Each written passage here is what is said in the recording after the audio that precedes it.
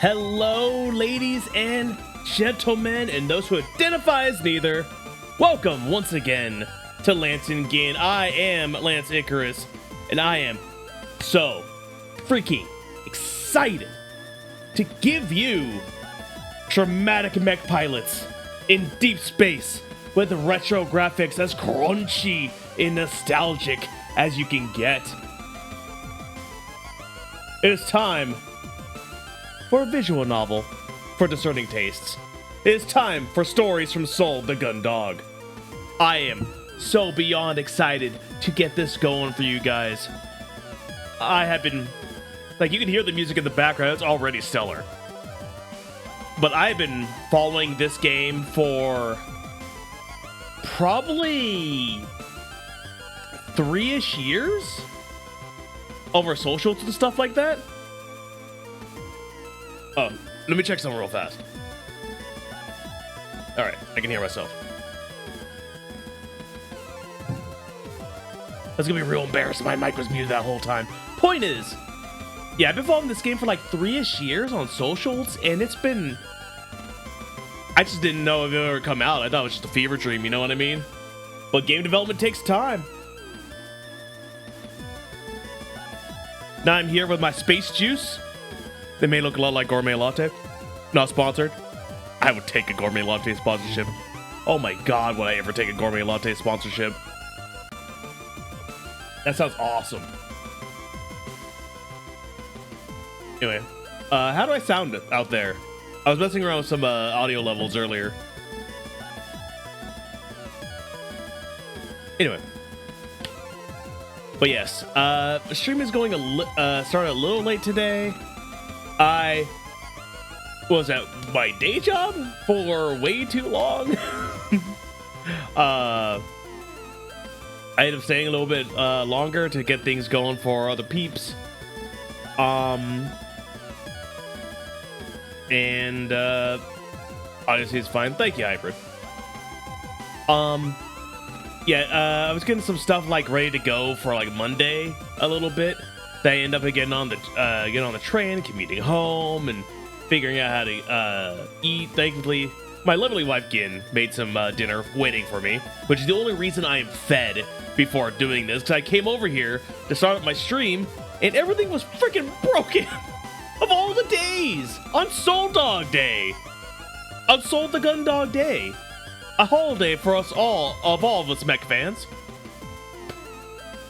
It decided, my starting student screen decided to transition like slightly, like not full transition over, and then like the birds didn't freaking like show up, and then was like, why did it do this? Why? I blame Groose specifically. What'd she make? Oh, she made some rice and beans that were so delicious. Got that little bit of spice in there. Oh, let me. I gotta make sure I have this announced on Blue Sky correctly. Eh?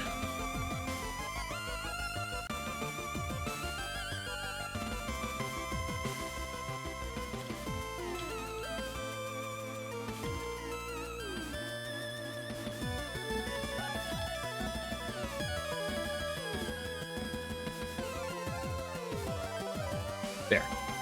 Bam. Anyway, that's a third of the way to Burrito Town. That's freaking right. Rice and beans is the way to freaking do it.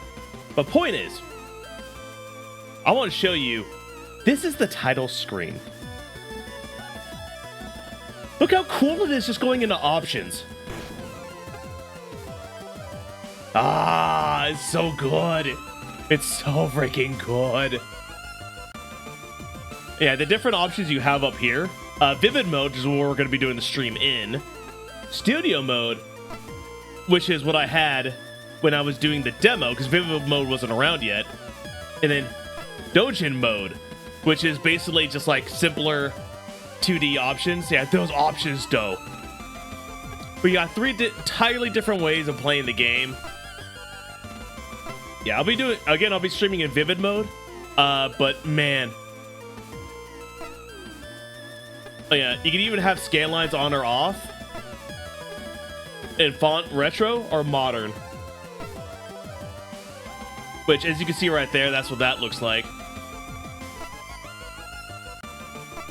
I gotta go retro, though. I know where my heart's at. I know what I'm about. I know what I'm freaking about, alright? So, what if we didn't just sit around and just marvel at the options screen? What if we actually got started on this baby? How about we go into deep space? Hey, good man. How about we go into the deepest parts of space and fulfill all the drama that comes with being a mech pilot in space?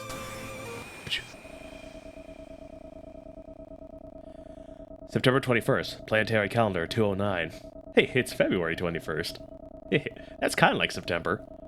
Following a raft of oppressive policies and crackdowns from the Earth-based government of the Solar Federation, the joint forces of the Martian territories and the Jovian Unified Colony Fleet rebelled. This conflict became known as the Solar War. Yeah, if you're already getting Gundam vibes, you're not the only one. This is some straight-up good mecha anime. The war carried on for 3 years, but eventually, the combined forces of the Martian territories and Jovian Unified Colony Fleet managed to push the Federation military all the way back to planet Earth. In the final days of the conflict, a pitched battle was fought in lunar orbit that would decide the war's victor. Lunar orbit, aboard the Jovian carrier JFS Kalek. Kalek? Anyway. You reflexively tighten your grip on your armored frame's twin flight sticks as another wave of vibrations reverberates through the cockpit. That's an opening line right there, ladies and gentlemen. Also, yes, this is the view screen we're going to have for the entire game. The creak of your new flight suit and your quickening breath are the only sounds that you hear above the gentle hum of the frame's subsystems. Oh, I love the crunchy sound effects. They make me feel good all over. As they squeeze the controls tighter, their plastic casings creak under the pressure. You try and stay calm, knowing that these gentle vibrations are remnants of huge shockwaves that are buffeting the Kalek, the carrier that you're stationed on. Each one is a near miss as an explosion tears through the space around the ship. You try to push the thought from your mind and focus on controlling your breathing, but you've already realized that their frequency means the Kalek must be approaching the front line. Your squadron will be launching soon, and you'll be engaging in your first real sortie. Your first real flight, in fact. We're a newbie! Yeah, this is probably gonna end real well. You feel your throat tighten. Simulations are as good as the real thing. That's what your trainer told all of you. Oh, your trainer is a liar! Oh, they are lying to your face. Why did we ever stray away from the industrial designs that 80s artists thought could be used in the future?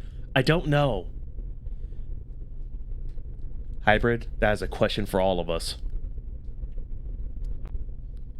And you know what? The Earth needs to answer to the Space Forces. Well, not the Space Force. The Space Force kind of sucks. Like the Martian Force. Anyway.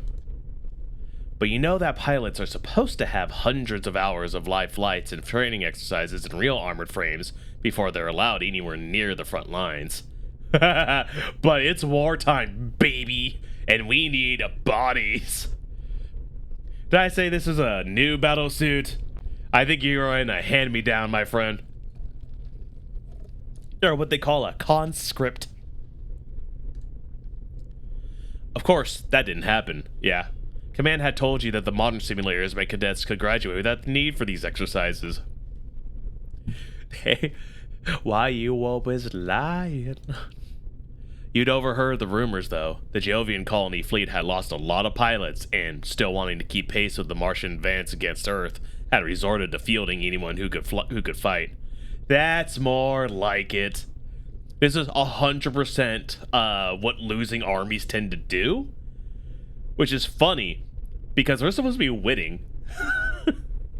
But taking in conscripts like this and just thrusting them on the front line and relaxing your standards is exactly how it's exactly what you do when you have no manpower. Your whole squadron is just like you, freshly conscripted from Europa colony. You'd undergone basic training there, but almost all of your flight training had taken place in the cruise's journey from the Jovian space. Winning, you say? Would you like to know more? Yes, I'm sure. Yeah, it doesn't feel like we're winning. It feels like we're in a desperate plea. So I think what more is happening is that the Jovian forces are a little afraid of what's going to happen after the war with the Martian Federation. But like the Martian forces? Because it sounds like the Martian forces are the workhorses here. You wonder how the others are feeling right now, whether... Oh! Oh, Viathon, we're not even there yet, buddy. Like, look at the coming in with the mono sequence here. Gallic 5, this is flight deck. We're preparing your squad for takeoff. Running last-minute diagnostics on your frame, activating all systems. Oh, get ready, people. Now.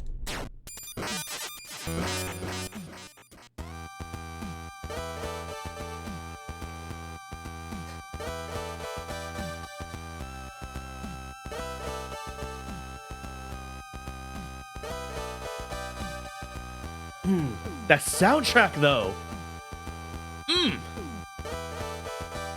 The easiest way to get me to love a game or love any piece of media is to have good music, and this game has it in spades. Alright, looks good to go. We'll run a few more checks, then we'll have you spaceborne in a few minutes. You ready to show these Terrans who's boss? Oh, hell yeah! Damn straight, ready to kick some ass! Oh.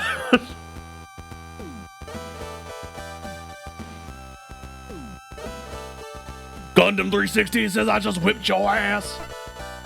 Yeah, can't wait to get out there. I'm gonna.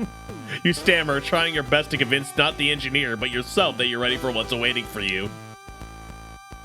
Whoa, take a breath there, Gallic 5. It's not gonna be that bad out. No need to get all riled up here in the hangar. Tell you what, pilot, what's your name? Well, I'm Lance. Which I just realized is like the perfect freaking is a great name for a mecha pilot. I didn't mean to do that. What's your surname? Icarus.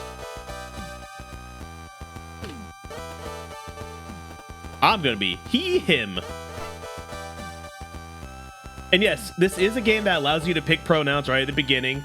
So even my non-binary friends can be cool-ass mecha pilots, as you are all meant to be. Well, this character already has one on Shinji and Kari. At least you got in the damn robot. I am in the robot, and I'm ready to freaking go. Okay, Ensign Icarus, first up, take a few deep breaths for me. In and out, nice and slow. You got that?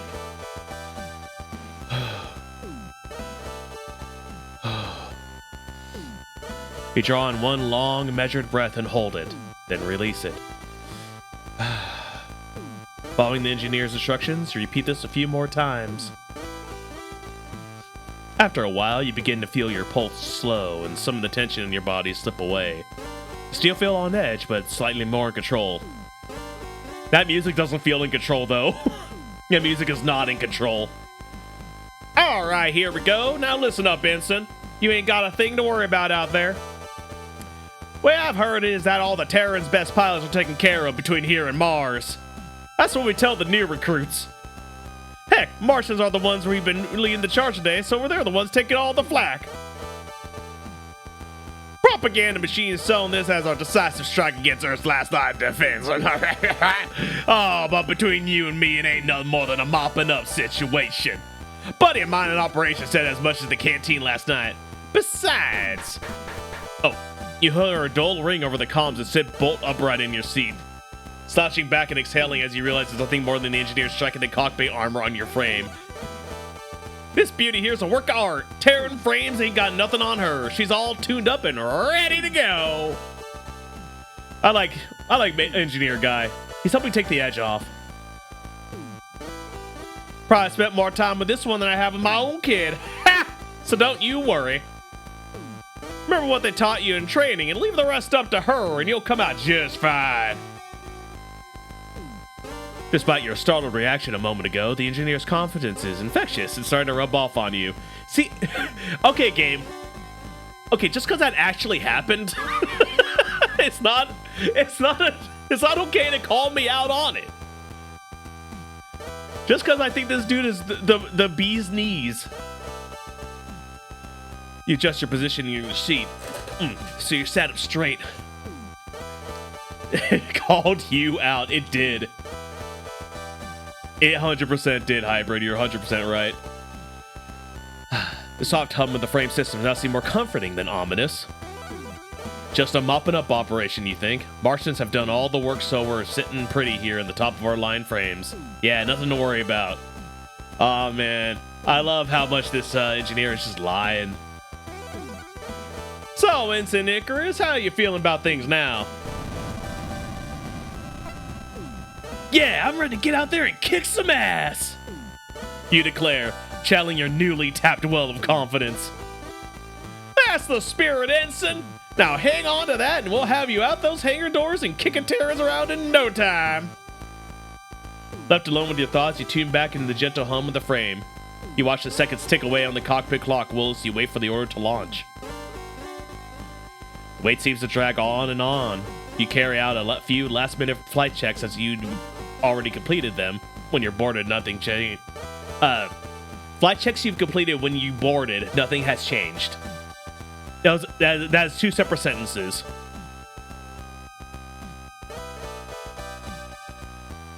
Oh, here comes my commander coming in on my comms. Which, I love the aesthetic of all this, baby. It's so good. It's so good. Everything here is good. Alright, pilots, listen up. This is Kalik 1. We've been cleared for launch, so be ready for immediate action. All frames will be taken off in designation order. Attack formation, sound off. Kalik 2, ready. This is Kalik 3, ready. Kalik 4, ready to take off. Kalik 5, confirm your status. Oh yeah, Kalik 5, standing by. Keep it together, Kalik 5. Kalik 6? Kalik 6 ready! I'm just going by their faces about what their personality's like. I mean, it's early anime. We could pretty much do that. Alright, Kalik Squadron, move out.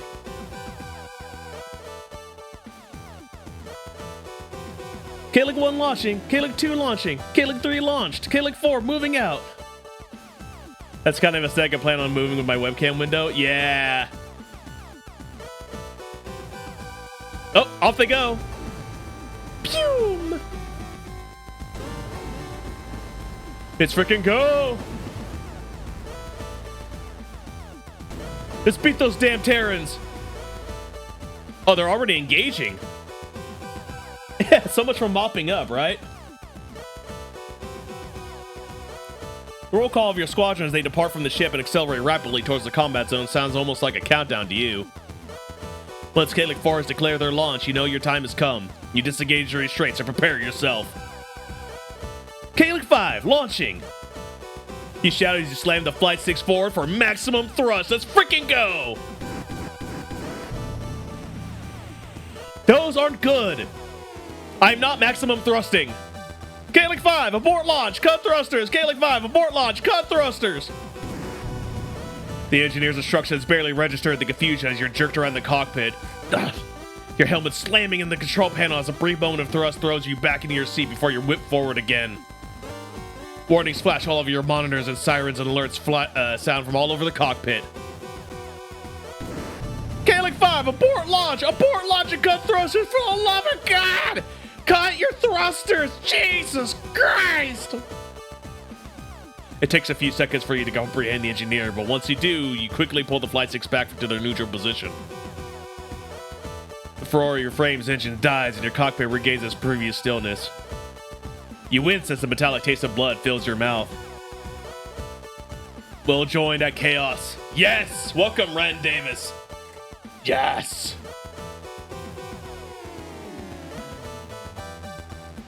Rand Davis, by the way, nice founder's badge, Rand Davis. It looks real good on you. All right, Calyx 5, hang tight for a moment. Christ, almost tore the freaking ship up. Jesus Christ. Your frames restraints didn't accept the disengage command, so you're still attached to the Calyx. We're gonna need to run a diagnostic. Shouldn't take too long. Wiggles eyebrow.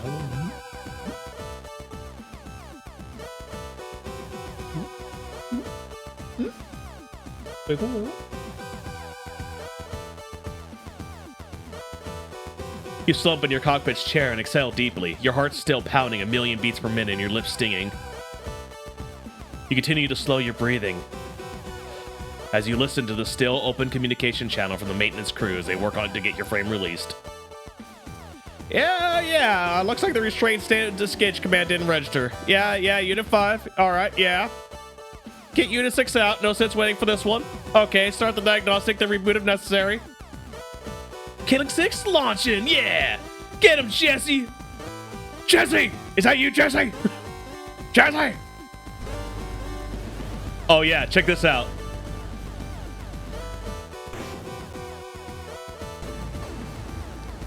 Yeah, look at that mech go. Oh my gosh, Jesse! Jesse! I'm a mech pilot, Jesse! Jesse! We're gonna go find Robotnik's wife, Jesse! What do you mean hardware fault? We've checked this 10 times since Mars, at least. Who was assigned Unit 5? Oh, fine, right. Shut down systems or run the diagnostic again. I want this frame out there in the next 5 minutes. Got this, Jesse. You got his wife. I got him, Jesse. Calyx 5, we're gonna shut down your frame systems for a moment so we can run diagnostics. Stay ready, though. We'll have you launching soon. Please sit back and relax. We have pumped in the smell of peanuts, but you do not actually get any peanuts. Calyx 5, understood. Ready and waiting. As the cockpit fades to darkness again, you realize the fly sticks, release the fly sticks and suddenly realize just how long you've been clenching your fist around them. Boy, I've seen this kind of screen a lot of times in my freaking life. You flex your fingers and roll your shoulders. I want the actual peanuts. No, you only get the smell. We're already sending conscripts out there. Think you've got enough for freaking bar food? No, you're going to like the smell. You're going to take the smell. You're going to like it.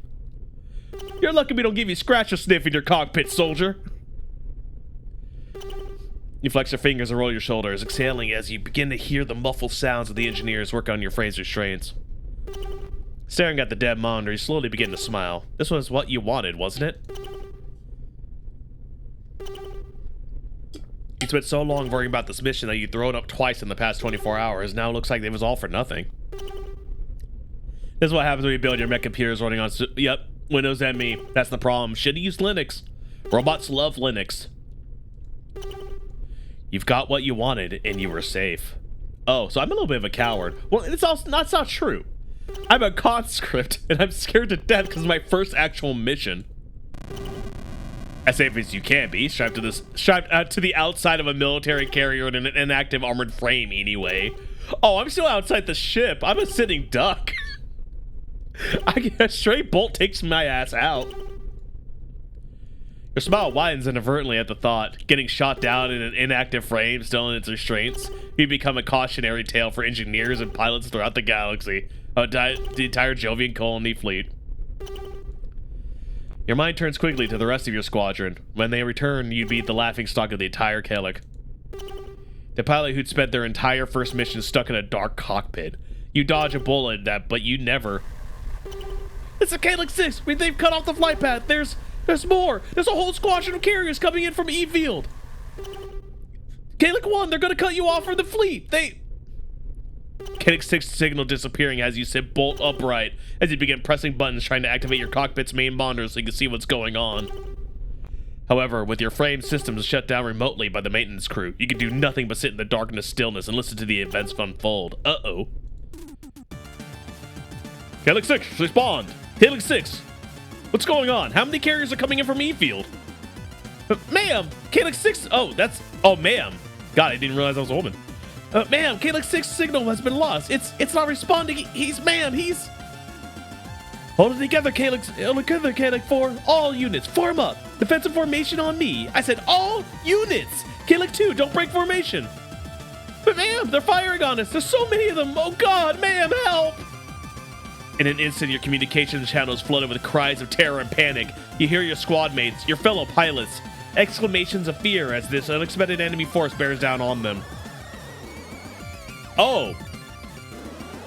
So it sounds like my little diagnostic episode kept me out of an ambush. Screams and yelps, wails and howls to fill your head as you sit powerless in the dark confines of your cockpit. God, imagine being a conscript, flying your first combat mission, and you immediately get flanked by a load of carriers? Man, game freaking over, dude. Game freaking over. Hey, who's out there? Engineering, hey, get me ready. I can help. Get me ready for launch. Engineering. They're getting killed out there. I need to go now. You shout demands to get your frame ready for launch over the channel, but are met with no response. In the dark of the cockpit, one Elvis overlining getting out of a carrier ambush, but yeah, rip. Well, that's the thing too. I can't see what's happening out there, so I don't know if that ambush is close to me or not. And again, I'm in an inactive frame, sitting outside the ship. Be sure whether the channel is closed or if no one's listening, with all attention turned to receiving the battle damage units from your squad. Listen to me, anyone, get me out there. You desperately begin attempting a manual override of your systems and find that nothing responds to you. The only spark of light that you can glean from your frame is the small diagnostics progress bar. I need to be out there, anyone, hey! In one last desperate attempt, you begin hammering on your cockpit walls, hoping to get the attention of the engineers you could hear outside earlier. Didn't realize I was a woman mood. You'll be happy to know, JRX, you can choose your pronouns for he, him, she, her, and they, them.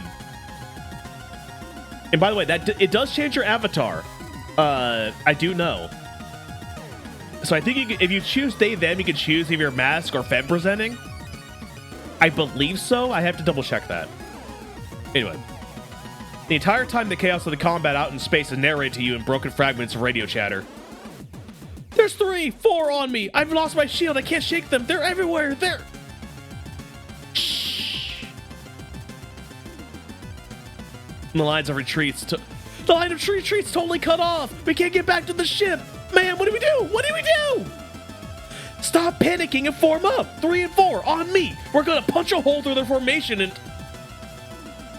Ma'am, come in, ma'am. Oh no, oh God, oh. One by one, your squad signals disappear and the cacophony of panic disappears, replaced by the gentle hiss of static. That's pretty cool. Thank you for helping me solve more non-binary first world problems. Anytime. Creating good radio chatter in games and movies is such an underappreciated art form. For sure, hybrid. You stop hammering on the sides of your cockpit as the last voice is cut off. You're drenched in a cold sweat now, and your empty stomach feels like a rock has sunk to the bottom of it. You lean back and stare blankly ahead. This is Kalik 5. Ready for takeoff.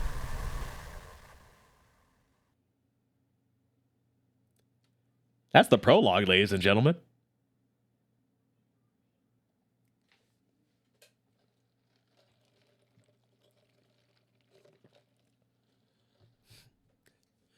Planetary Calendar 209. Despite last-minute reinforcements from the Solar Federation from their headquarters on Earth, the Battle of Lunar is a victory for the joint Martian and Jovian forces. This would be the final battle of the Solar War. Having lost their last stronghold on Lunar, the Solar Federation would agree to a ceasefire and sign an armistice to end hostilities. An uneasy peace fills the solar system. Peace has returned to the galaxy. With the conflict between the Solar Federation and the Martian-Jovian alliance concluded, the Kalik and her crew soon returned to the Europa colony near Jupiter. April 19th. Planetary Calendar 214. The reduced need for pilots away from the delicate space between Earth and Mars saw Ensign Icarus reassigned to security detail aboard various Jovian ships. He's eventually promoted to lieutenant. Lieutenant Icarus has a good ring to it. 4 years have passed since the battle above Lunar. The Jovian colony fleet, fearing fresh aggression from Earth, has increased patrols near its colonies after picking up unusual signals coming from further out in the solar system. Don't worry about it. The patrol ship JFS Gundog is dispatched to support the JFS O'Brien in its investigation into these signals. Hopefully it doesn't fly you too close to the sun. Jesse. Why would you think that, Jesse? Jesse!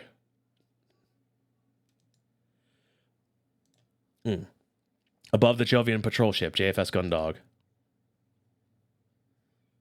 Yeah, here's my actual menu. Oh, I got a setting sail, like boarding the Gundog, baby. As the rumble of the Gundog's engines roaring to life reverberates from the ship, you clench your fists. It's been 4 years, and to this day, the sensation of tremors, whether they're ship engines, docking clamps, or weapon drills, still ties your stomach into knots. Alright. Hold on, give me 1 second.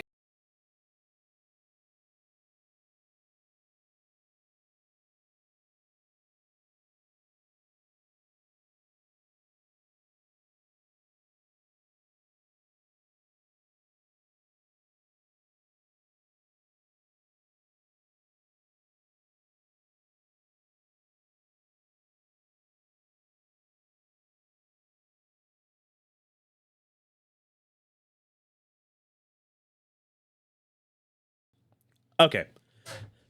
One misses. Oh, come on, don't do that to me. Hopefully, the Gundog isn't flying you to the moon, so let you play amongst the stars. Let me dream of killing Mars. Bring it on, Mars.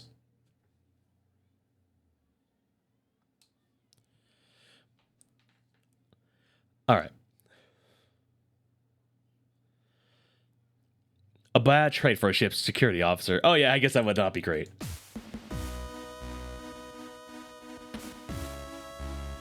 You shake your head and exhale slowly, taking a moment before stowing the last of your possessions and pushing the drawer closed.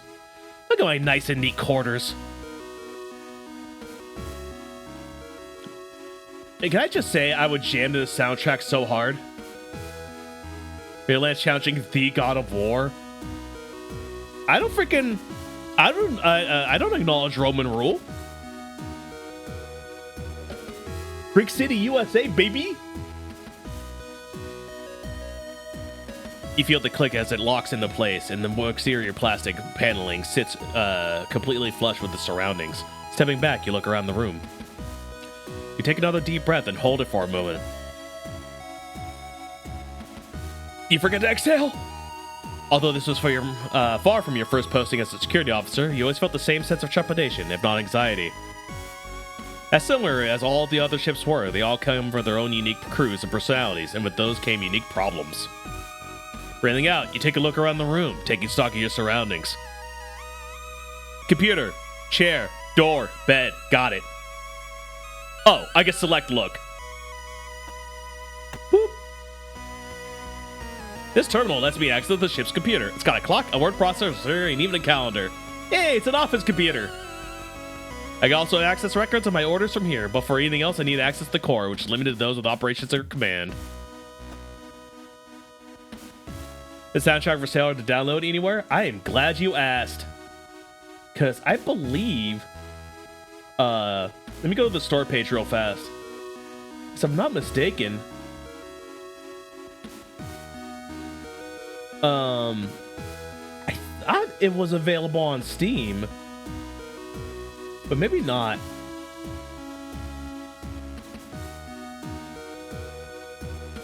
But I think the soundtrack, you might be able to stream it. It might be available out there. So I would definitely do that. Come on, you. There we are. Okay. The wall paneling can be removed by jimmying it with a thin object, and crew members often stash contraband there. Looks like this one's not been touched, though. Security officer. You know where people hide crap. That's the old noggin right there. No, I hope they sell the OST. I want to buy this game's OST. Look, If there's anybody from some Space Colony Studios watching right now, sell this OST so I can give you more money. I wish to do so, because this is such a great OST.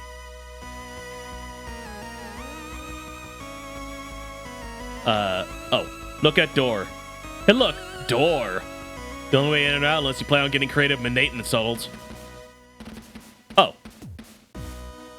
They better hook you up, Jesse. Right, Jesse? It says normal storage unit. I travel light, so mine only has clothes in it.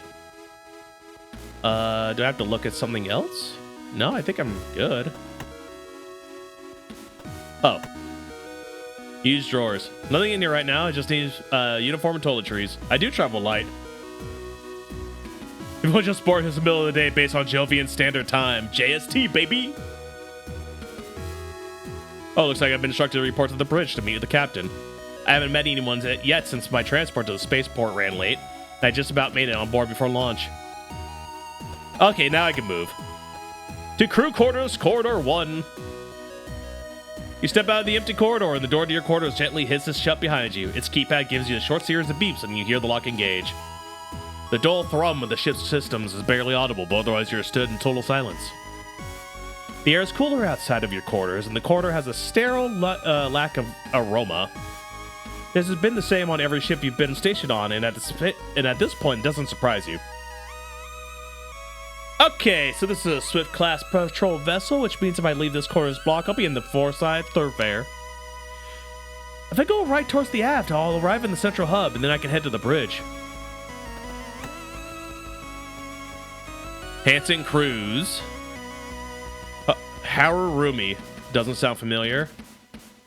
Dalton Grange. Not someone I've met before. Dylan D's. Dylan D's what?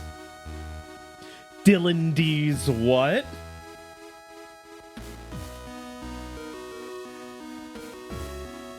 Anyway. To the thoroughfare. I gotta go deal with graduate work. My smoke break's over. Have fun, Jesse. I miss you, Jesse. You got it, Jesse. Make sure you graduate, Jesse. We got a lot of stuff to cook, Jesse. Nuts got him. Oh my god, Lance with this. What? Well, I wasn't saying nothing. I didn't say nothing. Chat said it. I can't be held accountable for the things chat does. Oh no, warning, low gravity. That sign is new, I believe. You leave the crew block behind you and find yourself in a much larger corridor that stretches off to your left with a smaller corridor to it. I'm gonna take this quick moment to save. Oh, by the way, this is what it looks like in the in studio mode. This is how I originally played it. Which, even in like just the screen mode, it still looks gorgeous. It's really amazing what they're able to do with the graphics. These screen have turned into an emoji.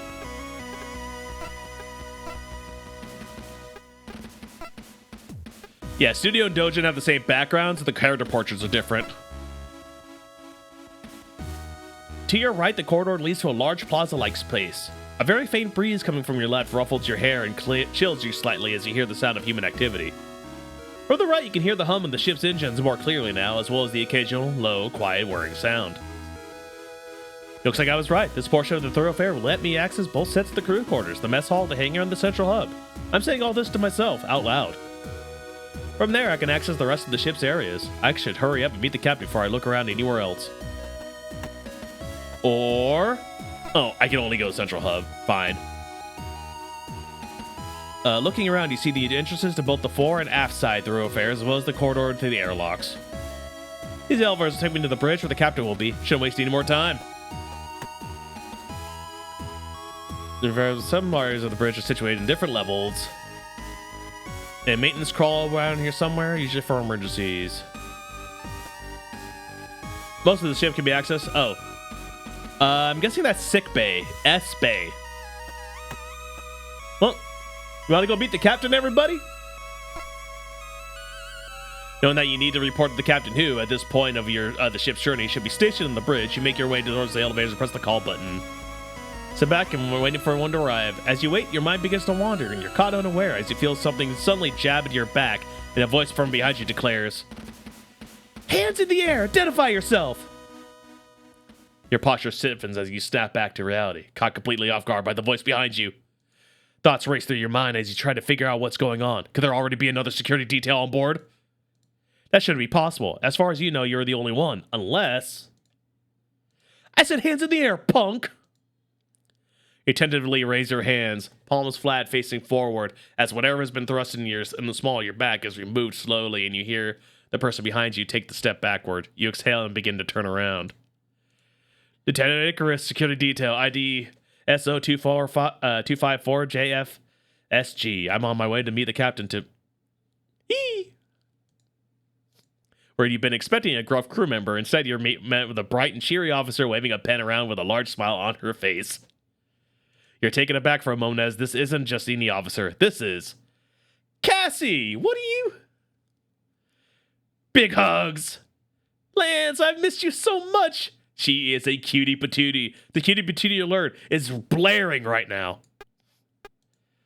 Studio mode? Still adorable.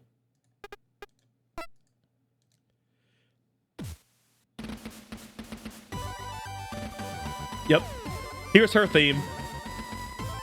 You big doofus. You should have seen your face when you turned around. You were all...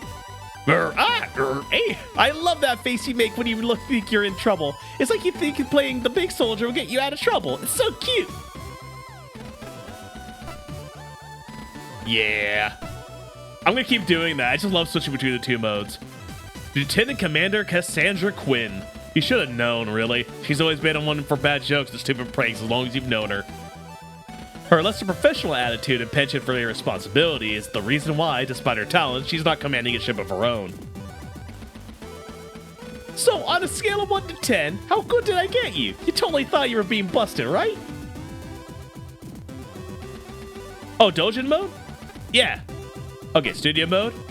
Still cutie. Dojin mode. This gives like old Flash game vibes.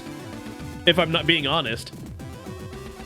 If you're being honest, as a matter of fact, your playful nature is what attracted you to her in the first place. You've been dating for nearly 2 years now. But a lot of that has been over electronic mail and or in letters. Your postings have never lined up until now. Yes, she is our girlfriend, ladies and gentlemen. We start out a visual novel in a relationship. Can you believe it? We've already won. We are winners of space. We have Space Girlfriend.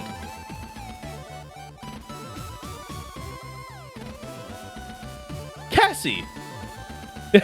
What unrealistic standards? Come on, Davis. Cassie, what are you doing here? I thought you were stationed on the Reliant? You never said you were being transferred. What happened? Well, the thing about that is, you might say I disagreement with the head operations of the Reliant led to a lateral trajectory in my career. Eat it, Shinji. Cassandra, please. Okay. Maybe when it came time to change the ship's cybersecurity passwords, I couldn't be bothered to spend all day sitting at the computer core, waiting for it to generate new codes. I just changed all the existing passwords by a single digit.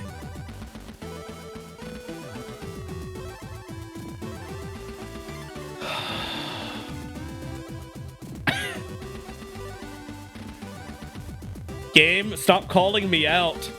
You place your face in your hands. A dull groan rises from the back of your throat. This is the first I've heard a story like this. Maybe it turns out when they run the cybersecurity drills, they assume that the enemy have your old passwords, so they try to brute force those. Look, I've done IT long enough that the one letter thing, yeah, I know you all. I know you better than you know yourselves. Suddenly silenced. Maybe that meant the ship was compromised in 0.5 seconds. But at least they found out I'd done that in a drill and not in a real engagement, right? I basically saved the entire ship in advance. I'm surprised you've even been still stationed on the ship. How are you not stuck back in the records room at Europa Colony right now? Well, I probably shouldn't tell you this, but If I can't trust you, who can I trust? That's right, Cassie, girlfriend. Cassie, my, what's our nickname for Cassie, huh? Baby girl? Space love?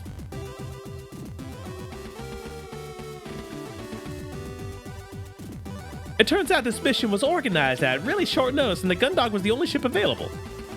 The problem was that they've been having issues with the crew, so they had to transfer some on short notice. Lucky for me, I had so recently been made available. That's weird. I'd only just been stationed on the Duke, so I shouldn't have been free to be transferred. Cassie? What did you do, Cassie? Hold on. Yeah, it's definitely Flash vibes. 100%. What did you do? Cassie? Okay, you figured it out. I may have used one of my contacts from the Academy who worked in resources to transfer you over here. Cassie? You done taking me onto the love boat. I'm pretty sure you know every regulation you broke by doing that. What was I supposed to do? Get stationed on some tiny ship heading out in the middle of nowhere with no one I know on the crew? We haven't seen each other in months. Aren't you glad to see me? Of course I'm glad to see you. I miss you too, you know. It's been a long time. She's such a cutie patootie. Get you a girl now, break military regulations to get stationed together. You don't become part of the Reliance Operations Department without some serious talent. I'm not going anywhere. Oh, you said you were on your way to see the captain, right? Have you had a chance to take a look around the ship yet? No, not yet. I was going to. Great, I'll show you around. I've been here a few days, so I basically know the ship like the back of my hand. Where do you want to go first? Girlfriend tour! Everyone, get your ticket ready. It's time for the girlfriend tour. I was on my way to see the captain. I felt the engine start up, so I know we're launching soon. I thought that would probably be reported as soon as possible. Oh, don't worry about that. I've already launched you on board, so it's just a formality now. Besides, Captain Barthomuse isn't exactly a stickler for procedures, so you can just check out anywhere you want before you head up there. All right, in that case. Great. This is going to be the best tour you've ever been on. Yeah, let's go. By the time it's over, you're going to see every inch of the ship and met everyone on board. Bling. It's been so long since we last saw each other, too. We definitely need to take some time to stop by my quarters and get reacquainted. Cassie, it's day one. Oh, met Cassandra. You can now access every area of the Gondog. Select the talk button to view a list of who's available to talk to. Look around the central hub as Cassandra begins making her way towards her first destination, waiting for you to follow. Might be a small ship, you think, but now will be a perfect opportunity to learn its layout and familiarize yourself with where you'll be spending your current duty. I have the gut feeling you're going to get ripped a new one by the captain. Don't forget the captain. It's time for Space Girlfriend. Plus, you admit it wouldn't hurt to meet all the crew. Better get to know them sooner rather than later. Into the airlock. Actually, yes, into the airlock. Why not? This is where the main airlock. It's the main way to get on or off the ship when it's docked. Thanks. I've already been here. Oh, really? When? Actually, I think I'm confusing it with somewhere else. What else can you tell me? Well, it's the one that got one of the best views in the ship for one thing. Look around but can't see any windows. You wouldn't expect to on a military vessel where an inclusion like that could be compromised to structure. Here? Really? Yeah, really. Check it out. Cassandra strides over to the terminal set in the wall next to the airlock hatch. It quickly begins typing commands into it. You hear a sequence of beeps and she stands back, gesturing proudly to the screen. Not too bad, huh? You look at the screen, but all you can see is a dark display with a few errant pixels suspended on it. Is that working? Of course it's working, look! Stare a little hard at the screen, although it takes you a moment, you eventually realize that's an external feed! That's right! Normally you can only actually see out of the Gundog from either the bridge or the hangar. But the ship's covered in small cameras for combat situations. You can access the feeds from the terminals around the ship. That's actually pretty cool. But isn't the view from the bridge or the hangar better? You know, because you're actually looking out? Well, maybe, but there's always someone around. You never get the view to yourself. No one ever comes here, and it's so quiet. It's almost like you're out there. I guess I can see what you mean. It's pretty quiet out this way, and with a fancy screen like that, it's basically the real view. I knew you'd understand. I'll add the command to your terminal access. That way you can come out here and see the stars whenever you want. Thanks. Heck yeah. Spacesuits are for emergencies only. Every crew member has an assigned suit that's stored near their main station. Alright. Hope we don't need to use those. Alright, loading on offloading hangar. Aside from the fact that it controls the airlock, it's a terminal like any other. Underneath the panel is a manual control for the external airlock hatch, which is a case of mechanical or power failure. Why do I get the feeling I'm going to need to know where access panels are at all times?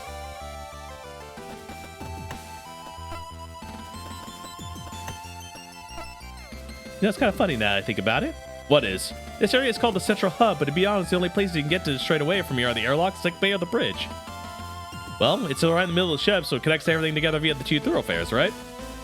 Kinda, but if you want to get to engineering, do you do some mechanical work, you've got to hang a long way that way. Then you want to go do pretty much anything else, you've got to go the other way. Foresight thoroughfare is way more of a pull-up since you can get to all sorts of places real quickly.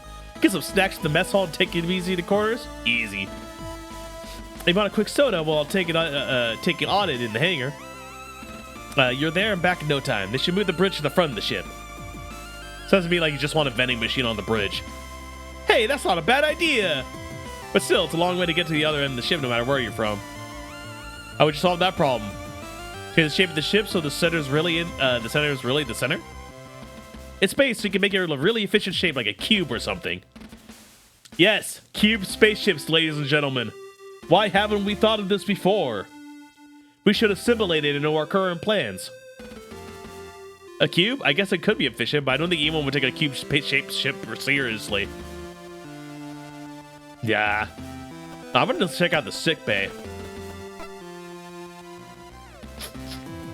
The elevator doors hiss open and you both step out in the wide room. You're immediately struck by the glare of the high-powered lights that are set on the ceiling, and just as you regain your vision, the powerful aroma of clinical disinfectant burns your nostrils. What? Look around, you see standard features sick bay, set of beds, you got windows, surgery ring. Yeah, Phython. Nobody would take a cube ship seriously. Not even a little. Walls are lined up with cupboards and cabinets for medical equipment. It's almost like we're in the sick bay. Oh, the middle of the room is a large desk set to face the entrance. On the side closest to you are two chairs. On the other sits a figure that you almost mistake for a piece of medical equipment until they look up. Miss Quinn, excellent timing. I finished the analysis of your... Hey, Doc, don't worry about that right now. I'm giving a tour to our newest security officer. Very good, Miss Quinn. Hello, Lieutenant Icarus. I'm the ship's doctor. Cypher Rosarium? I forgot their name. It is even more hilarious the second time around. I reviewed your file already, so please feel free to stop by with any complaints. Hold on. He's so jagged. He's such a jagged little boy.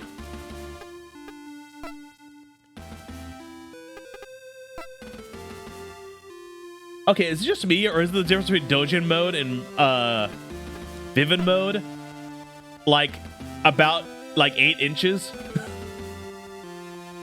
Like, Doctor here gained a full foot between the two modes.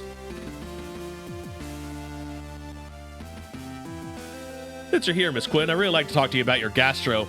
Honestly, Doctor, it's fine. We can talk about it. Intestinal. Doctor, later.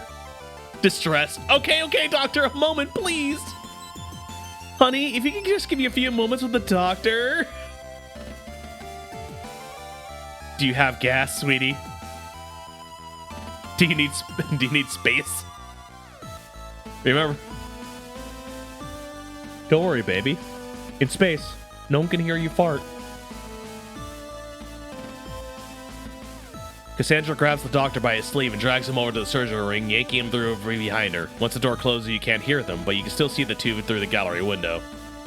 You decide to turn your attention away and examine a nearby poster on space illnesses. ... Yes, thank you, Doctor. I understand. Do you need space? There's a lot of it. Second includes eating synthetic meats or carbohydrates. Understood. But as I've explained, you've got a full supply of NutriShake powders that should serve as a balanced replacement for the meals from the food vendor and should alleviate your... Doctor! Doctor! Doctor!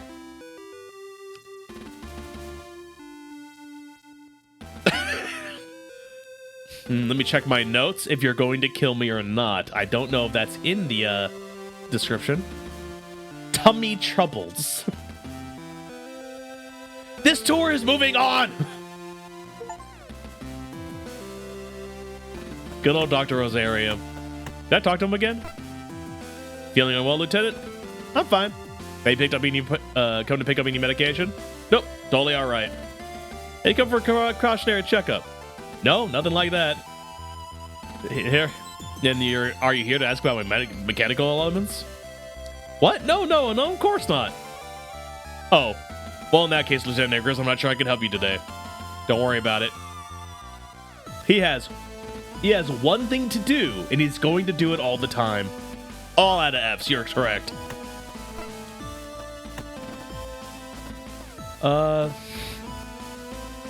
Aft thoroughfare. As the two of you leave the central hub behind to travel down the side thoroughfare, the hum of the engines continues to grow louder. You effectively filter the noise out in the rest of the ship, but as soon as you got closer to the rear, its volume increases considerably. Are the engines supposed to be that loud?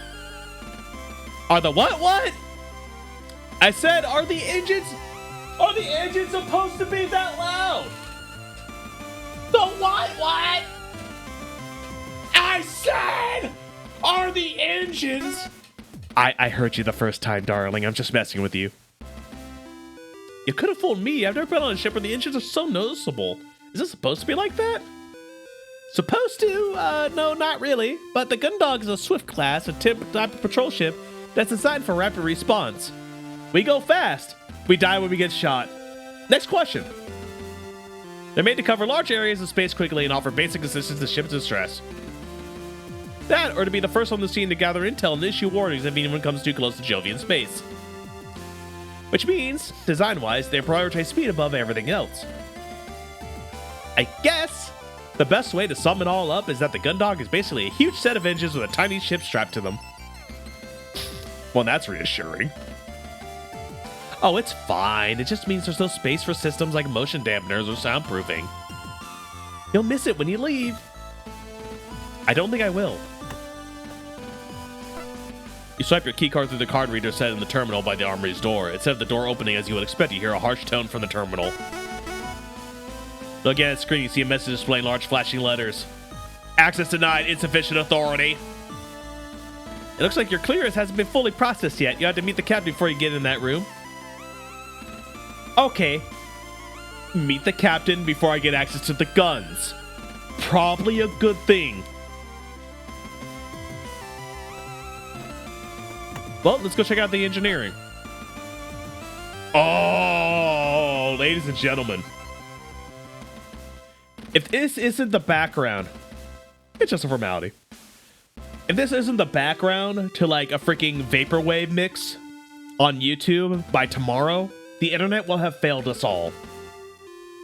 Just look at it. Look at all the worry gears and the little lights. It's the best. There's no better aesthetic than like late 80s, early 90s mecha machinery. Just straight up, just gears and lights and the beep bops and the boop bipes. As the two of you continue through, chat is on freaking board with this, and I am on board with chat. We are all on the same page here. As the two of you continue through the aft third, the engines grows louder still. The featureless paneling, as made of the majority of the ship's interior, quickly gives way to visible pipes and conduits. Eventually, the smooth flooring transitions to grating, revealing more workings underfoot. Finally, the thoroughfare leads into one huge open chamber filled with masses of machinery. Terminal panels set in the side, various apparatus cycles with different readings, lights and screens, equipment is separated by ladders and access. It's an engine room, people. Wow, that's a lot of stuff. A lot of stuff is right. This is Centros Engineering. Pretty much every system aside from the engines themselves and their central computer can be found in this room. All in one place? Isn't that a little risky? Well, a Swift class relies on an absolutely minimal crew. The Gundog only has 2 engineers.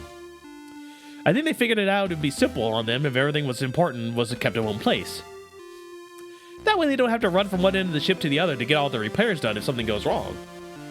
I mean, that makes some sense, but yeah. Oh, you certainly know a lot about ship engineering. What can I say? I'm a pretty talented individual. Oh, yeah? Well, as you're here, as we're here, you can share some of that knowledge. What's that over there? That's a phonetic conversion unit. And what's that? Oh, that's the omni-faceted Wayne shaft. Uh-huh. What about that? That's the turbo incubator. Every day's a school day. I'm head of operations, not chief engineer, okay? I don't need to know what. Hey, no one better be screwed around up here. You both jump as a stern voice barks at you from below. Hold on. I like the eyes. They got that Doshin style. God dang it. Hold on one more.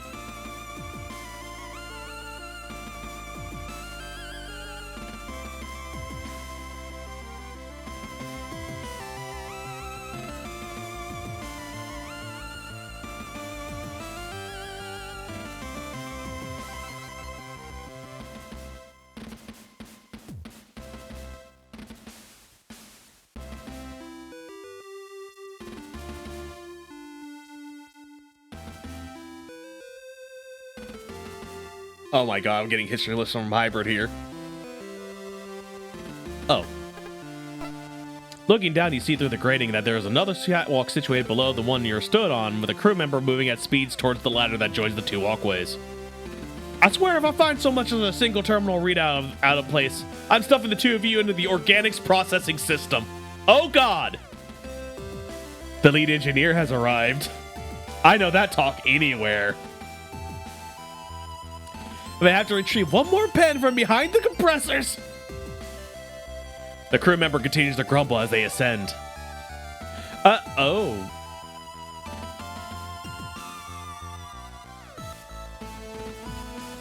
All right.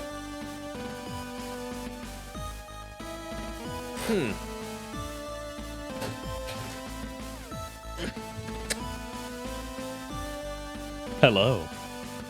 How you doing? What's up? You shut up, Brand Davis. I'm working here. Cassie, hold on a second. Quinn, you better not be here to tell me that your favorite pen has somehow fallen behind into the system block again. No, Chief, got it right there. Damn straight you do. Now make sure you hang on to that one or you're gonna need someone to pull you out of the system block instead. And who's this? Our wayward security officer? You got a name there? Hold on. Yeah, still looks good in green. Oh my god.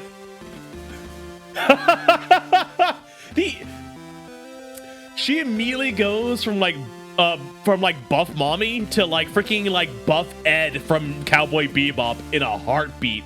Oh my god. Yeah, I will take the vivid look. Thank you very much. Not yet. You quickly throw a sharp salute at the woman in front of you without even checking her rank first. Not only does she loom over you physically, but you quickly pick up on the force of personality that feels like it adds an extra 6 inches to her considerable stature. Lieutenant Icarus, security officer for JFS Good Dog, ma'am! But I'm a professional. Less of that man business, Icarus. Name's Mackenzie Cathaways, chief engineer, but that's chief to you. Yes, ma'am! Yes, ma'am. Chief, yes, chief. That's what I said. That's what I said. Damn straight. Now, what are the 2 of you doing in engineering? I was giving Lieutenant Icarus a tour of the ship, chief. That's so? You never been on a ship before, Lieutenant? First assignment? Never on a Swift class, Chief. I've only served on Striker Supply class to date. That's so. Which strike vessels? The JFS Victory and the JFS Thunderbolt, Chief. Victory and Thunderbolt, huh? Don't think either of those two are less than 3 years old, so probably wouldn't have seen the new streamlined distribution systems. I wonder if you would have seen the power coils, though. I think the Victory was part of that production. You and Cassandra exchange a quick nervous glance at the Chief, who previously seemed like she was about to physically throw both of you out of engineering, suddenly begins a conversation with herself. And I'm here to listen. Alright, and look, I don't want to hear from you. Look, we're going to have a little chalk right now, chat, because I don't want to hear from any of you. Okay? Look, I have a type. Okay? I have a type. I like a woman who's good with a power drill, alright? I'm married into that. And I know what I'm about. So y'all are going to have to sit down and behave. Okay?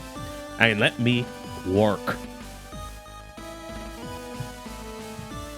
You continue to stand to nervous attention as she ruminates about ship components. Chief, is there anything I can help you with on those ships? Behave, have you met chat? Look.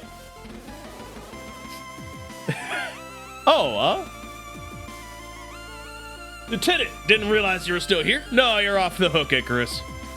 Not unless you could tell me whether the Victory was outfitted with the 3rd generation B-Pack upgrades anyway. Sorry, Chief. Didn't think I could. Wonder if that's because the retrofitting takes into account space availability in the ship's interior for the minimal thrust.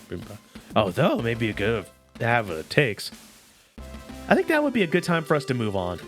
Good idea. Well, that's all, Chief. I'll just be going now.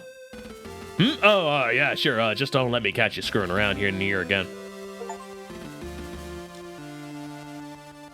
Yeah, I'm gonna be screwing around in here again. There's so much going on here that I've got no idea what any of this. This could be a wasting and processing unit, or it could be life support. Sorry, Chief. What was that? This unit's part of our life support system. To be exact, this part is an assessment center of sorts. It continuously samples the atmosphere on board the ship to ensure that it's an optimal level to keep us all alive. Oh, I was in look mode. There's so much machinery here, as I can't say sure that all the ship systems are packed in here. It's certainly got that. That's the power distribution module. I saw you looking over there. You're looking with those pretty little eyes of yours. Yeah, that's the distribution module. Chief, it's you. What is it? The power distribution module. I just said that. Are you listening, Icarus? We're situated above the Gundog's main reactor, and this is the system which distributes the power to all the ship's various systems. Is that... Right.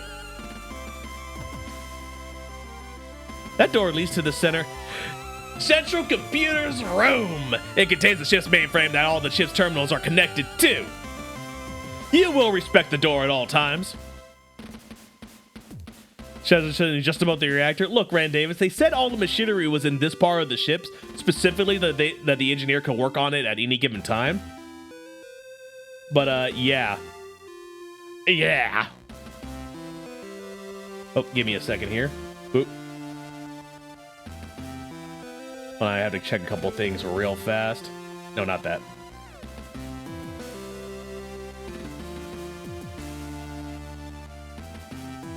Bala. Okay. Yeah, no, it's right above the reactor, specifically because they want to be able to work on it at any given time. There's a primary access terminal located in there, too. That gives access to no other terminal on the ship offers, but for security, only the captain has use of it. Great, thanks for the heads up, Chief. Cassie, hold on. She is way bigger than you. I wouldn't start crap. I wonder if the big door that says engine leads to the engines. That'll lead to one of the ship's engine rooms. There's another engine room on the other side of the ship. Oh, she's jelly. Well, of course she is. The other woman that is in the room is... No, I'm not going to say it. They're both cutie patooties in their own way. And I am a very conflicted lieutenant. I have been immediately compromised on this mission. It's not exactly an efficient layout while you're running tests on the system, but it's what they thought would work best in terms of keeping it swift compact. Oh, thanks, Chief. She just wants to give her a tour. Oh, can I go into the engines? As Chief Cathaways, continuing to mutter to herself, paces back and forth, checking terminal radars for various displays. Eventually, she heads down the ladder that she'd climbed to confront you. Now, out of sight, Cassandra darts towards the engine room, gesturing you over. Checking over your shoulder in case the Chief has reappeared, you make your way to her. Just time for the doorway to the engine room to open and Cassandra to disappear inside before you can raise an objection. Well, it's gotta be better than staying here with the Chief. You take that freaking back, ensign.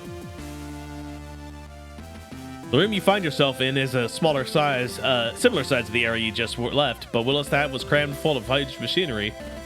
This room is almost entirely filled by one colossal cylindrical device. Look at that feat of engineering in the middle of the room. Also, it has green and blue, which is the best color combination. Go Hawks. Hold on. You know what? It also looks real good in green. Real good. Is now tangible sensations of vibration and mist shakes your whole body. Go Hawks! So this is the main engine. Well, one of them anyway, like Chief said, the ship's outfitted with 2 of these. You see what you meant now.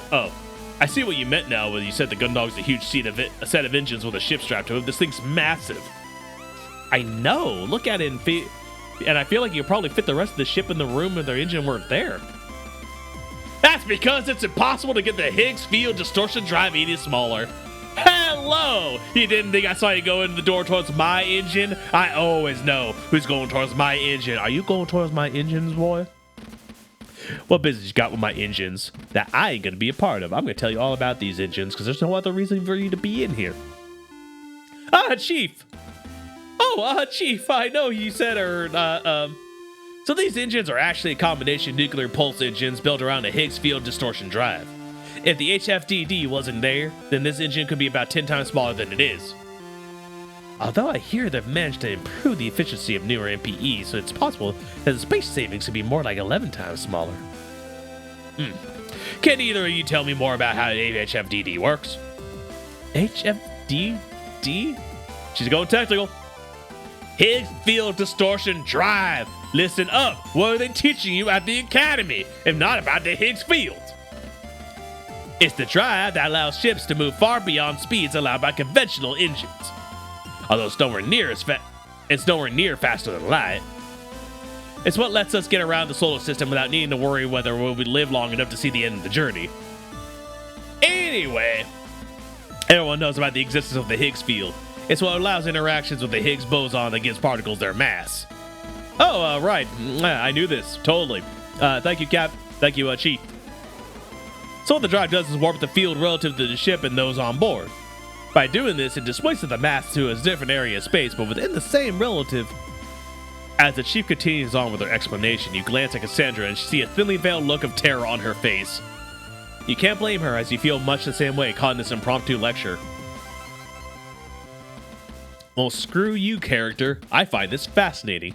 Keep talking, buff woman. And because the particles retain their relationship with each other, the general perception is that things are the same as normal. However, from an exterior perspective, the lecture drags on and you quickly lose track of the Chief's explanation. Although you recognize the words she's saying, you can no longer make sense of the context. They come to sort of meaningless string of sounds. Does that make sense? Oh, yeah, so the field is the, it's got the mass, which is pushed? Do you push mass? You call me fat, Lieutenant? That's not, no. How to put it? Okay, so imagine that space is a ketchup packet and you're the sauce. The sauce? Right, the sauce. Now, what the distortion drive does, it's like a thumb on the universe of the packet. It moves the sauce around by changing the shape of the packet to push the sauce. The packet is the universe, where the sauce and the drive is a thumb. You've got it.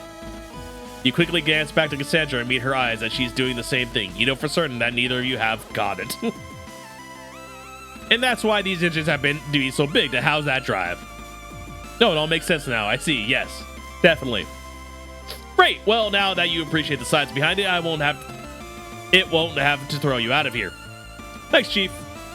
Anytime. Just remember, Lieutenant. Yes, Chief? Screw with anything, and I'll throw you out of the airlock instead. Whatever appendage you touch to my engine, be prepared for me to keep that appendage. Do I make myself clear, Lieutenant?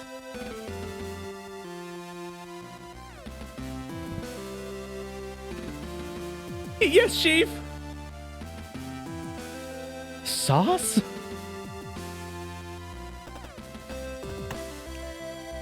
Well, apparently this is big because of the distortion. I think I almost lost consciousness when the Chief was explaining it to me. Well, that's literally all that's in here, so. Alright. That's been fun, but we gotta go back and see the other parts of the ship. Back to Foresight. Here we go. Don't mess with Chief Engineer's engines. You do not do that. That's an easy way. That's an easy way to meet the wrong end of space.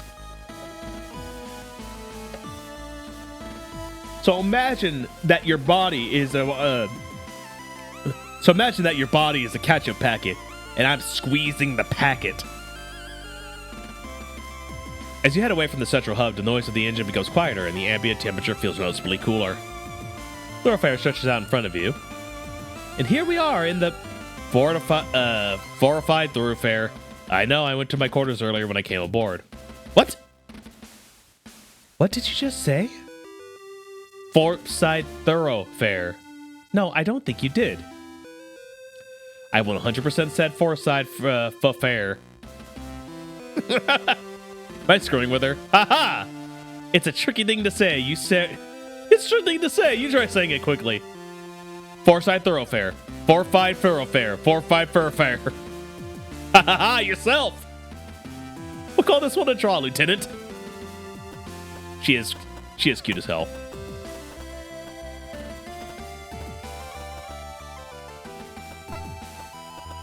Oh, we going in the hangar, people.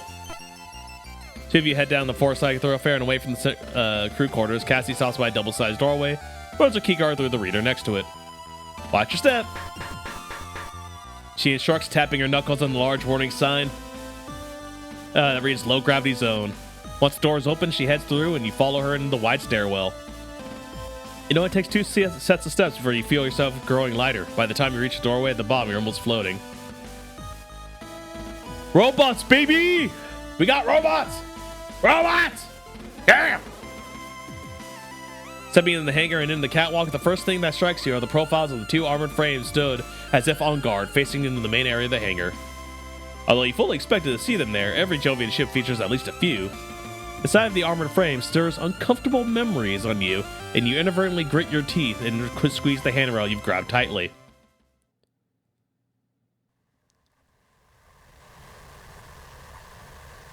Oh, good. PTSD. Line of retreat solely cut off. We get back to the ship. What do we do? Stop panicking. Form up. Oh, God. We just went through this, but it's always like it's just happened in my head. Hey, you okay? Yeah, I'm fine. I think it's just the change in gravity level left a little bit queasy. I know how you feel. I was late for a hangar audit once and rushed down straight after a big lunch. I was moving so fast out with the gravity shifts, my stomach contents couldn't keep up. Gross. Now tell me about it. I did everything I could to keep my mouth shut. You know the rule for low gravity zones. What you spew is left up to you. I wasn't going to be late on cleanup duty. Speaking of duties, shouldn't there be someone around here? Dalton should be around here somewhere. If you're feeling funnies, stay here for a moment. I'll go see if I can find him. Sure. Those kind of look like Megatron. They kind of remind me of GoBots a little bit. Y'all know them GoBots? I get that feeling. Cassie nonchalantly places her two hands on the guardrail and deftly vaults over it into the emptiness. Thanks to girl gravity, she doesn't fall, but instead kicks off the railing, propelling herself through the air. Oh, that sounds like it'd be so much freaking fun! just 0 G's just floating around the room. Like, how cool. As Cassandra drifts off, eventually catching on to one of the armored frame's legs and using it to swing herself around to float in a different direction, you place her elbow on the railing in your head and your hand. You turn your attention back to the stoic features on the armored frames, heads and sighs deeply. Your attention is caught by the cockpit hatch on one of the frames being half open. Looking around, you see everything as you'd expect. Armored frame weapon racks, a storage container, various equipment. All of it restrained appropriately and fastidiously arranged. The cockpit hatch is the only thing that breaks that pattern. It's weird, I can't find him anywhere. I know it's definitely his shift right now, so he should be around somewhere. Looking past Cassandra at the armored frame with the ajar cockpit hatch, a thought strikes you. I think I have an idea. Follow me. You carry out the same vaulting maneuver that Cassie had. You're just like, psh.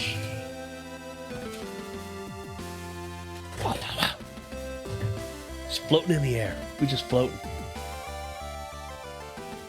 You grab hold of its arm and pull yourself towards the open hatch. A few seconds later, Cassie appears beside you, and you both notice the sound of a gentle snoring coming from within the cockpit.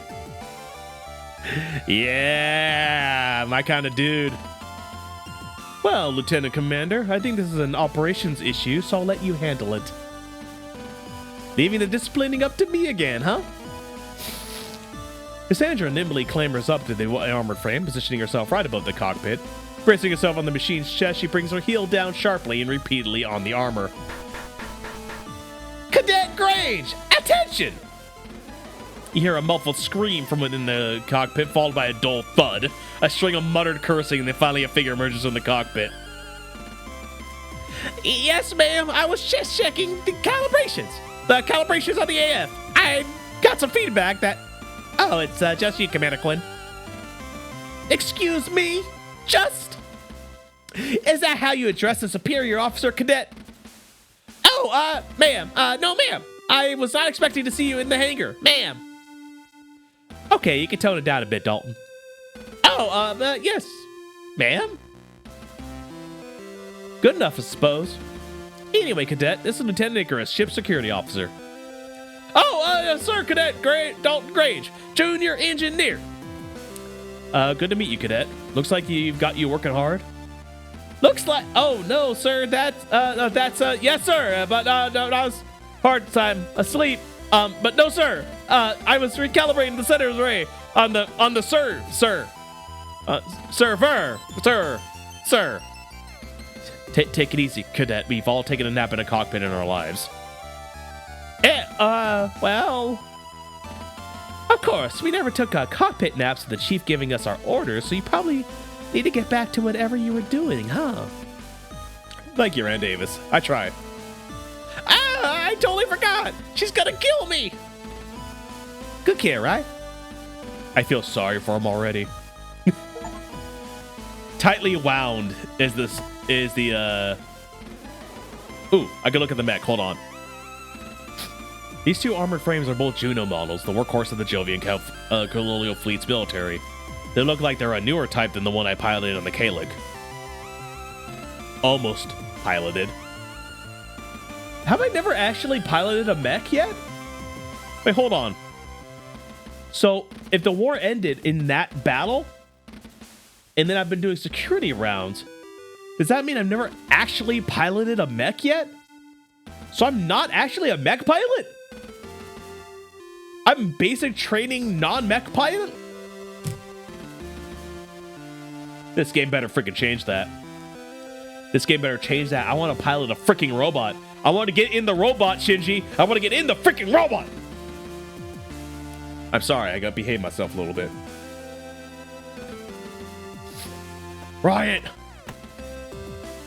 The hangar door opens directly into space. If I opened it now, I wouldn't live long enough to do anything else after. Surprisingly, the controls for this kind of stuff are way harder to work than those on the AF. I don't want to think about the kind of chaos I would cause by messing around with them. I want to think about it. It sounds like fun.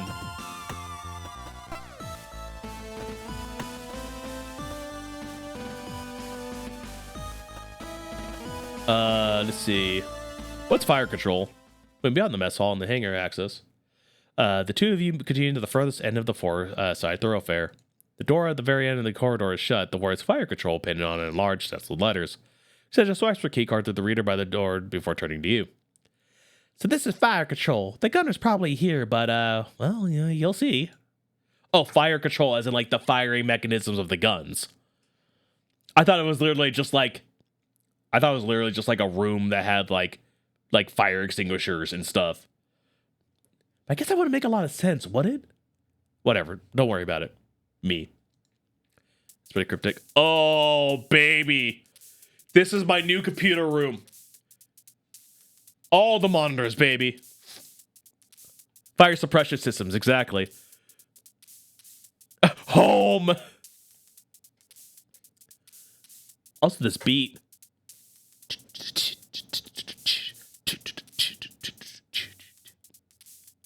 As you follow Cassandra through the doorway, your eyes take a moment to adjust as the strip lighting that illuminates the rest of the ship is now conspicuously absent. Chad losing their mind for the monitor room. Instead, the entire room is lit by the phosphorescent glow from an alcove full of screens and readouts. God dang it. 1 second, peeps.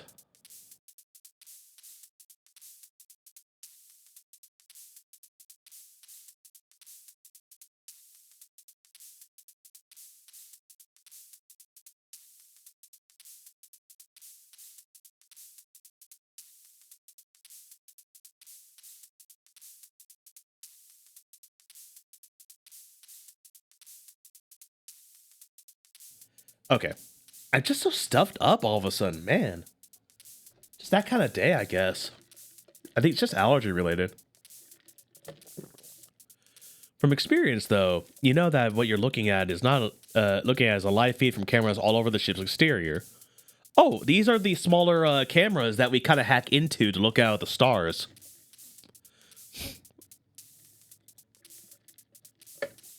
In the center of this alcove, facing away from you, is a seat like the ones on the bridge. From this angle, it's almost impossible to tell if there's anyone in it, but you notice a tinny rhythmic hiss coming from it. Oh, is this sound diegetic? Am I actually hearing it? So anyways, all of the ship's weapons systems are controlled from here. These screens will give the gunner a panoramic view of... Is the gunner here right now? You look over Cassandra's shoulder at the back of the seat. You swear you see a quick flicker of movement, but you can't be sure it's not just the flash of a readout reflecting off a surface. Oh, Dylan. Yeah, he's here. Should we, say hello? Well, normally I would, but... Cassandra leans back slowly as if trying to surreptitious... I don't know that word. Sneak a peek at what's on the other side of the chair without it noticing her. She quickly turns back to you after a moment's pause. He just looks so in the zone, you know? Seems a shame to interrupt him. Interrupt what? Cassandra leans back again, and after a moment, he quietly gestures for you to come take a look. Sat in a chair is a man who looks a little older than you. His eyes are closed, and his face is a picture of absolute serenity. Okay, I take it back. This should be on chill wave. Hit me! I was about to say, this is the chill wave thing. Especially if there's an animation of his head bobbing. Absolute chill wave background material right here. Over his ears are possibly the single largest pair of headphones you've seen in your entire life. As he sits there, oblivious to your presence, his right leg bounces up and down and his wrists flick constantly. Oh, hold on. Studio mode? Still chilling. Dojin mode.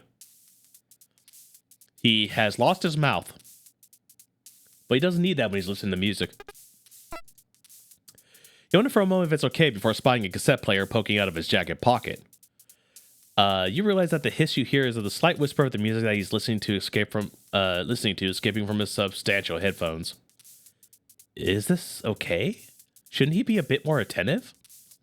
Don't worry, it's fine. He's not even on duty. Yeah, but what if there's an alert? Let's find out.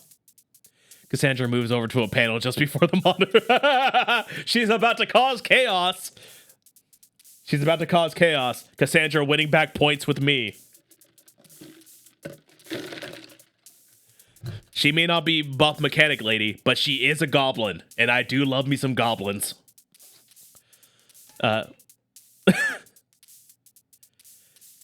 before the modern lane alcove takes the receiver off the wall and enters a few numbers in the keypad. I like her. Hi, Vanessa. Yeah, it's Cassie. Can we test the alert system in fire control? No, I know it's not scheduled. It's a spot check. Yeah, random testing, you know? Chief's orders.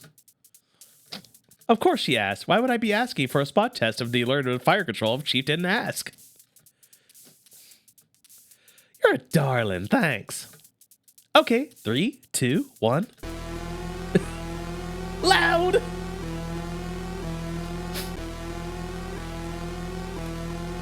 In an instant, you see the figure in the chair bolt upright, yank their headphones off, and lay their hands on the fire control systems, their heads snapping back and forth as they rapidly survey the wall of monitors. False alarm? Chief is gonna kill her. Okay, you're talking about goblins you like and figured you're talking about me again. Yes, Gin, I am absolutely talking about you, my beautiful goblin wife. You don't understand. So far, we have a... You like goblins? I do like me a goblin. Do you know any goblins, Gin? I think you do. I think you may have met one in a mirror. False alarm? Hi, Dylan. Don't mind us. Just had to do a spot check on the alarm system. Like goblin... Oh.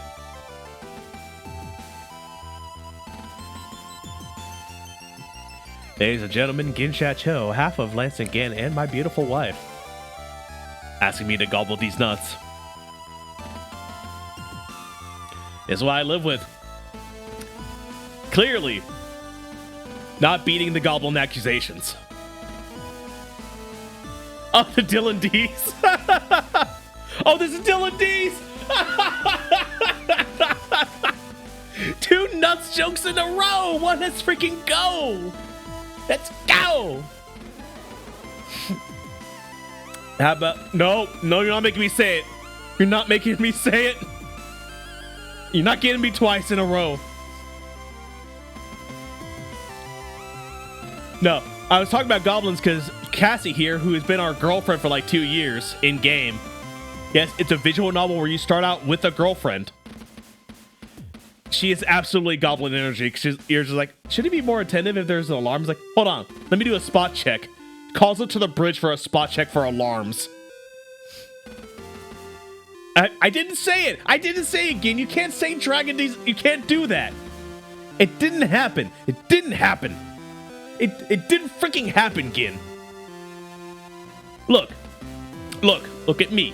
Look at me. No, I didn't say it just now. No, I didn't say the whole thing.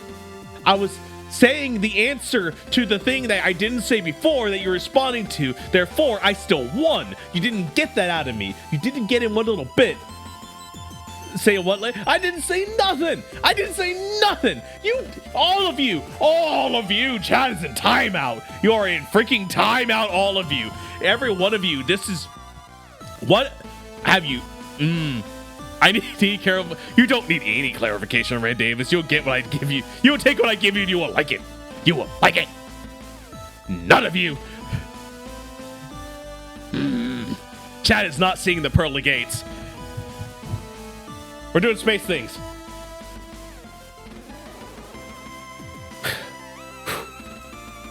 Anyway, just spot check on the alarm. Hold on, I gotta take a throat break.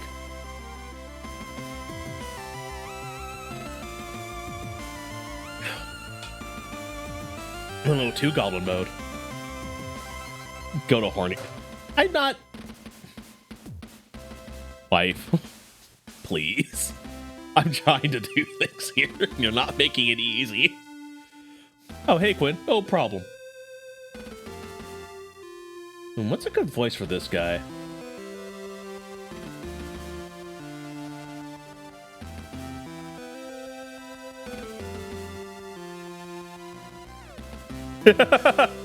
Yeah, isn't Horny Shell a really bad idea? They're just putting them all in one spot, and they're gonna find ways. Who's this? I am doing my damnedest not to make this guy Joey Wheeler. Lieutenant Lance Icarus, ship security. Oh, hey,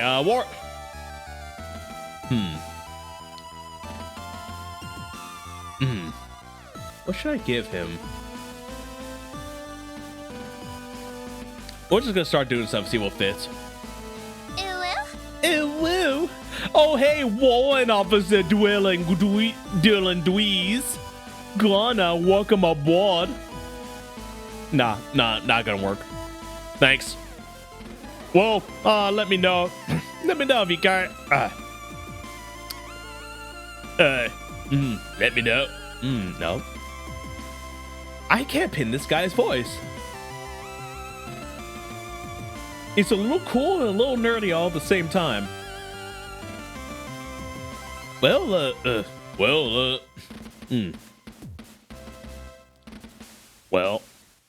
let me know if you guys need anything.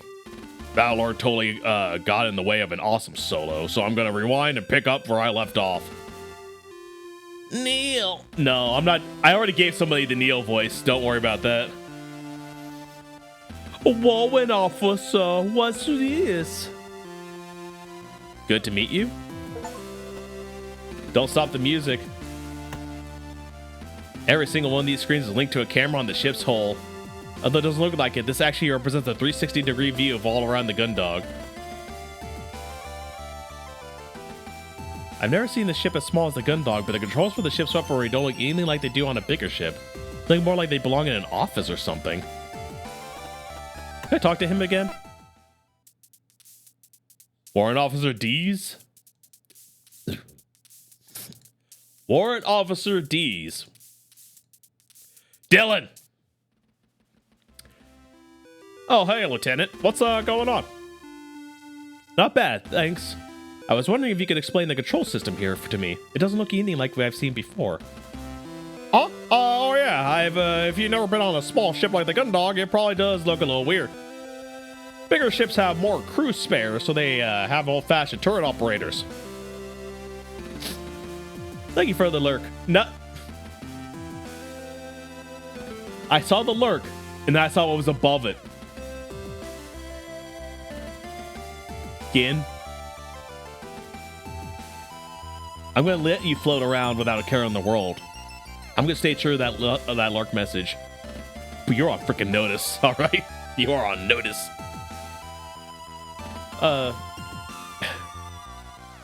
When we do flying solo, the whole ship's optimized to let them run the entire weapon systems alone. Each of these trackballs links up with a different weapon system, which is represented by a reticle shown on the screen. By rolling the balls, I can move the target reticle from screen to screen, and to fire, all I need to do is point and click. That's pretty clever. Only works so well because we've got the computer doing most of the heavy lifting. On bigger ships, the gunners have a lot more physical control. On a ship like this, it's more like playing a really intense video game. I never really liked those spaceship video games. I'd rather play a racing game or something instead. It's not too bad. Now the war's over, we're not shooting anyone anytime soon. I can spend all my time here listening to music and staring out into space. Pretty much perfect. Okay, quick poll. That line from Dylan, how many of you does that encompass as one of your perfect chill outs? All right. Is it slowly turning into Obama? I don't freaking know. I'm doing my best to find something that works for Dylan.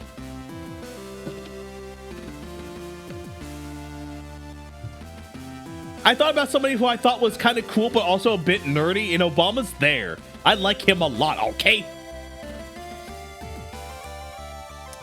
But no, how many people for spending all their time listening to music and staring out into space?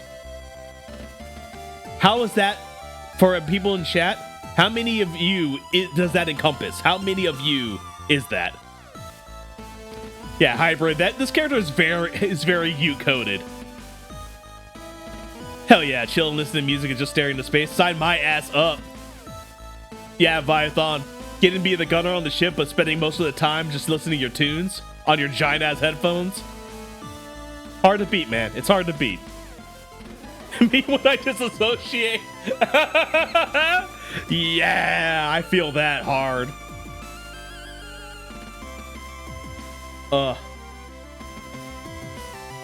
Listen to anything good? Yeah, a real classic album right now. Ever heard of Trish and the Replicants? No, sorry. Come by later, I'll lend you a cassette. It's pretty good for such an old band. Thanks for the offer. He even listens to retro music, so yeah, Hybrid, very U-coded. Holy crap. Just once I was hoping he wouldn't be here. Oh? Yeah, this place would be such a good room to relax in and take in the view of the stars. But day or night, he's always in here either spacing out himself or drumming away. I'm so jealous. Most heads of operations would kill for a crew member who was at the station day or night, you know. But this is weird. I've only seen him leave when the ship's docked. I've come by all sorts of random times, and he's always here. I don't like it. How much of that is jealousy? Not me. Why me, shit? This is my hole. This hole was for me.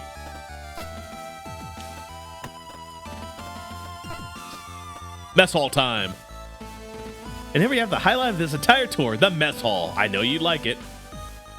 Sandra's face is radiating happiness as she gestures through the double doorway that you're stood by him in the mess hall. Looking inside, you see a canteen like any other. Tables, chairs, vending machines, it's all here. This is the highlight? Looks like a pretty standard mess hall to me. You bet. Do you know why? Tell me. Because they've got both the different kinds of vending machines. The red one that stocks the spicy potato chips, and the white one that has all the different chocolate bars. Alright. I feel that. Wow, so that's all bases covered, huh? They've got all the fundamental food groups. Spicy chip and different chocolates. Now I'm really feeling attacked. I'm not sure. Hey, Quinn! A rough voice calls out from further in. You hadn't noticed them previously because of Cassandra's enthusiastic presentation of the vending machines. But someone sat in the far corner stands up, drops a half-smoked cigarette into a coffee cup and strides over. What's going on, Quinn? Who's this? Lieutenant Rumi! Were you just smoking in the mess hall? Ah, take it easy, Quinn. I was sat right by the extractor vent for the meal vendor. No harm, no foul. That's not the point. This extra strain on the air scrubbers from cigarette. Yeah. Raleigh Vincent? Who's Raleigh Vincent? Should I know Raleigh Vincent? I feel like I should probably know Raleigh Vincent. Yeah. Holy crap. Oh, hold on. Gunsmith Cats. I have not watched Gunsmith Cats, but I do know the character designs, and yeah, I definitely feel that. Oh my god, so angular.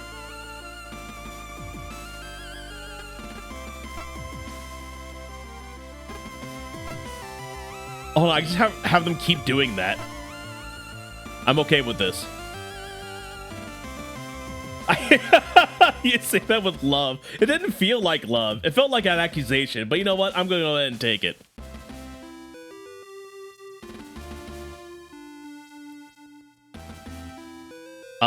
Who's this hottie? Oh, alert! Alert! Red alert! Well, cat's got her tongue. Name's Haru. Haru Rumi. Rumney? What about you? Good looking? Oh, Lieutenant Icarus. Lance Icarus, ship security. Lance Icarus? No way, really? Last time I checked. Well, alright. Good to know. That's all for me, Icarus. You know where my quarters are, right? Coming on with all kinds of strength. Chat. I feel like this is a pivotal moment. I feel like one of these is gonna get me in a lot of trouble. My long-term relationship sense is tingling. Cassie is right here. Yeah, I feel the trap. I think I could dot my way out of this situation.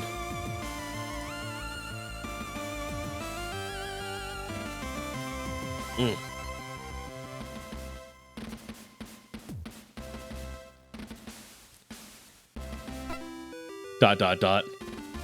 Well, you're lost, Lieutenant. Catch you nerds later. She's too cool for us anyway. What was that all about? I can't stand them sometimes. They swag around the ship like they own the place just because they're one of the only 2 pilots on board. Newsflash, Haru. Second best pilot out of 2 is last place. Don't worry about them too much. They're not worth it. Oh, is Haru non-binary? Sweet. Yeah, they allow you to pick pronouns, but they actually have a non-binary character.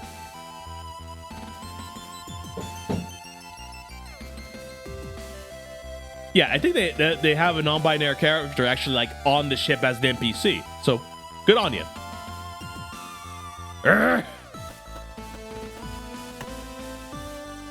Putting out your half-smoked cigarette and your half-drunk coffee. Pretty gross. I don't know why smoking on the ship hasn't been banned yet. Vendmate, baby! It's half robotic chef, half vending machine. You select what you want and it prepares it for you. The ingredients are almost all long life synthetic reproductions, but it's pretty convincing. When you're done, you can slot the plate back in for cleaning. Oh, it's like a Vendomatic. Yeah, if choosable, there's an NPC with that pronoun. Yeah, an NPC, because like it's one thing to choose it, but it's also important to have that representation in your game too, and not just like, because I said that representation for the player, but it also means something to have it in the actual game itself. Like Cassie said, both kinds.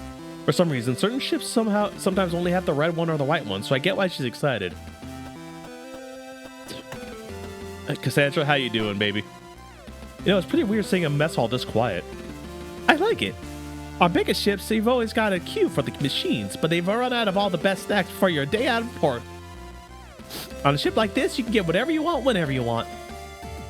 How much of a problem have you had with snacks running out before? You don't even want to know. On the Reliant, I was operating on a preferential shift for chocolate system. It was tricky, but I did what I had to. Sounds like you had to break tons of regulations. I do wonder if you chose female if Cassie is still your girlfriend. She is. I know because I've seen the screenshot. Regulations only get broken if you get caught. Yeah, I don't know if it makes Cassie bi or if it just like changes preference based on who you are, since she dates you regardless. But still cool. I don't know how that's how it works.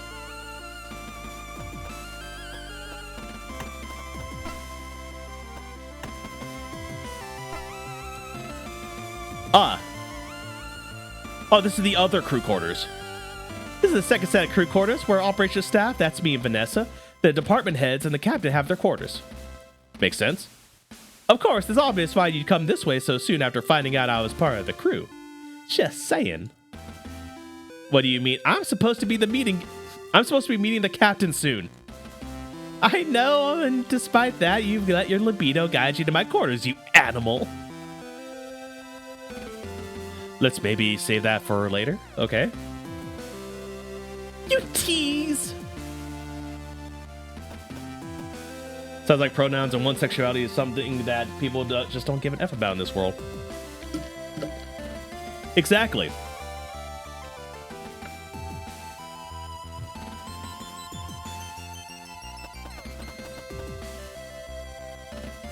In space, nobody gives a crap about your pronouns. You just live your own damn life. Mackenzie's, that is, Chief's room. She's pretty committed to the job. I bet she doesn't spend much time in here. Dr. Rosarian's room. You know, I bet he's not been in here since he's boarded. Nameplate reads Cassandra Quinn. I don't really need an explanation on who that room belongs to. This is Vanessa's room. She's great. We work together in operations. V-Lord! Oh, speaking of lords, Vi, do you see that Vampire Hunter D is getting a theatrical release for its anniversary? Which, by the way, it has a 40th anniversary. God, we're old. Yeah, I posted a video in the Discord. that has like the actual trailer, along with a link that goes to showing the where you can buy tickets. You never seen Vampire Hunter D? What the hell did we watch together then when we were at your place, Vi? I thought we were watching. I thought it was Vampire Hunter. Am I misremembering the anime we watched? A bit of? Or was that Gungrave? Here, Samurai Pizza Cat's game is in the works. Oh, you reminded me. I was going to wear my Samurai Pizza Cat's Ninja Turtle shirt, but instead, Hacker for president, baby. I don't know what I'm about. You picked a new couch. Okay, that was Gungrave. See, I thought of you with the Vampire Hunter D because I know you specifically.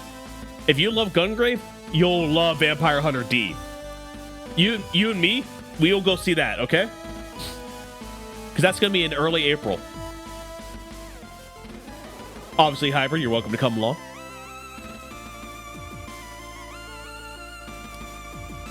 Ooh, much me already. She's always letting me know when she's covered for me and when I'm running late, and she's picked up some of my tasks when I'm running behind. She's a little angel. Cassandra, I've run your diagnostics again. I don't know what I'd do without her. Dot, dot, dot. All right. So you have anything else to say? We're just going to hang around the corridor outside my quarters then? Know where you are in a hurry to go off to? Honestly. Girl is thirsty. Wait. I can go in the captain's quarters? The captain's quarters sit at the end of the corridor. Differentiate from the other doors, the corridor's small insignia that sits above the nameplate. Like the others in the corridor, it displays the occupant's name. Mayor's Barter Muse. Even in your role as security officer, there are a few rooms of the ship that you don't have access to. Captain's quarters is one of them. Okay, that makes more sense. There's nothing for you here right now, so you turn back. So I do have access to the captain's quarters in here, but I don't have access to it yet.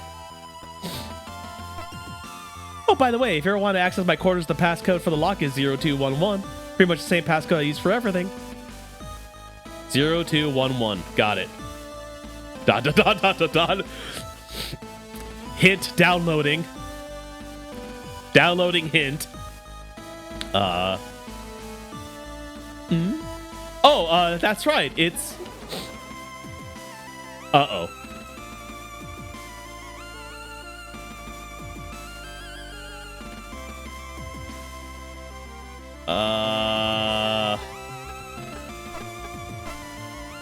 We're gonna quick save.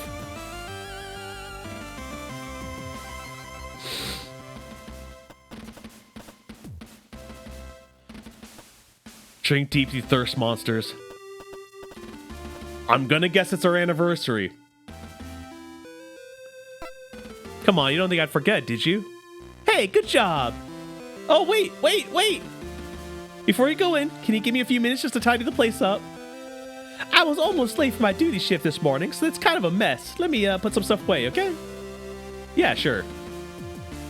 Hold on. I'm going to reload it, because I want to see what happens when I choose something else.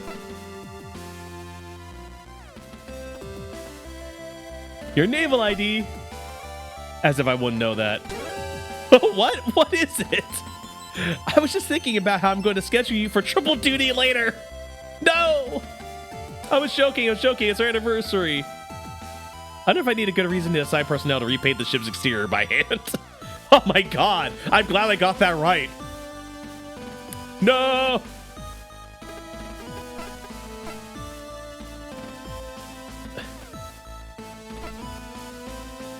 Yeah, with a toothbrush. No, not clean the ship. Paint it. Or are you telling me I have to paint the ship, the entire ship with a toothbrush? That sounds awful, Hybrid. That sounds real bad.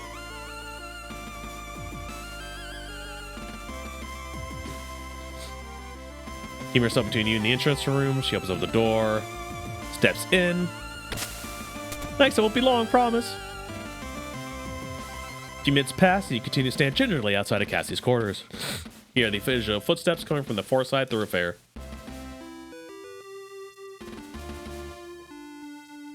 Thankfully, nobody stops by to ask why security is lurking outside of one of the operation officer's quarters.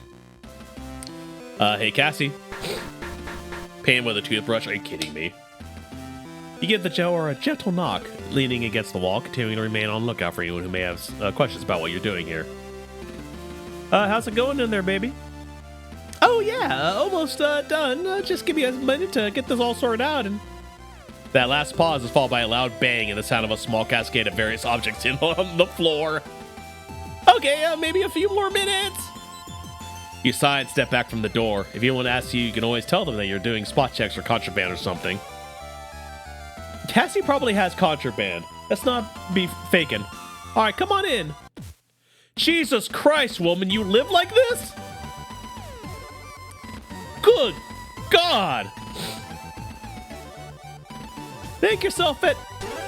As you step through the door frame, the toe of your boot catches on a discarded pair of leggings, which are held in place by your other foot. As you begin to fall over, you reach out to catch something to stop yourself. Yeah, that's cleaned up, Rand Davis. Jesus Christ. Fortunately, the chair you reach out for has a uniform thrown over the backrest, in which it slips as you grab it, bringing both the chair and the assortment of cosmetics on the seat, clattering down to the floor with you. Oh no. She has a chair drobe. I hate chair drobes. Hate chair drobes. Oh no, Lance, are you okay? I'm sorry, I thought... Cassie? Yes? I thought you said you were tidying the place up. I was! Then why did I just get brained by a falling hairdryer? There was a system! I know a fellow ADHD when I see one. That starts with having a system. You get back to your feet and right in the chair as Cassie quickly... Jesus Christ, woman. Quickly grabs the assortment of bottles and tubes that fell down with you, placing them randomly back on the nearby surface. I feel called out by this segment. You almost launch into a speech about securely stowing possessions in case of high-speed maneuvers, but you stop yourself. She's already dead if there's any high-speed maneuvers. Doesn't the captain ever carry out spot checks or surprise inspections? No, it's great. From what I've heard, her quarters are a far worse state than mine. Is that right?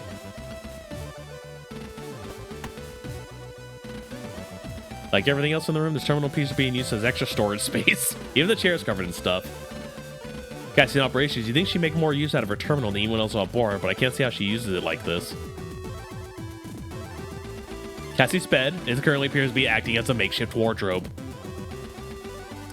Does she move all these clothes before she goes to sleep, or do they act like an extra sheet? How does she even have this much clothing on board anyway?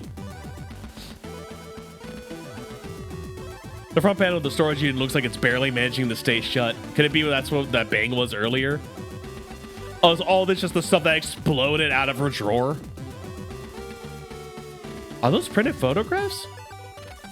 Aren't those cool? They're from our first date at the Europa amusement park. Aww. I took my Pixie cam straight to a specialist printer's the next day and got copies made. I even wrote the date on the back so I'd never forget our anniversary. Aw, look at us. We're such cutie pies.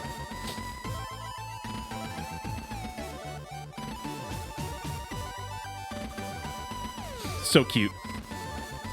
On that note, one extra sec.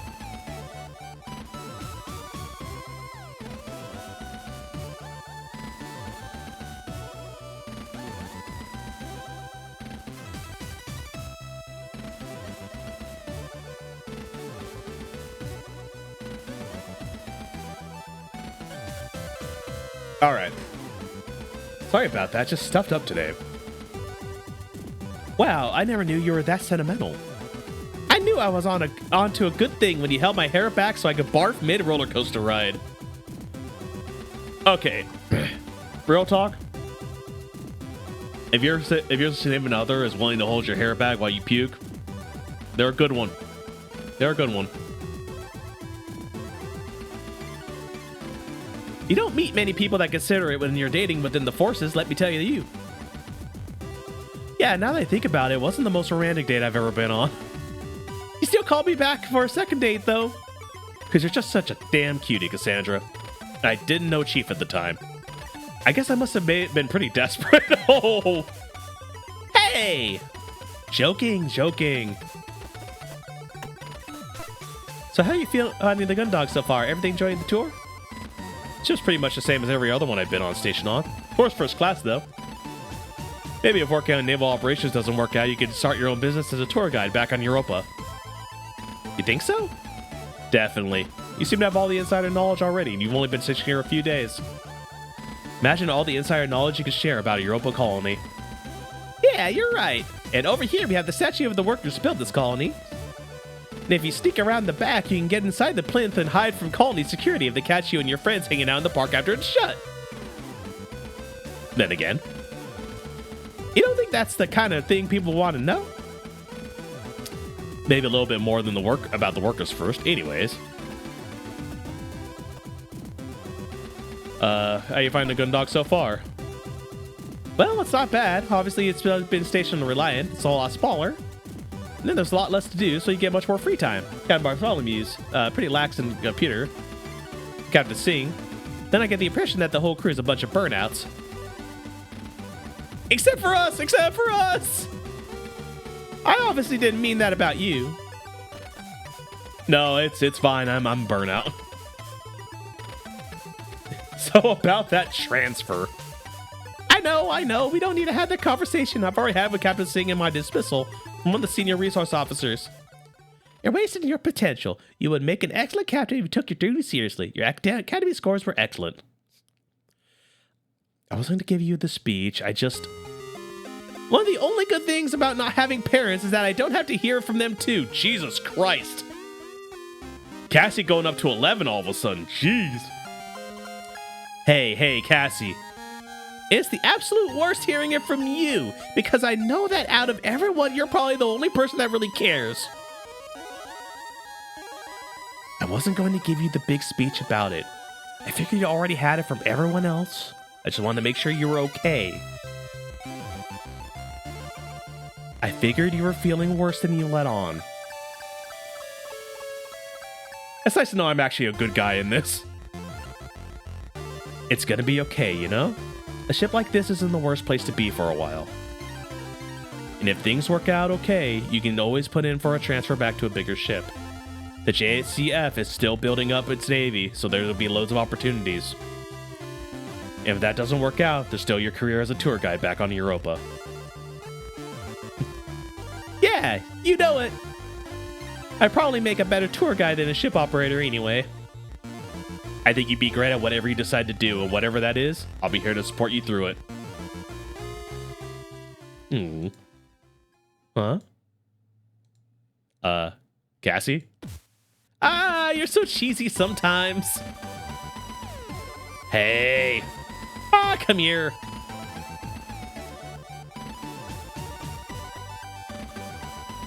What do you do?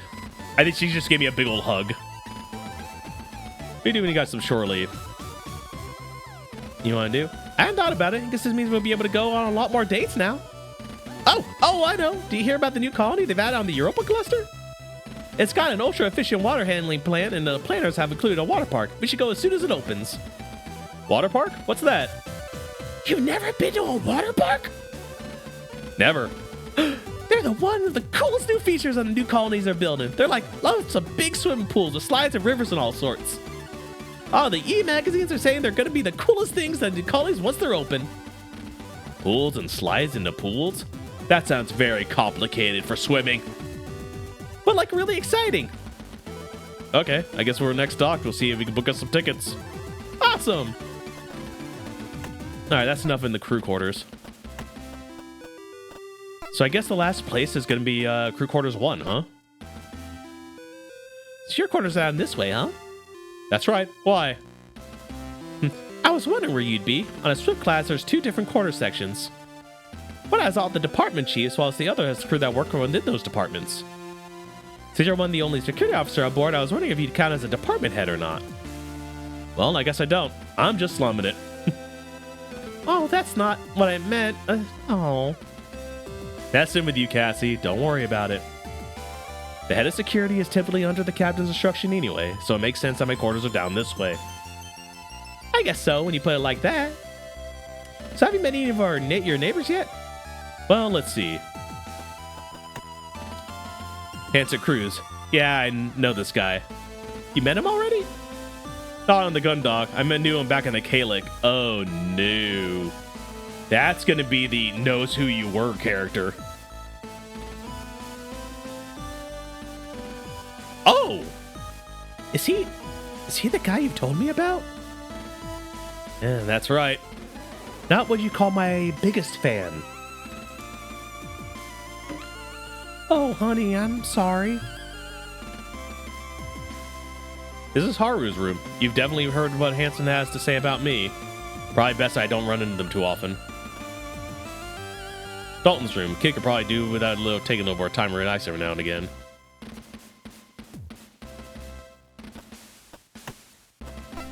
You know it's rude to keep a girl hanging around. What do you mean? Here we are, just hanging out in the corridor like a pair of weirdos. Shouldn't you be inviting me into your quarters or something? Give me the tour? Well, it's probably identical to your quarters, so... Yeah, oh no, big red letters. But you know, I guess it'd be good for you to see them. Probably ends the tour, but you know what? I'm gonna do it anyway. I don't have any other place to see. Other than the bridge, which is where I'm gonna get my orders. Step into your quarters, Cassandra follows you in. She stands by the door for a moment, looking around the room before turning to face you. Wow, you really keep it tidy, don't you? I've only just got here. There's not a lot of time to make a mess. Are you kidding? I'm pretty sure that my bag exploded the moment I stepped into my quarters. And your room looks like it too. Jovian military supplies aren't what they used to be. Or maybe it was an operator error? And what's that supposed to mean, Lieutenant? Nothing. Just considering all possibilities. Wait, is that... What? Lieutenant Icarus, don't tell me that. What? What is it? Your chair. It's not perfectly aligned with the terminal. What? Why do you, of all people, care about the alignment of my chair? I've seen yours. I guess nobody's perfect, huh? I would have made more of an effort if I knew the officer doing spot checks was such a stickler. I suppose I won't have to report you to the captain this time, Lieutenant. Maybe a little bribery can help out.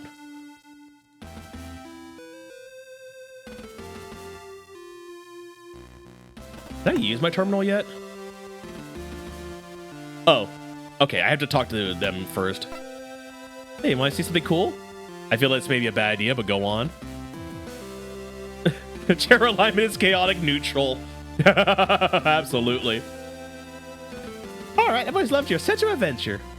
Now check this out. If you work your fingers under the bottom of one of the panels by your bunk, you can take it off its mounting so there's a recess behind it that you can stash contraband in.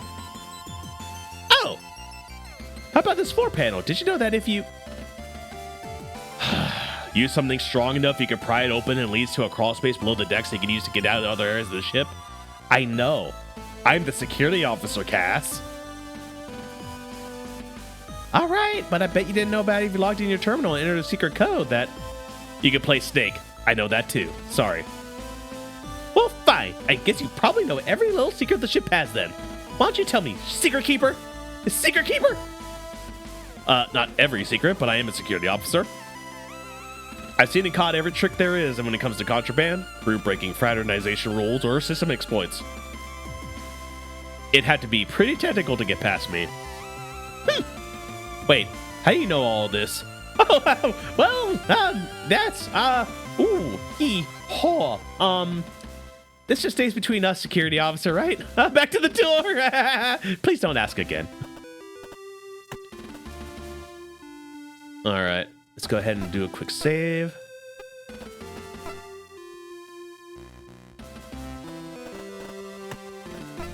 Alright, did that already.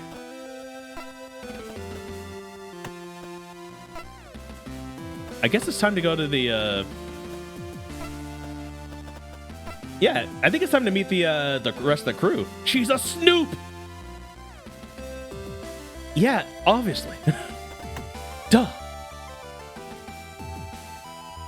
Although I guess he will not already.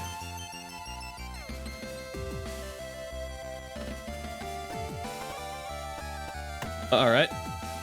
Sup, Foo? How you doing? How you doing, Mega Retro Man? You been here a while? Oh, cool, dude. Oh. Oh, there's a door open animation. That's pretty sick. Oh, welcome to the bridge, ladies and gentlemen. This is so good. I love it so much.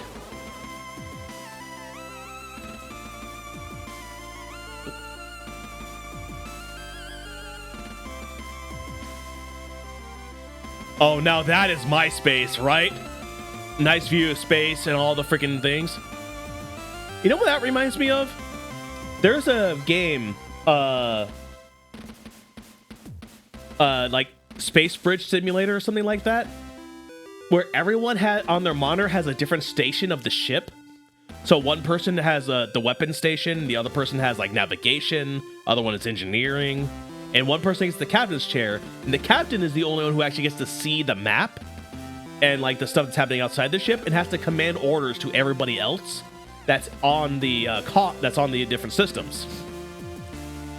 I actually played that during my bachelor party. Over my buddy Rogue Dis's place. Play that with some of you in here. Yeah, I think you were there, Vi. Artemis Space Ship Bridge Simulator. That's correct, Viathon. Yeah, that was a LAN party I loved. We had root beer that actually had my name, my actual name on the label. God, I love that bachelor party. Diz, how is he? Oh, he's fine. He shows up in here so often, and most of the time these days he's playing FF14. You totally spocked it up. You freaking did, Vi. You were awesome. I think every so often you may have busted out the freaking Beast Wars voice. But yeah, no, Artemis Space Bridge Simulator is definitely one of those games that I would love to get a bunch of streamers on and have like little screens around and just have a whole thing on that. The only problem with that game is there's not a lot to do in it. You can explore around. There's a couple of things to like sort of fight. But when we played it, there just wasn't a ton of like things to explore or anything like that. Fee was the engineer and up in her room, so we had to actually call up to engineering. I forgot about that. That's right. 'Cause that's back in their old place. So she was actually upstairs. Yeah. Yeah, because all the boys and stuff for the bachelor party were all downstairs, and she stayed up. But she played with us, so yeah, we had to call up to engineering. That's right. But no, that game is a lot of fun. Definitely something to check out if you're into the space things. Just keep in mind, it really requires you for the best optimum time to have like 4 other people with you. So it's not an easy game to play, but if you see it at like a convention, because like some places will have like an Artemis Space Bridge simulator like room, I highly recommend giving it a try. It's just best played with other people. There's no... You could sort of do it by yourself by switching screens, but it's not the same experience. Anyway. So you go. Pretty quiet atmosphere turns totally silent as the 2 present who had previously been observing a screen turn to face you. You identify the captain almost immediately by her uniform, although you are given pause to wonder if she misjudged as she's listlessly straightens up and heads over to you with an air of disinterest. Oh.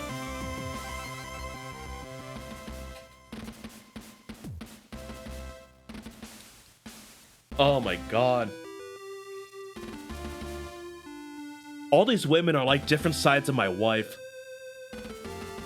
I'm in a bad spot.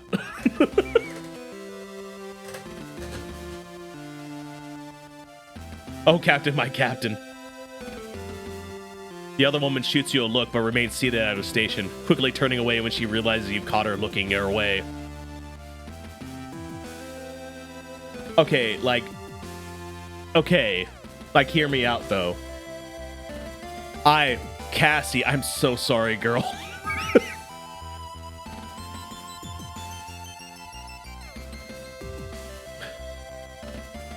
You resume from her position on the bridge. She must be a member of operations like Cassandra. This must be the Vanessa she mentioned. That's Vanessa Lord, okay. Lieutenant Lance Icarus, entering the bridge and reporting for formal assignment. He declared, throwing a sharp salute with Cassandra quickly following suit.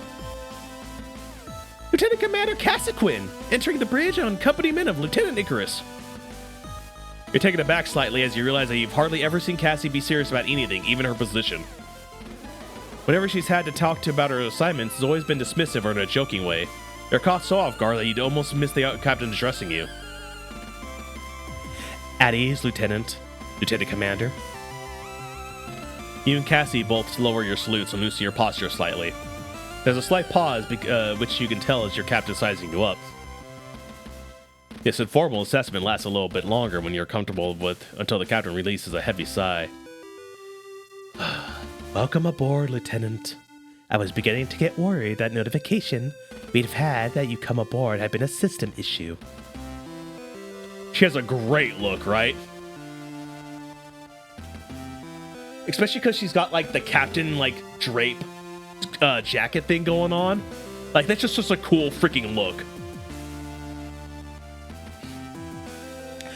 I trust you haven't had too hard of a time finding your way to the bridge to introduce yourself? No, ma'am. I was just... You glance over to Cassandra, who is maintaining a completely straight face. You can check it out anywhere you want before we head up there. Yeah, right. You fix your gaze straight ahead. This wouldn't be the first time that Cassandra's lackadaisical attitude had got you in trouble with higher-ups. Yeah, but I also have a thing for blondes with long hair. Oh, well, welcome aboard, comrade. This is definitely your kind of game.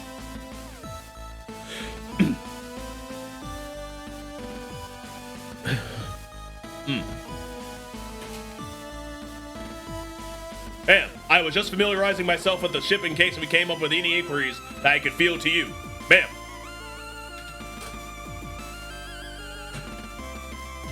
Yeah, she's the captain. Oh, look at that smirk. Oh, is that so? Well, anything you'd like to ask? No, ma'am. Very good. Well, I'm glad you can make it. Eventually. This mission is an urgent one, which is why we departed as soon as you came aboard without a formal reception. Thinking about it, it wasn't unusual that there hadn't been a formal onboarding process beyond the stock staff checking your ID and guiding you to the gun dog. You'd not realized in your rush, but now it's obvious. But did it make sense that if this was an urgent dispatch ship, the ship would launch as soon as all... Oh, it makes sense that if it's urgent, the everybody would be... Okay. My apologies, ma'am. My transport was... Running late? Yes, we've been sent word. That wouldn't have anything to do with you, would it? No, ma'am. There was a breakdown on the... Anyway, Lieutenant, I'd like to take the opportunity to formally welcome you to the JFS Gundog. My name is Captain Maris Bartamuse. I run as tight a ship as you'd expect, and I anticipate that you'll carry out your duties to the same standard. Yes, ma'am. From experience, most onboarding procedures have involved greetings and speeches from the captain that have ranged from serious to almost ceremonial. In comparison, Captain Bartamuse's introduction is almost lethargic. Your card, Lieutenant. Yes, ma'am. Oh. We'll have to use an item or not is up to you. When possible, select the item button to open the inventory and select. Okay. Ah! Yay. Oh, before I do that, though. First of all, save.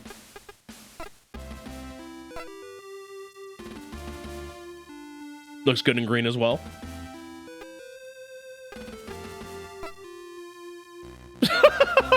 She's somehow even sassier in the Dojin mode. I gotta make sure to do that with Vanessa, too.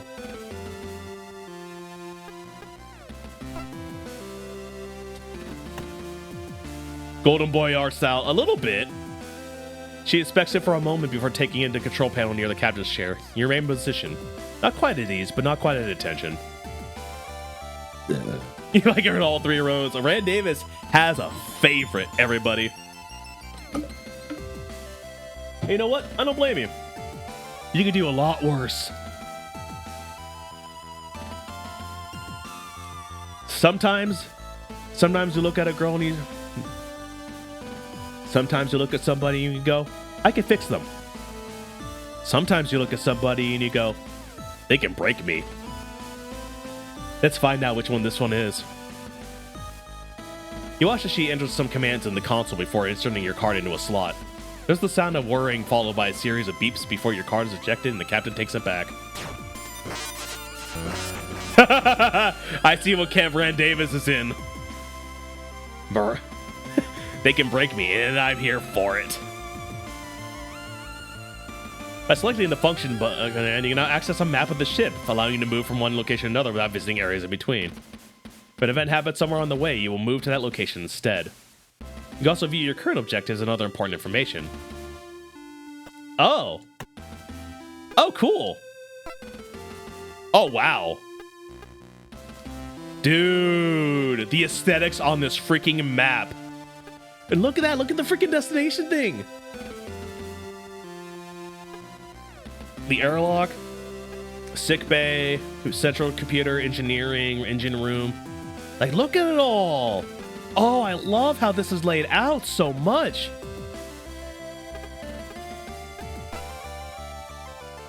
Yeah, it doesn't change at all. Yeah, I love how that's laid out. That's so nice. And it still gives you an idea of how things connect. Like the bridge is up here, and that's showing you that it goes down. And airlock is down a little further. Oh, that's super cool.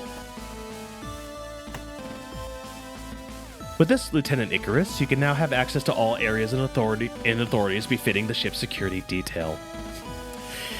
Your responsibilities begin with immediate effect. Thank you, ma'am.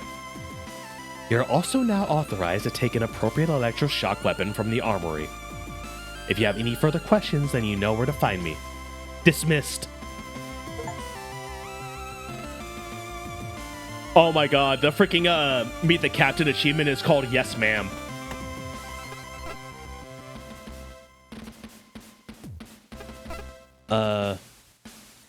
Oh, info.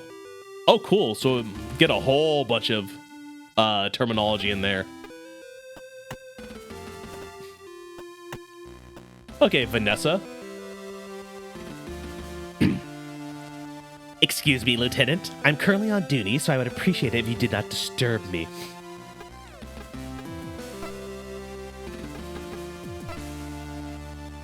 Okay, she looks exactly like she does in her regular portrait. Oh my god. What else would it be called? Yep, I'm already on it. I gotta see Vanessa. Because Vanessa is the one that reminds me the most about how my wife looks. So I got one girl that has my wife's goblin energy, one girl that has my wife's mechanical prowess, and now I got one girl here who actually bears a resemblance to my wife. So now I'm in trouble. I can't even fall back on the old reminds me of my love in a visual novel because they all got pieces. Excuse me, Lieutenant. I'm currently on duty, so I appreciate it if you did not disturb me. Lieutenant Lord. Lieutenant Icarus is on ship ahead of security. Since I'm here, you can take the time to introduce yourself formally. Ship's gonna be renamed the Lance's Harem. Oh god, I freaking wish. I don't think it's gonna be quite that smooth or right. I don't think it's that kind of game, honestly. Like, they give you a girlfriend immediately to be like, okay, guys, here's your girlfriend. You can love on that. That is the girlfriend. You leave these other girls alone. They're doing space stuff. Hold on, what's that face look like in Dojin? Wow, that personality just shines right through. But. Great, I've got this. See you in 5. So you're the security officer that Cassandra's been going on about? That's right, Lieutenant. That's right, Lieutenant Lance Icarus. Pleased to meet you. Well, I'm Vanessa Lord. I serve on the bridge as part of the operations. Cassandra's told me a lot about you. Is that right? What kind of... I'm disappointed that you're nowhere near as attractive as she made you out to be. Ow! Girl! Ow! Ow! Ow! Ow! Why you gotta hurt like that? Why you gotta swing? The airlock, she put me in the airlock with that. Maybe she likes Cassandra. Is that it? It's like, oh, she has a boyfriend. Her boyfriend better measure up to Cassandra. Oh, is that right? Oh, it's like a shot to the solar plexus. I thought it was too good to be true that some dashing officer would be transferred here at the last moment. Instead, we've just got another lunk. I need some. I gotta go talk to the doctor. I gotta get some ointment. Well, how was it you even got transferred here on such short notice? I was looking over your records earlier, and you were mid-assignment on the Duke. Why would they transfer you instead of? Whoa, hey, look at the time. I think your break's over, Lieutenant Commander Quinn. I think Vanessa needs to get back to her station. I'm still reeling. Of course. I have this is the start of a productive working relationship between the two of you. Vanessa, I'll catch up with you later, okay? Hers is just pleasant company. That's the captain's chair. Although the majority of the ship can be controlled by the operations staff, there's a few select systems that only the captain can authorize, and they're all done from that chair. You need a captain's clearance level to access them, though, so it's not like you can just sit down and activate them. Pleasant. With the exception of some physical controls, the ship the size of the Gundog can be controlled entirely from the bridge.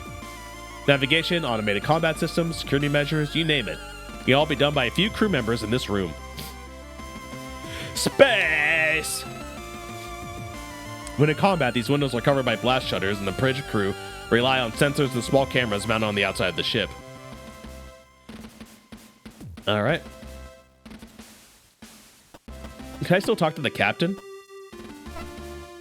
Yes, Lieutenant. Captain, when I received my posting in the Gundog, I was informed of my role, but I didn't receive the ship's briefing documents. If I may, what's the Gundog's objective? Try hard.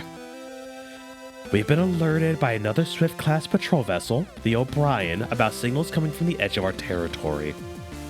The O'Brien is currently on a solo patrol out in outer Jovian space, so we've been sent to provide backup or support as necessary. Of course, if something were to attack two Swifts, it's not as if they could put up much of a fight.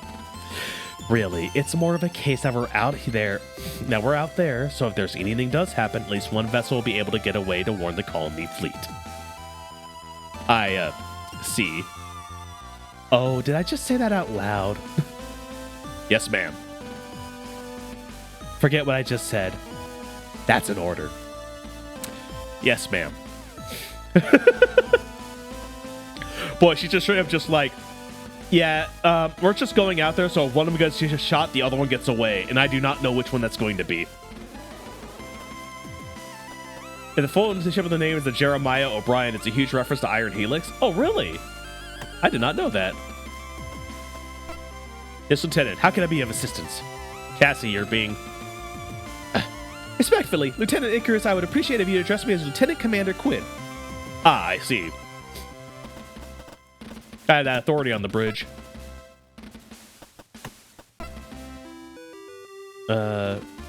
Oh, she just talks about Central Hub. I was curious if she say something different that involved the captain.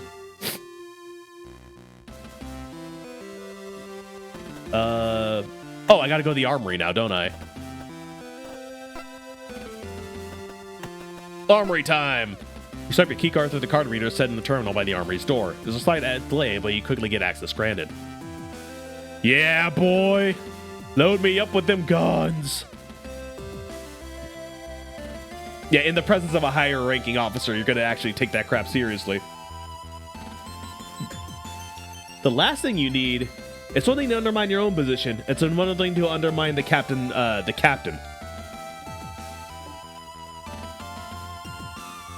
and undermining yourself is a reflection on the captain. Guns, baby, guns! As you walk past them, you take a closer look and realize that they are the exact kind of benches used on the larger ships you've been stationed on, which has sports facilities and changing rooms on board. Oh, I want to do sports. Space sports. Instead of sports clothing and equipment, these lockers are filled with a selection of combat gear, from body armor or electroshock weapons to a variety of smaller and light weapons. You know, this is the first time I've ever actually been inside a ship's armory. That's not really surprising. It's only the security detail that would have access. Even in a situation where a ship's expecting to encounter a boarding party, it's security's responsibility to distribute weaponry to the crew in advance. It's to ensure that there's no panic or crew don't get a hold of weaponry they're not trained to use. Huh. That's standard regulation. You should know that. Well, all I remember from my firearm training was that I dropped my electroshock weapon and accidentally zapped one of my other girls in operations. Our trainer made me use a hand-cranked battery charger to recharge all the battery packs as punishment. Jesus. That must have taken forever. You bet. But you should have seen my gun show afterwards. Pew pew, yeah. Which reminds me, what about the chief? The captain said I was authorized to collect my sidearm. I should get it whilst I'm here. Does that mean I use this? Accessing weapon locker sends an automatic alert to the bridge. If I wanted to examine the weaponry, I wouldn't want to set off an alarm there without telling anyone what I was doing. Ah, there we go. This is the weapons locker with the electroshock weapons in. I'm authorized to take one small weapon from here as part of my role as security officer. This one will do. You got gun! Welcome aboard, gun! It's the gun of Gundog. What's that? It's just my standard issue doo-doo weapon for my role as security officer. It fires a barbed projectile that contains a miniature battery. It's non-lethal, but more than enough to stop someone in the tracks. I see. Huh? Absolutely not. Aw, come on. Girl, no. What are these? Space suits here for security detail.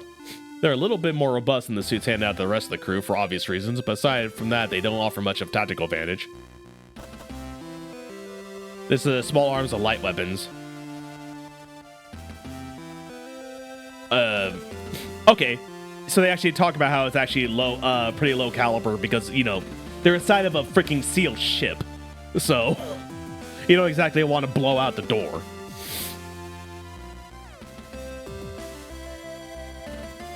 They're non-lethal, intended to use for crew control in case of a mutiny or violence that breaks out for some other reason. Hey, Cass.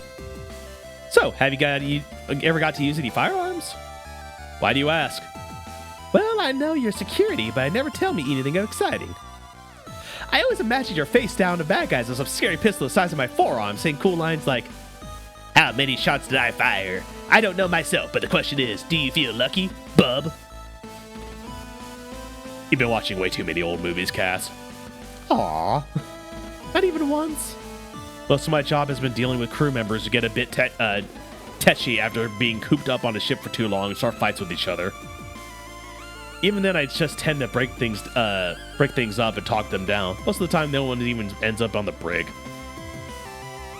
You gotta have done something more exciting than that. Well, I knew you were an exciting action hero. Tell me, tell me!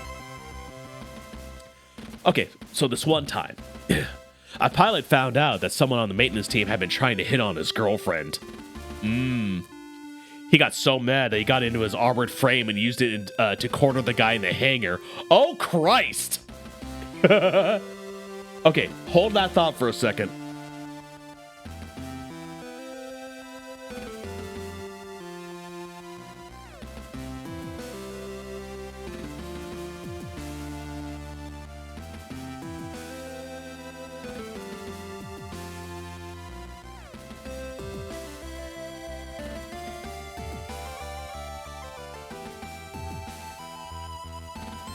Man, I just got a case of those space sniffles, I swear. Dude, can you imagine being like walking through the hangar and a Gundam corners you? Like, that ain't okay. No way!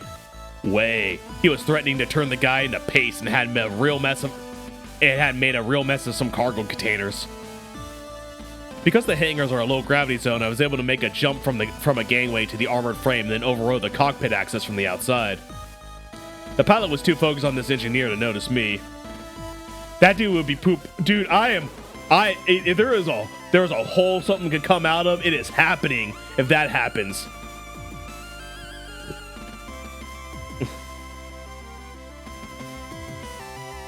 Whoa, a frame jack! Did you use a cool line with the cockpit open? They got someone your own size or something? No way, I put 50,000 volts into the guy's shoulder the second I had a clear shot. Aw, come on, you're no fun.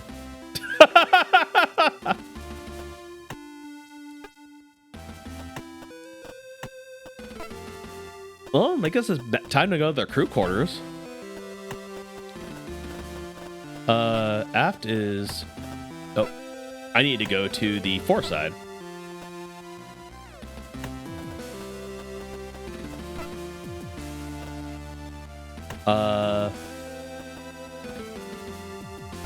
Hold on, I have a task list. Oh, visit the central computer. I never did that. I can visit the central computer? I thought I didn't have access. That was in engineering. Oh, I can. You swipe your key card through the card reader set in the terminal by the door leading to the central computer. The door doesn't open. Instead, you hear a harsh tone from the terminal about displaying an error message. Looking at the screen, it says messages in large flashing letters. Access denied. Insufficient authority. You are not cool enough for this ride. Go back. Center pause for a moment. Look at the right before turning back to face you with a smile on her face. Well, that's it, Lance. Consider yourself officially acquainted with all there is to be acquainted with on board the one and only JFS Gundog. I hope you enjoyed the tour. I did. It's probably up there with my top 5 ship orientations. Top 5? Okay, you're right. Top 3. What? So fun to tease. Maybe a triple shift to start your time aboard the Gundog is more to your taste. Well, that did happen to me on board the Thunderbolt, so if that didn't happen, I guess that'd definitely be my favorite orientation ever. What a coincidence! It looks like your schedule's clear until tomorrow morning. Whoa, in that case, 5 stars. Great tour, especially the guide. Yay! They're so cute. Never instigate. Nah, not even a little bit, Rand Davis. You never once told us that anything was our fault on stream. Right, Rand Davis? Or is it a triple shift for you too?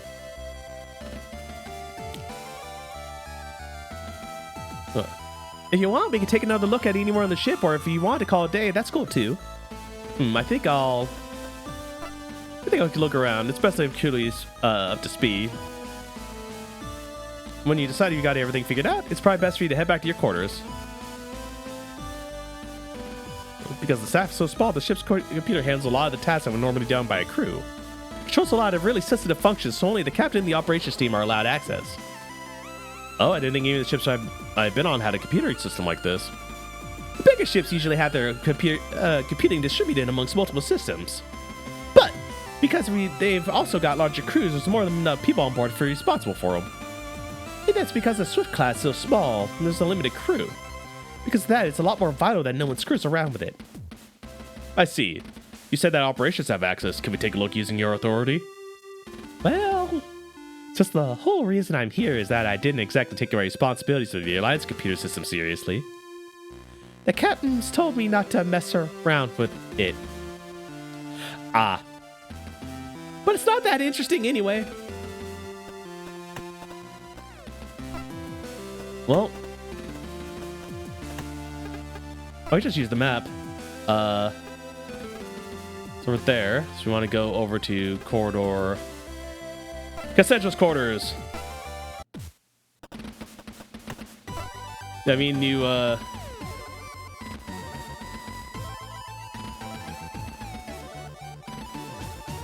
nope, same things.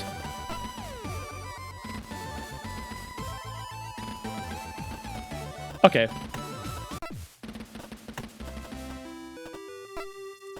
let's go to crew quarter 1 and into my room. So that the court tour is over, your duties won't formally begin until tomorrow. If you want, you can take a look anywhere. Let's call it a day. I think that's enough for now. I should probably go over the mission logs before tomorrow and get an early night. Let's go ahead and save now that we finished the tour. I know the captain seems pretty relaxed. You call her Captain Ambien. But I don't want to make a habit of late starts. So responsible. So responsible. I've got the late shift tonight, so maybe I'll get a nap in too. Okay, I'll see you soon then. Well, look who it is. The Kalik Cow. Oh, no.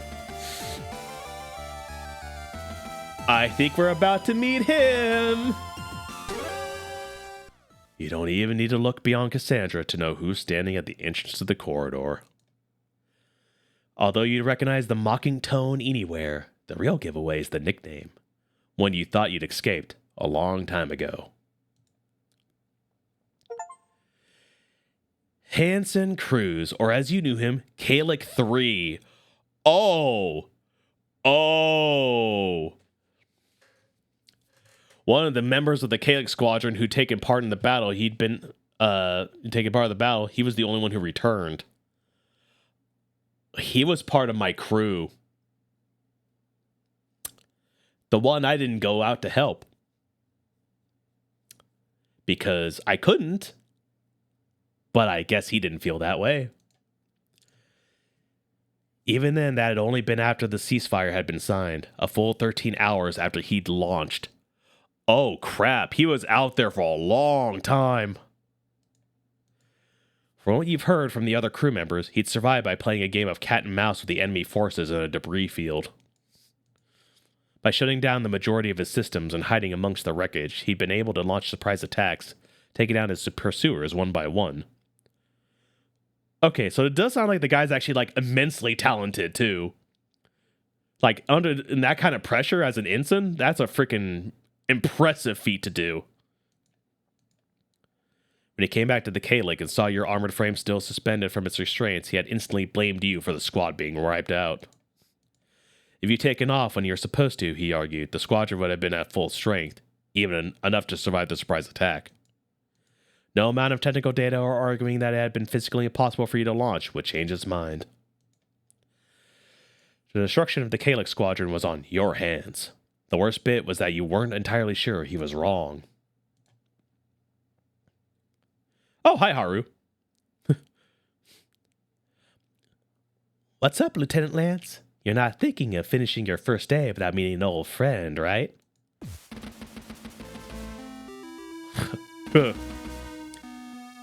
When Haru came and told me that some lieutenant called Lance Icarus was our new security officer, I had to come take a look. No way could it be that wimp from back on the Kalik. They had been dishonorably discharged for dereliction duty. Okay, I'm gonna go with that voice. First. What the crap? Jesus Christ, who's he turned into? He went Kefka. Dojin freaking version of Hanson is just straight up like Kefka. Python, verify for me. That's freaking Kefka. Right? Like, holy crap.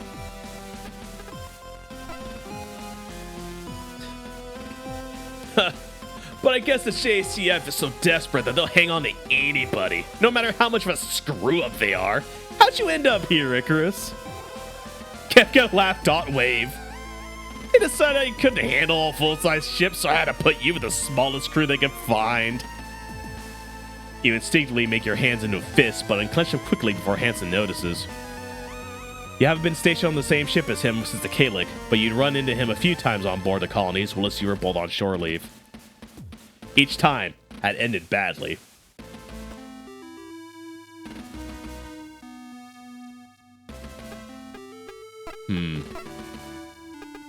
We're saving here, and we're doing a poll. Kuwabara. I would do that voice if my voice wasn't already dying. The problem with doing visual novel games is you don't really get a whole lot of chance to...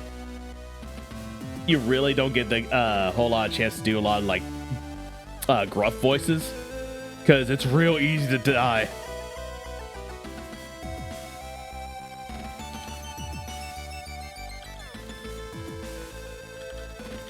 Hold on. Pole coming your guys' way.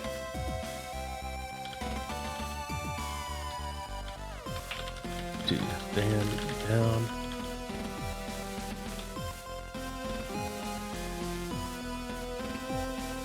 All right. What is our reply to Hansen? All three options are up there for use.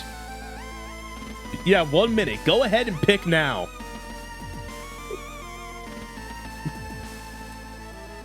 There's a clown like you're a mess on this ship. Yeah, even just doing that killed my voice. He told me I was a coward. I have a long history with this dude.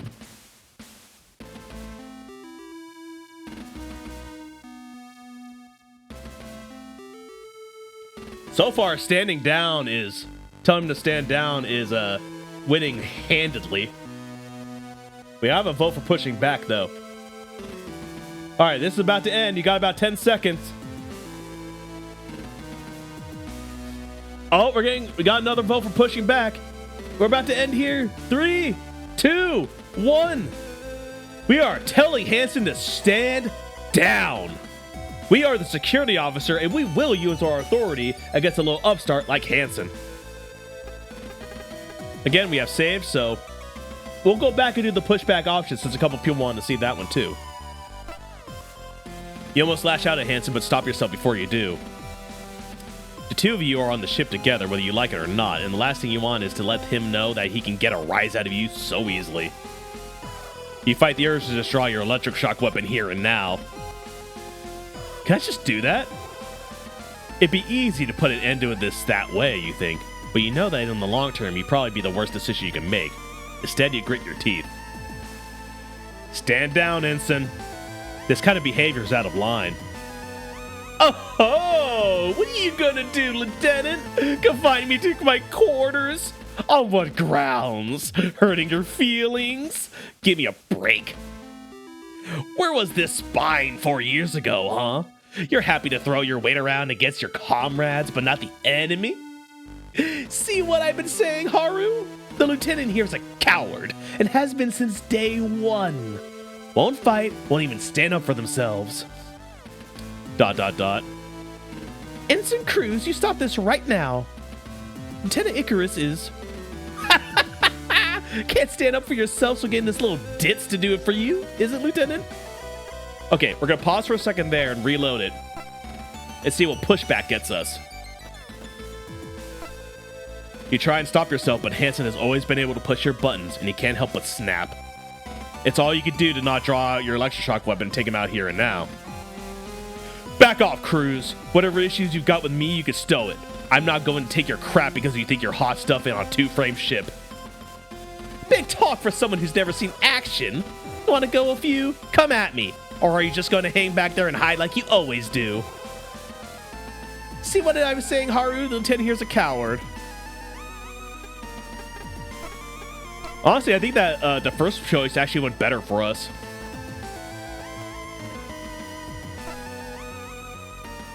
And if you want to do the first choice, you're going to have to buy the game yourself. Which, by the way, if you've enjoyed this game, and you're like, hey, maybe I should go buy that, or even play the demo myself, there's the link for you. Eventually, there it is. Alright, so we'll go back to Cassie. Stand up for you, Lieutenant. Cruz, you stop this right now and apologize, or I'll order Lieutenant Icarus to throw you into solitary and write you up myself. You're welcome to try, Lieutenant Commander, but I don't think your security officers got it in them to even try. You think you can take me on, Icarus? Oh. Second save.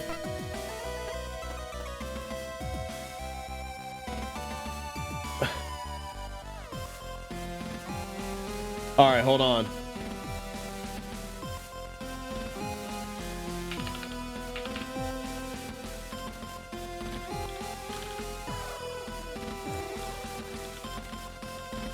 Mind.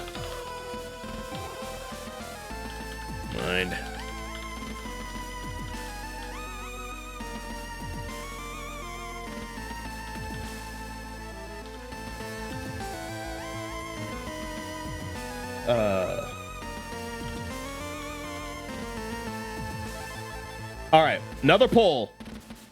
What are we choosing for this one, guys? Guys, gals, and non-binary pals?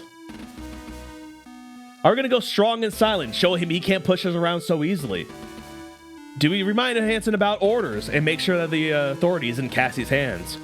Or do we take it into our own hands and show him we mean business? Go ahead and put in your votes right now. Oh, so far, we got 3 people saying we're gonna show him some of our freaking business.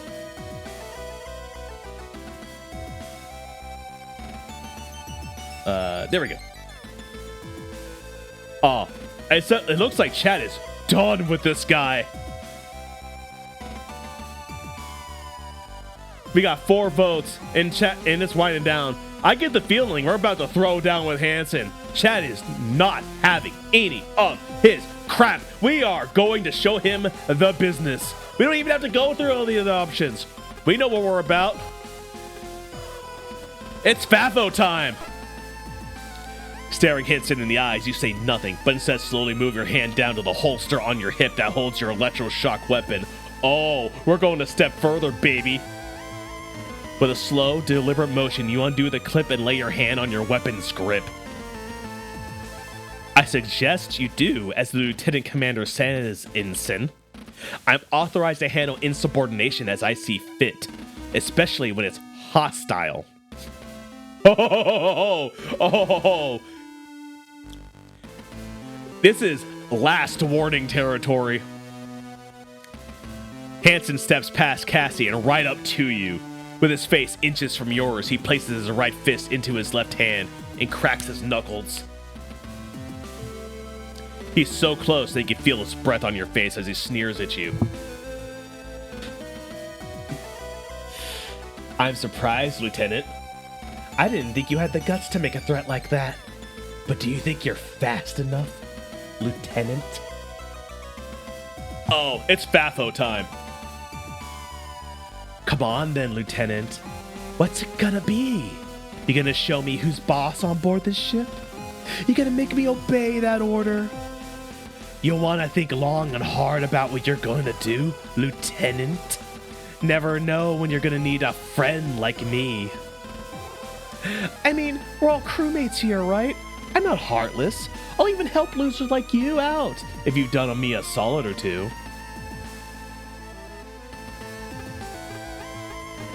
Wait, hold on. Different save. Because I don't want to do this.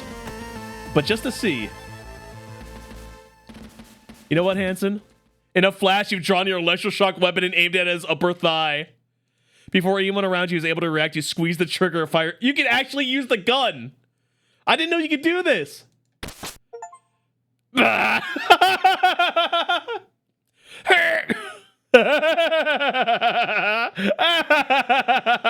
Hold on.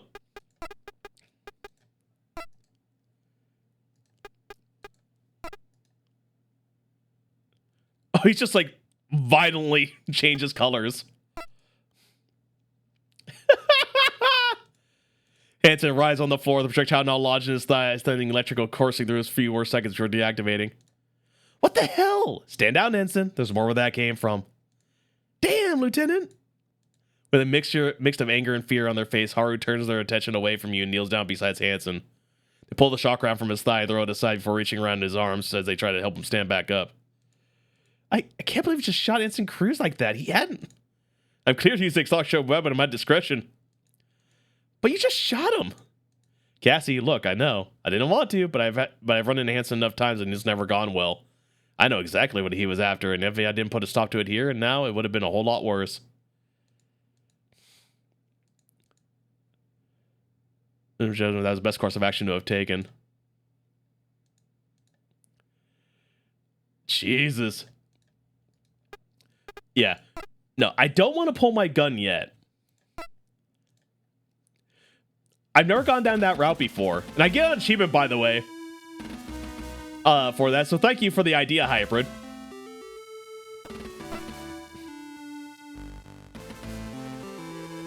But it's not good form to immediately shoot one of your other crewmates right when you get on the ship. Like, definitely worth it. I'm going to have to do a playthrough where I just shoot everybody with the electro pistol.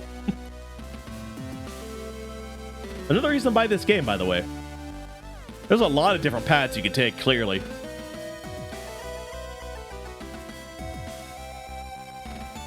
So maybe you should act like a... Let's get back onto this path.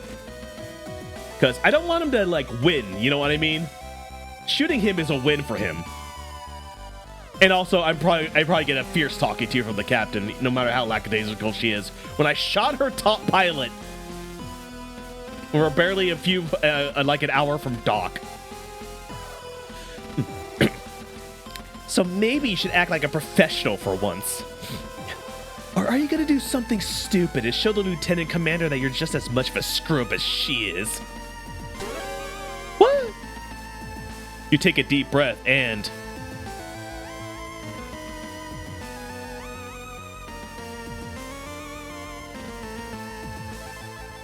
You know what we're doing. We've already gotten this far.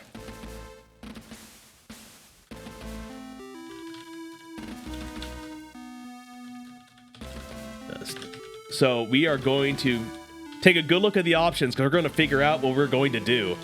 Do we do nothing? Are we going to go ahead and do nothing and just try to defuse the situation through a calmer method? Do we stand up to him and show him that we're not intimidated by him? Or do we give him what he wants? Because we know what he wants. He wants us to throw the first punch.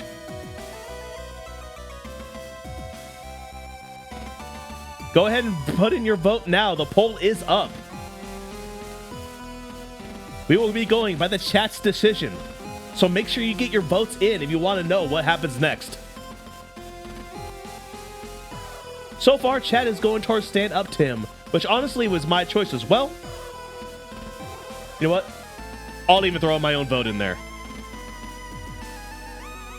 Because frankly... That escalated quickly. God, yeah, it escalated very quickly. Alright. We're just going to stand up to him. Because you know what? We're bigger men than he is. We know we can just punch him out. But that's what he wants us to do. He wants us to do something that's going to get us written up. Especially when we have an operations officer looking right over our shoulder. So we're just going to go ahead and sell him. With Hansen's breath hot on your face, you do everything you can to not bat an eye at that last comment. But despite your best effort, your hands are clenched into fists. As much as you'd like to put 50,000 volts through him for insubordination and insulting a senior officer, you know that would be letting him win.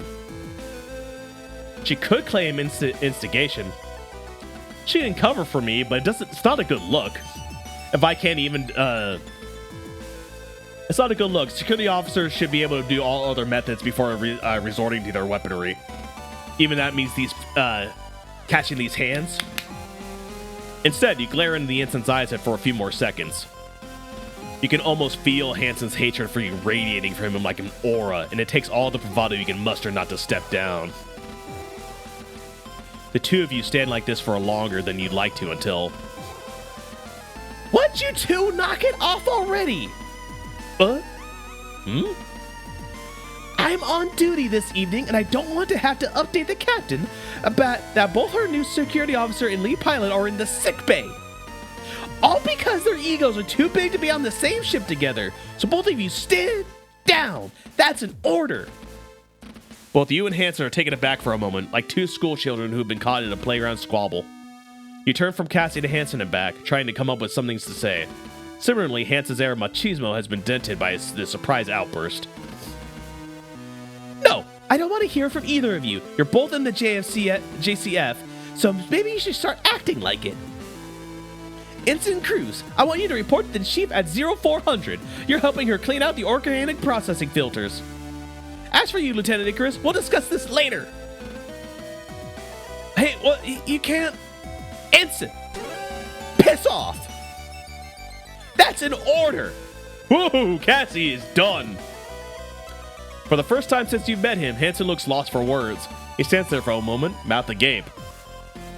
Yeah, Lieutenant. Lieutenant Commander, I hear you loud and clear. Hansen thrusts both his hands into his jacket pockets, turning on his heel and heading it towards the thoroughfare. She's taking charge. She's still the operations officer and one of the higher-ranking officials on this ship. He cocks his head, gesturing to Haru to follow him as he leaves. Before the pair are fully out of sight, turns back to face the two of you. Good thing. Someone on this crew is able to keep everyone in line. Doesn't seem like our security officer's up to the task. With this parting shot fired, both Haru and Hansen disappear around the corner. You and Cassie stand there watching the space aid have been. Cassie and Captain Formega 2, a true man of culture. Cassie crosses her arms as she taps her foot furiously. What an absolute dick! I told you, he's a real... And you! What was that performance all about? I've told you about him. He doesn't back down. You've got to... I know, but you can't let him get to you like that. Otherwise, he'll just keep coming time after time till one of you does something they regret. You pause for a moment and feel your cheeks grow flush. You're suddenly filled with a sense of shame for being caught acting so childishly. Hey, don't worry about it. I know what the two of you have been through, and to be honest, I'd figured he was a real asshole from the moment I met him. Plus, he's going to be busy helping the chief clean out those filters for the next month, so don't worry too much about running into him much anytime soon. Still feeling a bit sheepish about your behavior in front of Cassie, you manage to smirk. Thanks for stepping in there. I shouldn't have stooped to his level. Don't worry about it. Just take it easy and don't let what he said get to you. I'm going to go get ready for my shift, so I'll see you soon. Sure, I guess I'll catch you in the morning. Sounds good. Oh, and one more thing. What's that? Cassie steps forward, placing her hands around your waist, and stands on tiptoes, raising her face up to yours. You close your eyes and tilt your head slightly in response. Smooch! At the moment that her lips meet yours, you forget everything that just happened. All you can focus on is the softness and delicate warmth. We got girlfriend smooches, everybody. Success. Successful conversation ends with girlfriend smooches. It's confirmed. After a moment, Cassie slowly moves back and you open your eyes and find her gazing at you contently. Both share the same gentle smile before she steps away. You know, she tells you not to stoop to his level, but I think she kind of likes seeing her man stand up for himself that way. I think she liked it a little bit. Just a smidge. Just a smidge. Sleep well, Lance. As Cassie walks away, she spins on her heels, giving you a quick wave and then turn back, heading further down the corridor. As you step into your quarters and head over to your bunk, the door hisses shut behind you. You stand there for a moment with a smile on your still on your face before you let out a sigh and sit down. Staring at nothing in particular, you mull over the day's events and Cassie's words from earlier. Big day ahead tomorrow, huh? Hey, it's sweet dreams on this ship, alright? Alright, we've been fast loose on there, but let's not get too raunchy, okay? Let's not get too raunchy. You sigh. We'll see. April 23rd, Planetary Calendar 214. 4 days have passed since the JFS Gundog departed on its mission to rendezvous with the JFS O'Brien. In that time, her crew, including Lieutenant Icarus, have fallen into the easy rhythm of life aboard the ship.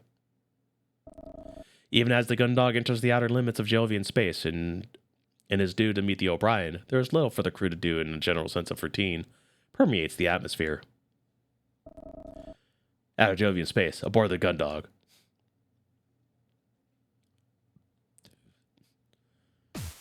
You're just finishing the last of your coffee. Wow, that cigarette has been going for a while. As a shrill series of electronic pips begins from your wristwatch. Oh, that was just coffee. Got it. Without looking to check the time, you turn off the alarm and rise from your seat, knocking back the last of your drink once you've stood up, then taking the empty cup back to the food vendor. Easy to lose track aboard a military ship where the light is kept at a constant level, so you rely on a series of alarms you've programmed. You know that this one means your shift is due to start in a few minutes, giving you time to finish whatever you may be doing. He placed the cup back into the vendor, where the machine latches onto it and then retracts it into a space that is quickly sealed by a sliding panel. As the sound of muffled whirring begins, you turn back to face the empty mess hall. Time to carry out the day's security checks then. Let's see, I need to stop by fire control, the hangar, and engineering to check that everything is going as it should.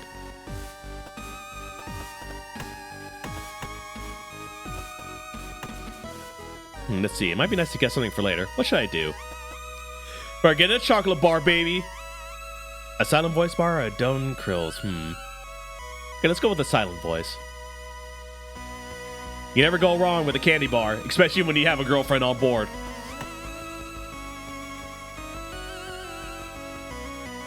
Looks like it's got everything you can want except for hamburgers and pineapple salad. I don't know how Cassie did it, since we should have restocked when docking. Oh, the hangar's right here, so let's go check that first. Alright, hangar, let's see. Normally by the time you reach a hangar entrance, you skip almost every step. Now you did the door into the catwalk, grab the railing, and heave yourself over, floating lazily through the wide open space. Walkway's clear, access points marked, munitions stowed, all the equipment and supplies seem to be where they should be. Casually shift your weight to one side of your body, causing you to begin spinning slowly. As you rotate, the glare from the hangar lights reflects off an armored course for camera lens, almost as if it's watching you. Quickly dismissing the thought, you turn your attention back to your duties. Eventually, you arrive at the other end of the hangar, where you plant your feet on the thick steel of the main door. From this angle, you take in everything that you may have missed, including Dalton, who you can see amongst the storage units, sitting there fixed intently on a collection of parts in front of him. Cadet Dalton, attention! Junior engineer suddenly snaps to attention the second he hears your call, inadvertently launching the pair of pliers he was holding in the open space of the hangar. Without gravity to stop them, they continue to sail through the air. At ease, cadet. Time to launch from the door exactly to allow yourself to grab the pliers as you float over to the startled cadet. I believe these are yours, cadet. Sir, thank you. I didn't realize you were... Relax, Dalton. I'm just doing my rounds. I'm not here to check up on you. Oh, okay, cool, yeah. Is there anything I can help you with? Just the usual. Everything okay in here? Haven't noticed any mechanical failures, any suspicious activity? Nothing to report, sir. I've been working on my project. Ever since Lieutenant Commander Quinn assigned Ensign Cruz to the filter cleaning, it's given me a bit of extra time to finish things up. Oh yeah? That's your high-density foam that sets rock hard, right? How's it going? That's right. It's, good. It's good. I'm hoping to get a chance to test it soon. These containers are full of the compound, just trying to transfer it from one sem... When you have two forms of snacks, you're in good standing. Exactly. I tried transferring into some empty training rounds, you know? Oh, the ones normally filled with paint? The ones that the armored frame pilots use on practice combat to show where they've hit each other? Mm-hmm. The compound's stored under pressure, where it remains a liquid. When moved for that pressure, it expands rapidly, and with the rapid expansion, it sets. If I got this right, then we can test it by firing the practice rounds at dummy targets. When the casing is destroyed, the compound should activate. Good news. Well, there's nothing to remain. No, I'll head out. Let me know if you see anything out of place. Oh, hybrid. Yes, sir, I will. Although, I was wondering. What's up, cadet? It's nothing. Don't worry about it. If you're sure, cadet. It's not nothing. Don't worry. Yeah! Slow down, cadet. It's me. Oh, sorry. I didn't realize you're still here. Wait, he's got something in your mind. What were you going to ask? Come on, Dalton. What's your going to rush? Okay, so I can actually, like, force it out of him. So it's a reason to talk to people. Well, if you're sure. The chief sent a message that she wants me to head over to the engineering to carry out a job. But I'm right at a critical part of the process to decant the compound into the training rounds. If I stop now, I'll have to stow all my equipment, so I'll be late anyway, and then I won't have any time. Then it'll be... Okay, slow down. What do you need from me? Oh, sorry. Just need a bit more time. Chief's got something they want me to do. If I stop now, I don't know when I'll get another chance. Is there any way you could cover for me? Of course we're helping out Dalton, the poor little guy. Probably doesn't have a friend in the goddamn world right now. Say no more. I'll take care of it. Also, it gives me a perfect opportunity to go talk to the chief again.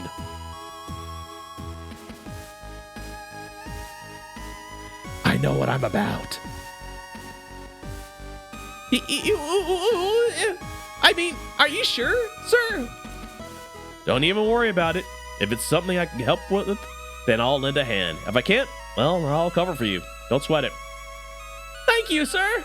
With the extra time, I should be able to get these rounds ready for testing before the next AF drills. Thank you. No problem. Now get back to it. If Chief thinks you've slacked off for nothing, then you'll know about it. Thank you, sir. You'll get right on it. So that get updated in my task list? Ah, no, perfect. So I'm wondering if I'm getting like side quests right now. It's a bit awkward checking on fire control as part of the security report. Although Dylan is always friendly enough, you can't help but feel like you're always intruding on his personal sanctuary. That's a lot of people's personal sanctuary if chat is saying anything.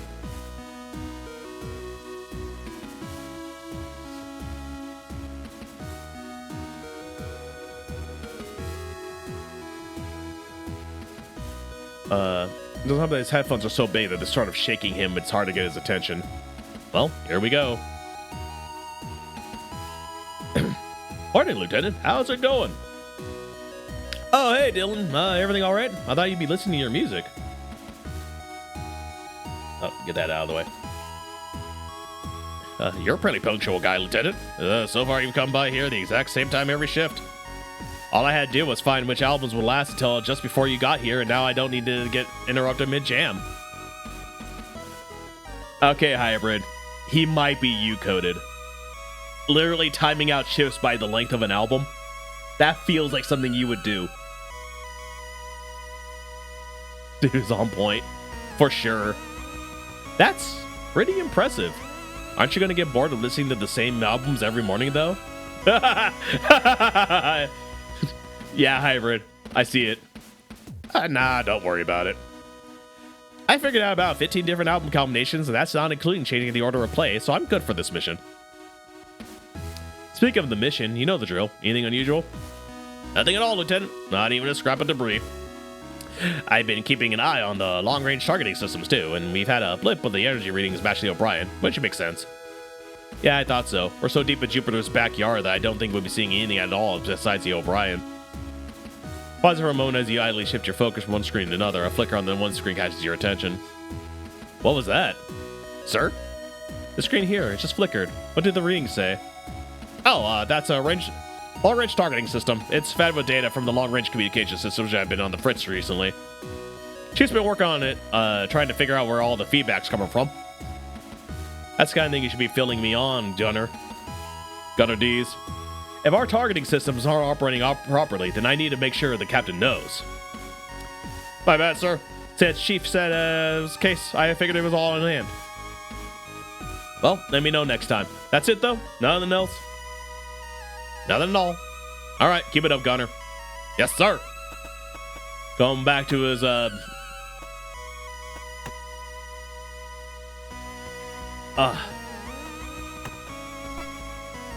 What do you think he's listening to? Violent Femmes? Maybe a little Daft Punk?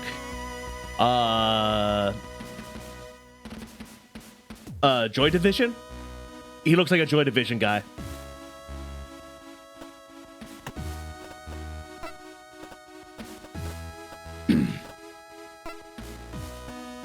Hold on. I can go into Cassie's room. See, she said her password was her anniversary, which is the 2nd of November. So that's 0211. Surprised you're not to an empty room. I didn't think Cassie was on duty right now.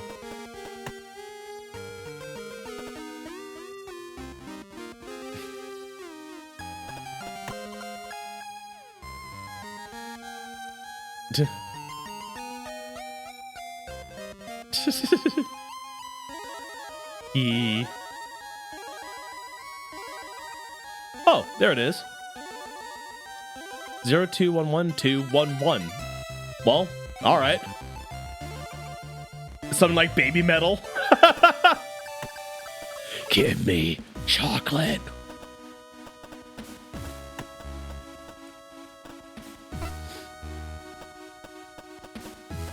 Actually, let's go back into our room and use the terminal.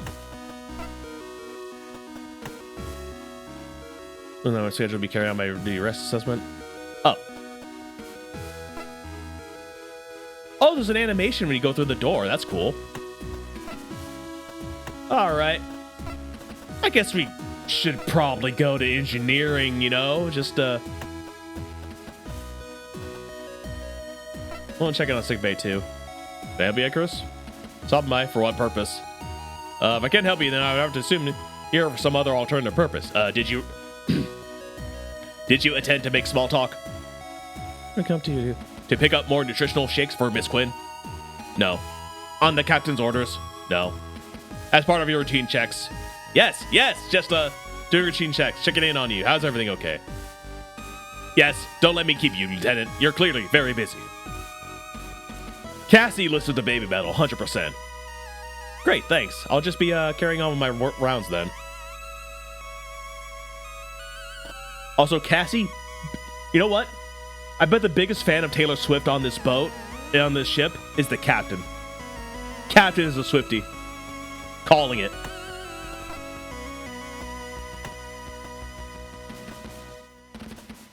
Like, you think it'd be Cassie? Nah, freaking Captain is pumping that stuff. Cassie probably... You know what? Vanessa. Vanessa's the System of a Down fan. She's in like the like mainstream like metal. 100%. Cassie, hold on, now you got me thinking.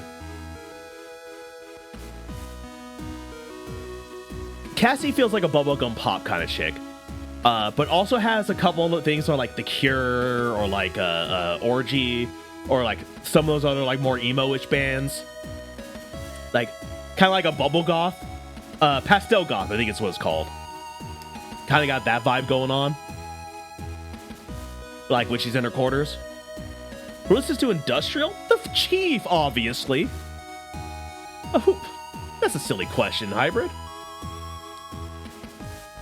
Yep, Cassie, bubblegum goth. Nah, Chief is hardcore, like techno, industrial, like high energy music all the time. 100%, as it says on the tin. That is the Chief. Let's see here. Haru, Haru's probably like your I was gonna say Haru's like your Beyonce kind of listener. Probably not though. What would they listen to? I think I have to talk to Haru a little bit more before I know what they'd be into. Like, they're very flirty, but they're also very standoffish right now because they're clearly aligned with Hanson. K-pop, J-pop, maybe. That'd be like Gangnam Style is coming out of that room. I would believe that.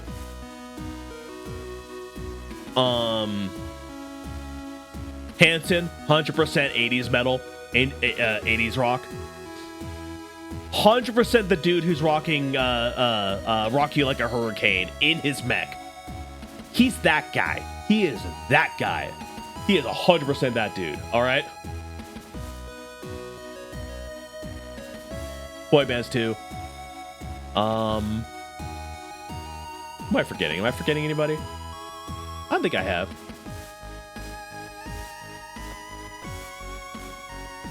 Anyway, we gotta actually like do work.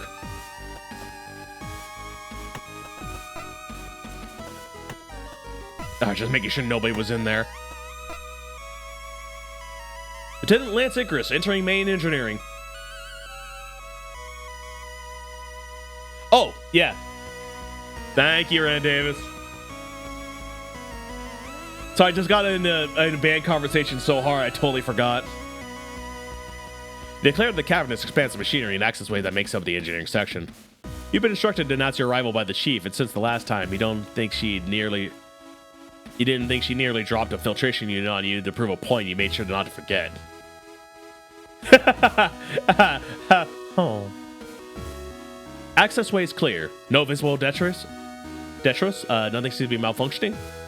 Stop midway through your visual checks. And no one's throwing heavy machinery off the higher levels to teach me a lesson in proper conduct. Doesn't take long for you to finish your daily checklist. The chief runs such a tight ship that you don't really expect anything less. I didn't think about it, though. She hasn't given you your daily grilling about how insulting it is that you did think that these daily checks are necessary in the first place. Chief, you here? Up here, Lieutenant. Up here, Lieutenant. Chief, are you all around? Damn it, Lieutenant, I'm up here. That's weird. It's not like the chief not to be on our side duty station. I'd tell the captain. Damn it, Lieutenant, I'm up here. Look up, you idiot. Looking up, you see the chief engineer leaning dangerously across the safety rail of a walkway a few levels above you. Behind her is a massive cabling that's pouring out of an open panel above her. Oh, Chief, good morning. Good morning yourself. I've been calling back to you this whole time. You forgot to clean up your ears or something? Sorry, Chief. Pretty loud in here. Nothing in here is running above a safe decibel limit, and if you tell me otherwise, I'll come down there and recalibrate your ears. You quickly mentally calculate the time it would take for her to get down to where you are and the time you need to get out of the engineering. Although you fancy your chances, you want to bet money or your ears on it. Must be me then. Anyway, I'm just filling out my daily report, Chief. What's going on up there? One of these clowns with the colony dock and took part in the maintenance process must have done something stupid to the long-range communication systems. For the past 12 hours, they've been picking up huge amounts of feedback. They must have made a back connection, but I can't find it in all the shoddy wiring. Huh? That must be the system that Dylan was talking about. Are you sure there's nothing up here that'd be sending a signal, broadcast from the O'Brien when the reconnaissance satellites? No chance! This feedback is way too intense. Even a standard broadcast shouldn't produce this much noise. Unless maybe they calibrated the long-range system on the shortwave bands. In that case, the sensitivity would be off, so it would... Chief? Huh? Oh, yeah, like I was saying, there's nothing around here that should be kicking out a signal with that kind of capacity. It's like it's been picking up something with an amplitude and frequency 10 times higher than our standard equipment. But this is a space anime. That can't be anything, right? Uh-huh. Which could be the result of a processor loop. Maybe I should check out the internal conversion from that. Okay, well, in that case, Chief, I'm gonna let the captain know, okay? Huh? I'll put you in, that in my report for the captain, all right? Oh, yeah, sure. I was going to tell her number when I fixed it. But these dolts have done a real number on this, so it's going to be longer than I thought. All right, thanks for the heads up. Oh, come back, Chief. Oh. All right, so I'm going to 2 checks carried out. Time to report to the captain. Hold on. I still got to talk to Chief. Oh, Chief, one more thing. Are the issues with the long-range communication system going to interfere with standard maintenance? Do I need to follow up with operations to get you some support? Depends on how badly the CD's back out of your robot fouled things up. Normally, something like this should be a quick wiring fix, but I can't trace it back to the fault. Although, maybe the problem isn't with the wiring, but the receiver. They gave across some wires in the broadcast hardware. Yes or no, Chief? Oh, no. Today's scheduled maintenance is pretty light, so Dalton should be able to take care of it. He's not scheduled to report to me until later, though. When you go to the hangar, tell him to pack his project and get over here and double. You hear? Actually, now that you mention it, Chief. Dalton said he's a little busy with his project at the moment, and that stopping would throw the whole thing off. So I said I'd cover for him some of the maintenance tasks. Oh, he did, huh? Yes, Chief. And you said you'd cover? Yes, Chief, that's right. Huh. As the silence between you and the Chief drags on, you begin to regret offering to do Dalton a favor. Yeah. He's a sweet kid, but I don't know if he's worth a lot. Now you think about it, what exactly do you know about maintenance?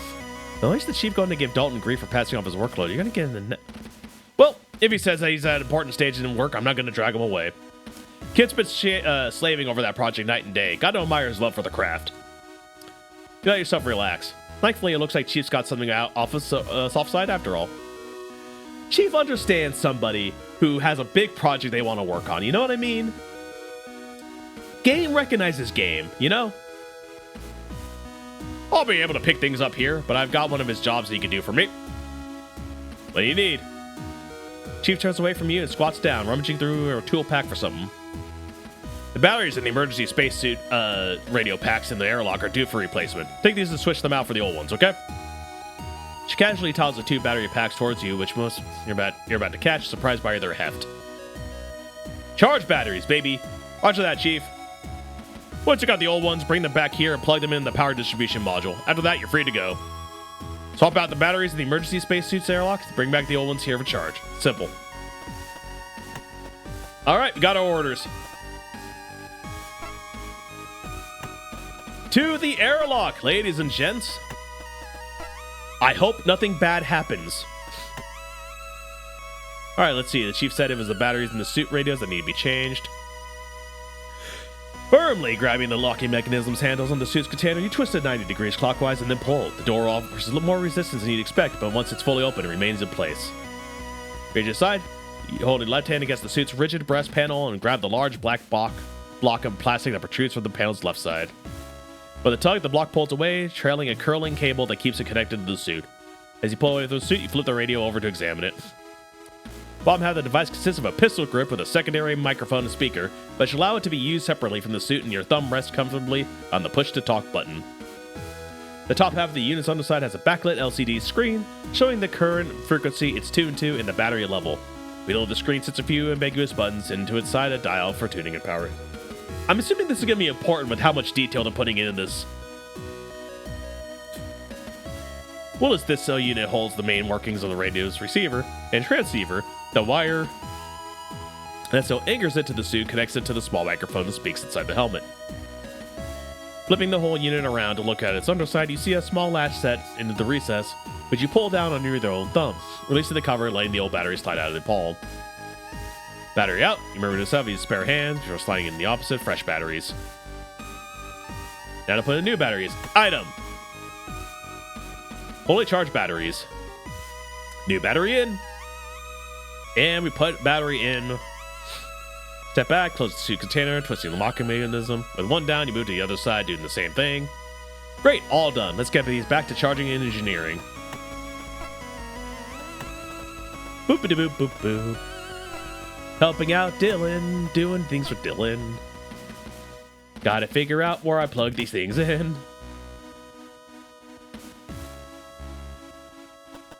Where do I do that? Do I use this? Hey, sure. Hey, Chief, I'm gonna start playing around with the calibration then and ensure breathable air. Don't mind me. Oh, these must be the charging station. Now you move from the suit and place them in the charging ports of the power distribution module. Oh yeah, she did mention that, didn't she? Suddenly lock into place the satisfying clunk and a red light right above the part lights up with an amber glow. Also, is it just me? Or is there something really satisfying about putting a dead battery into a charger and watching that light start to go up, start to flicker? Especially if the battery has like a line that fills. That is like one of those things that gets me just like, it's so refreshing. Seeing something charging. I just love it. What do you got? I'm calling myself out, hybrid. Nah, this is about me. Like I'm definitely the guy who with the battery is just like, yes. Charge, baby, charge. I love the little red light of a charger. I love it so much. Anyway. Great, job well done. Help Dalton. Hooray. You sorted out those batteries yet? Yes, Chief. All sorted. Good. You're not as useless as you look, Lieutenant. Keep it up. Thanks, Chief. I guess. Alright, well. I guess I'll go tell Dalton that I saved his bacon.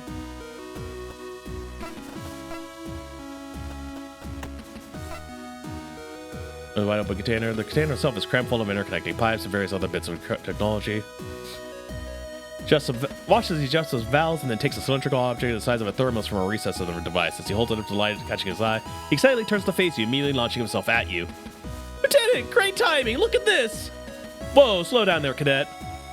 You grab a hold of him by the sleeve and stop him from sailing past you and into the wall by the entrance.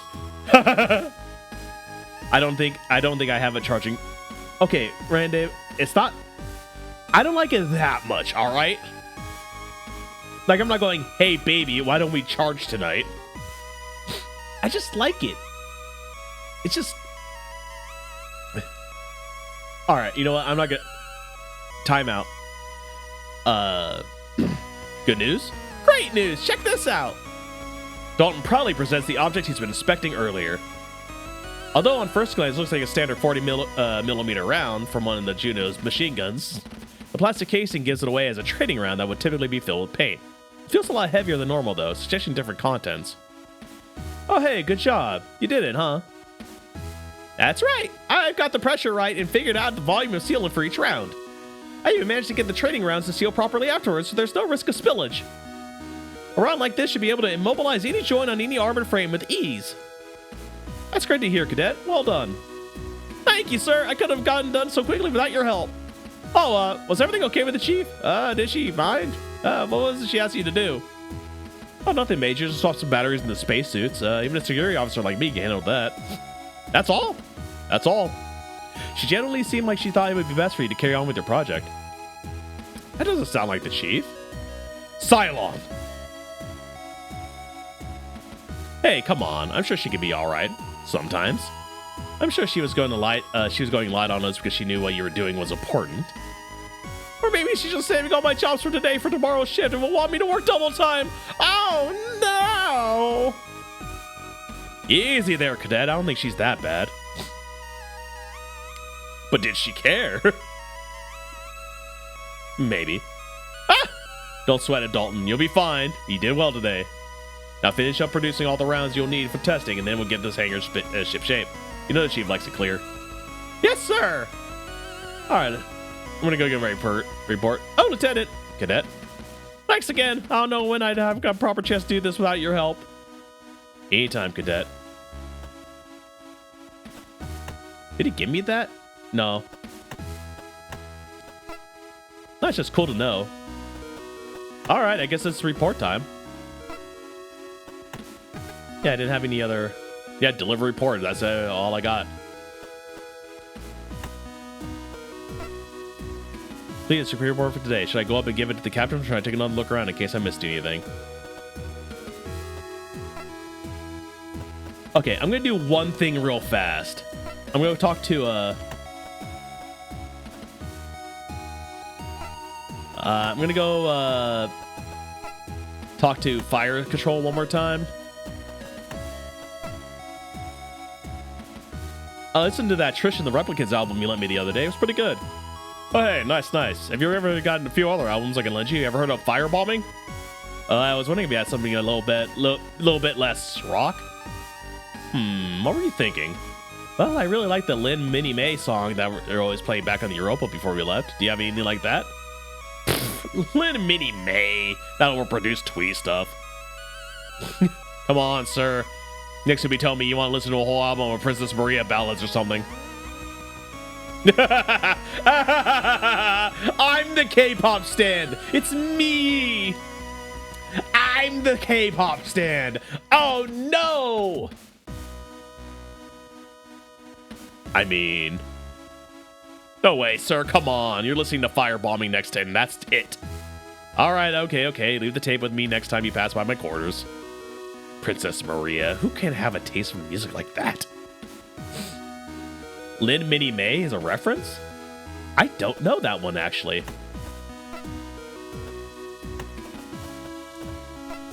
I think we got about everything we needed. Because that didn't make a new task. No, it didn't. I'm going to take one last nose break here.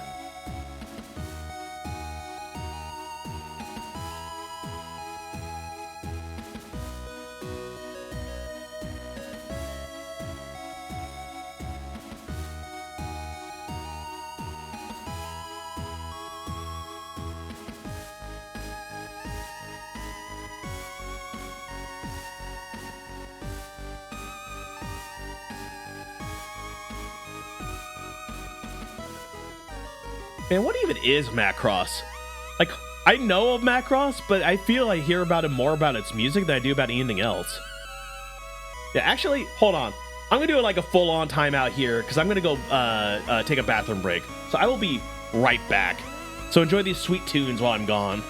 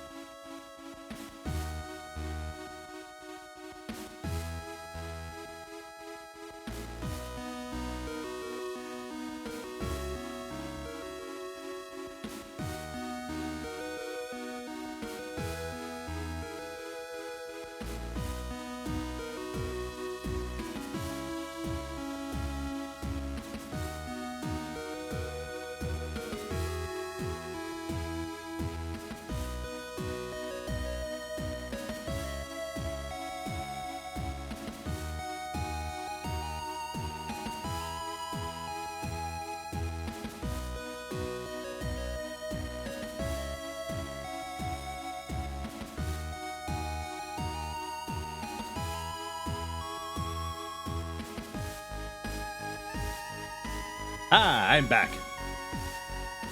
Now, taking the time to get some brisk tea.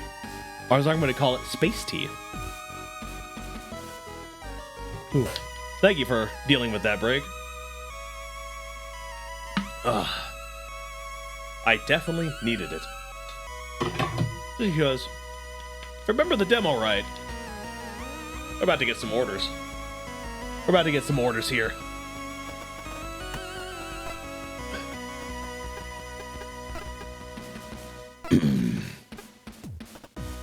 Time to report to Captain.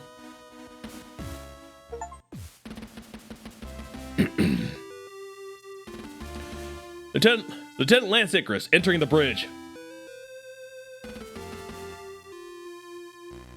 Oh, am I, No? Okay. Okay, double checking. Oh, is that still over here? Okay. Alright, I had to check that. Okay. Back to it. You declare, stepping from the elevator and throwing a salute. Looking around the room, you see Vanessa, who remains focused at her station, not paying you the slightest bit of attention. And Cassie, who stands from her station and welcomes over to you, a wide smile on her face. As you remain at attention, you notice that the captain's chair is empty. At ease, Lieutenant. Captain Barnavius isn't with us, so I'm in charge of you today. Oh, that was the game. A small tut comes from Vanessa. If Cassie heard it, she doesn't show it. Oh, is that right? I've come to make my report. That's right. Dr. Rosarium advised me that she'd suddenly taken ill. Vanessa makes another, louder tutting noise. Cassie pauses for a split second before quickly carries on. So he's ordered her to her quarters for some bed rest. We're due to enter communications range with the O'Brien any moment now, and from there it's just a matter of coordinating our patrol bats. Nothing I can't handle. Ahem. Bring alert mode. Right. That's security report, Lieutenant. Oh yeah, of course. You clear your throat, feeling a bit awkward. Although you'd been on the ship together for the past few days, you mainly seen each other between shifts where rank doesn't really mean much.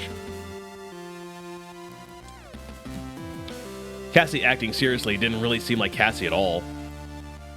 Security report for April 23rd, PC 214. No breaches or hazards to report, ma'am. No sign of immediate threats or security risks. The ship herself and all shipboard operations proceeding as expected with little likelihood of disruption. Nothing? Well, the chief has run into some feedback issues on the long-range communication system, which is impacting the visuals on the long-range targeting system. It doesn't seem to be enough to stop normal operations, though, and they're in the process of isolating the problem area to start repairs. Cadet Grange also completed the system to load the high-density foam he's developed into training rounds for the Juno's weapons. He's scheduled to have produced enough rounds for tests in time for the next training exercises. Oh, that's great. Good for him. But that's about it. Business as usual. Here's my written report. You reach into your jacket pocket and take hold of the written copy of your morning report as well as the completed checklist. It's my duty to report to that booty.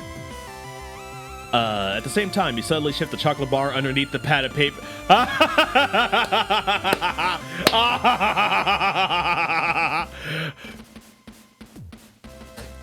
Okay. In the demo, you couldn't get a candy bar out of that machine. So I don't know this part. At the same time, you suddenly shift the chocolate bar underneath the pad of paper and, holding onto both, pull them out to present them to Cassie, the silent voice obscured by the documents. He's gonna get major boyfriend points. Thank you, Lieutenant. I'll taking both off you, Cassie quickly realizes something in addition to the report and spots the chocolate bar underneath. I got an achievement! Sweet Tooth, give Cassandra a chocolate bar. Well, Lieutenant Icarus, it looks like you're continuing to perform above and beyond. I'm so happy. Tell me though, do you have any experience with the standard communications array?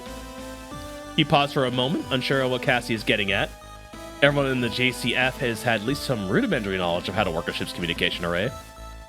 Yes, ma'am. I've had the necessary training to operate the comm system aboard any JCF vessel. Great! Since Captain Bartholomew is ill, Vanessa and I are both pulling double shifts to make sure there's cover on the bridge. It'll just be me on the night shift tonight. You won't mind helping me out by manning some positions? Woo-hoo! Alright. Girl.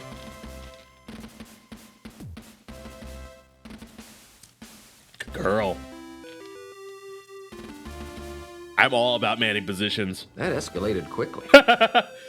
Dude, best chocolate bar ever. Wink. Ahem. What? You can watch. I don't care. As Cassie turns away with the documents in hand, she glances across that to a display screen showing the time. Vanessa, have you heard anything from the O'Brien? We're beyond the scheduled meetup window. Are you picking them up on sensors? Oh yeah, I gotta remember to save that. There's nothing on sensors, Lieutenant Commander. Not that this interference is making things easy. I'll try scanning on different frequency bands in case the O'Brien is having the same issue. Vanessa begins to flip switches and twist dials, filling the quietness of the bridge with a series of noises that range from annoying buzzes to painfully shrill screeches. After a few moments, a communication window on the main screen illuminates and a slightly distorted voice speaks. Do you read? We are at the rendezvous area and have a mission update. Please acknowledge. I repeat, this is Lieutenant Bashir of the JFS O'Brien. JFS Gundog, do you read? We are at the rendezvous area and have a mission update. Please acknowledge. With Lieutenant Bashir from the O'Brien relatively clear on the communication window, Cassandra hastily grabs a microphone. Roger that, JFS O'Brien. This is Lieutenant Commander Quinn from the JFS Gondog. We're picking up your signal and have arrived at the rendezvous area. Please transmit your precise coordinates. Over.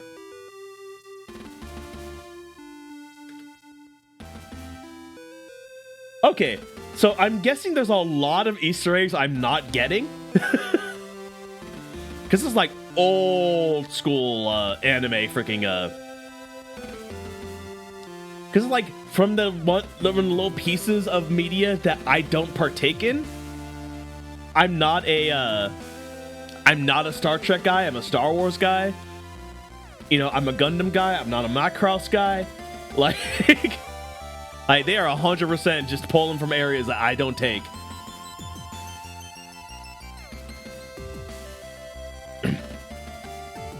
You can be both. I could. I'm not. Reread you. That's a sweet voice you've got there, Gundog. I'm transmitting coordinates and mission update files now. It's good to finally... Huh? Lieutenant Bashir, do you read? Vanessa, are you getting a signal from the... The comms are being overloaded. There's a powerful signal coming from all bands, and it's... Ah! Oh, God. What the hell just happened? Is everything okay? Is everything okay? Commander Quinn. Commander Quinn. Cassie. Oh, that can't be good.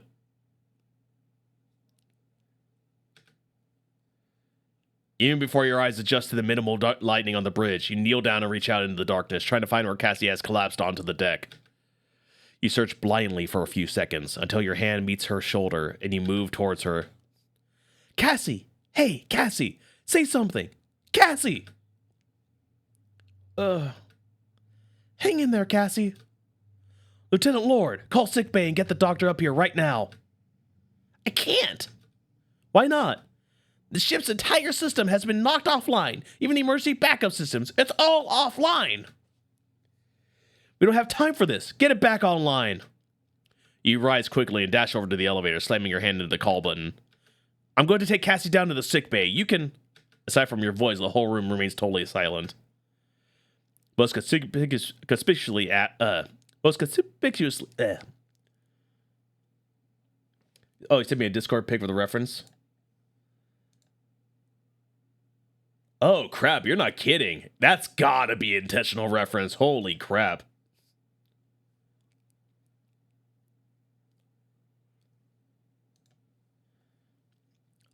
Most conspicuously absent, though, is the whirring of the elevator that would take you directly to sickbay. You rapidly press the call button in frustration. Idiot! What part of offline do you not understand? Quinn's not going anywhere until at least the backup systems are online, and that can't be done from the bridge. What do you mean? How do we get them back online? It's an emergency failsafe. If there's a critical failure with the central computer and it can't function properly, then the entire ship will be shut down. Then it enters a lockdown mode until it can be rebooted. All areas are sealed in case the shutdown is the result of enemy action. The main computer in engineering needs to be physically rebooted to restore any sort of access. Of course, since this is a security system, you should all know all of this.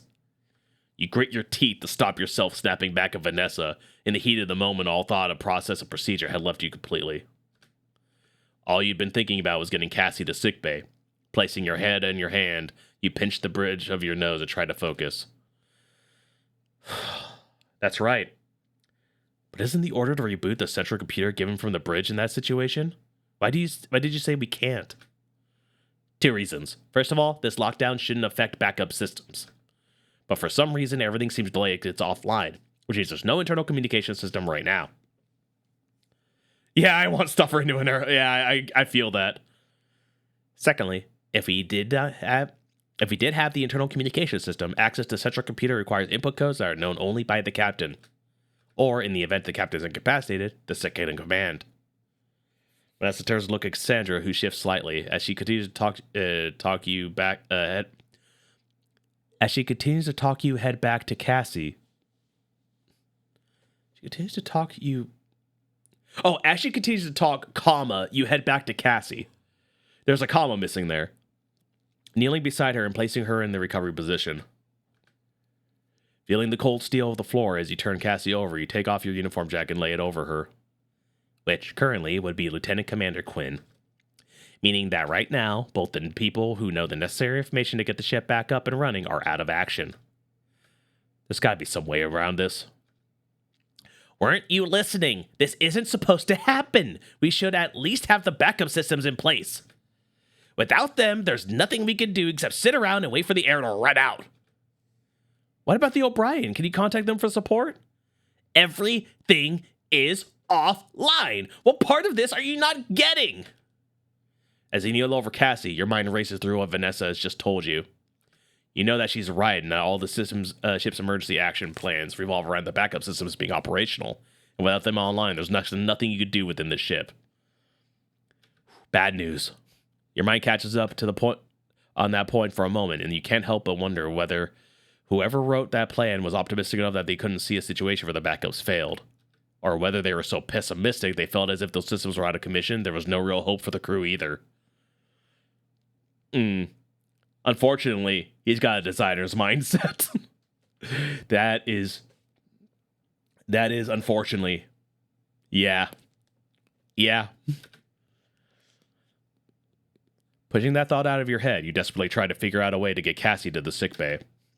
There's got to be something you know about the ship that would help. In all your time you spent working on the security officer, there's got to be something that you picked up that would... That's it! In the crew quarters, the panels by the bunks can be removed and replaced. People use the space in that structure to hide contraband. What are you talking about? The ship's maintenance crawlways are accessed in the same way. If I'm right... You head back over to the elevators, but this time, instead of trying to call them, you begin to run your hands over the seams in the wall panels on either side. Eventually, you notice a gap a few inches in length. Oh, security for the win! Normally, maintenance would have a special tool to access this, but you could do the same thing with... I know I've got it on me somewhere. Where is it? You could jimmy it open with a card, can't you? Taking your ID card out of your pocket, you slide it in the gap in the seam until it meets some resistance about halfway in. Oldest trick in the freaking book, baby. You slide it up and down a few times until you feel it stick to something, at which point you push harder.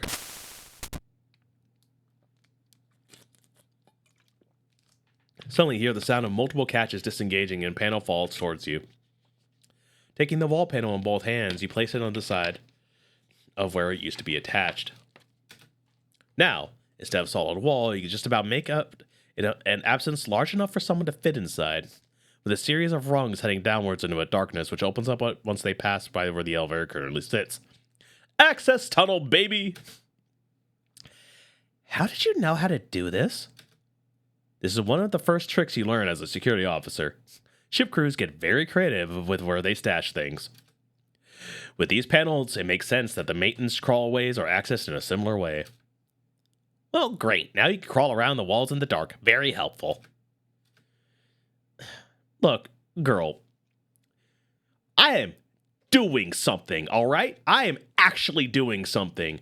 You, on the other hand, you have done nothing but whine and complain so far, okay? You are fast losing points in the harem, all right? If I'm going to be the irresponsible Captain Taylor, all right, I'm making choices. Okay, this thumb gun doesn't help anybody, Red Davis, but I like where your head's at. You grit your teeth and you breathe. You hadn't talked to Vanessa much since you first met, but now you're beginning to understand why she always ate alone in the mess hall. If I can get in up...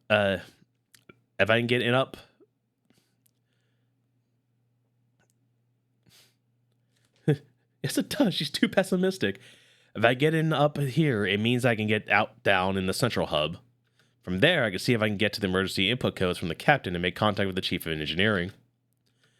Do you really think you can solve this by clambering around inside the walls? Even if you can make it to the central hub, the rest of the ship will... Lieutenant Lord, would you...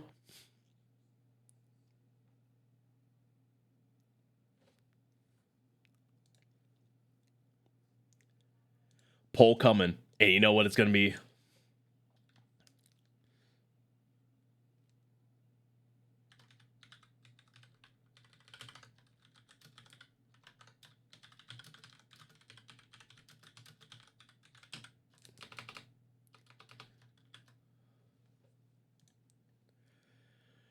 All right.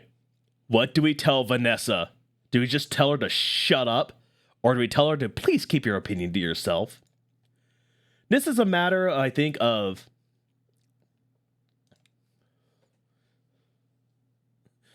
believe you don't shut up. Panic mode override plus Cassie. I totally get where you're coming from, Rand Davis, and a lot of good suggestions coming from chat about what shut up would actually mean for Vanessa. And you know what? I think I got a lot of very valid points I didn't think about. So you know what? My vote's going to shut up too. Because there's something about being calm in a situation, but when someone is being this irrational and this just counterproductive, like, it doesn't help anybody. Like, she needs to understand the situation we are in, because that's what her problem. And you know what? That's exactly what we're about to tell her, because if Chad has elected that we're going to tell her to just shut up. She isn't calm. She is driving a stake. That is correct. She is actively fighting against any opportunities to make this whole thing work. So, shut up already. Although the sudden outage of the ship's systems, as well as the failure of all the backups, was stressful enough, you felt on some level that you'd be able to handle it. Hold on, what's the dojin of that? Look. She's spiraling and needs to snap out of it. You're totally correct.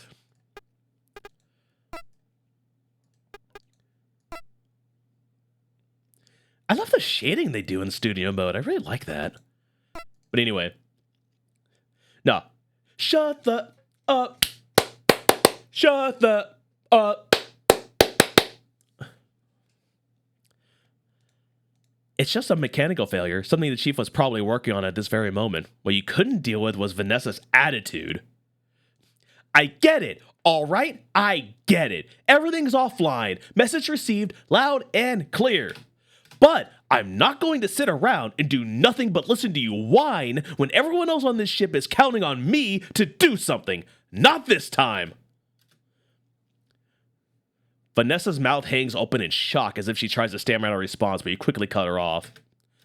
Now I'm going to leave you here and get this fixed. You can either sit there and wait for the air to run out or get your head out of your ass and start helping. Vanessa continues to gape at you in disbelief, completely taken aback by your outburst.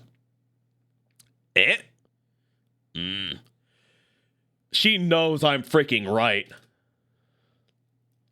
She knows I'm right.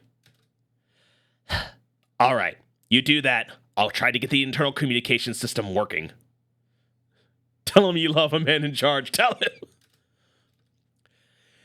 Since the backup should work in a situation like this, maybe there's a way to get them back online. Get moving, or are you going to stand around and gawk Willis I get everything done myself?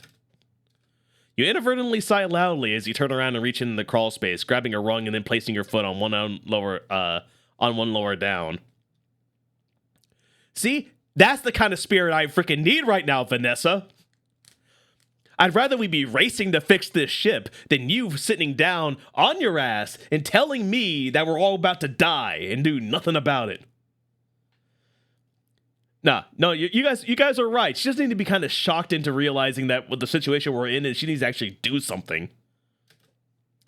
Hopefully I can get this thing back online with the chief and captain's help. Just look after Lieutenant Commander Quinn until then, all right? Airlock still looks tasty. Vanessa turns away with you, continuing to adjust the inputs on the communication system. Yeah, sure. Ooh.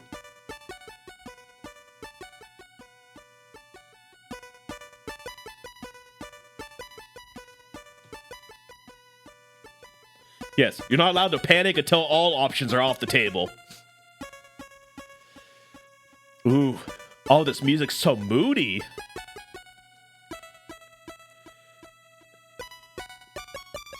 It's like you can hear it's like you're hearing the tings of something moving on a dead silent ship. You know what I mean?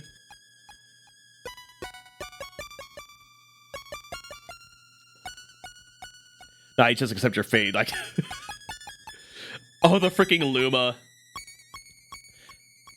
It's like, yay, the escape of death.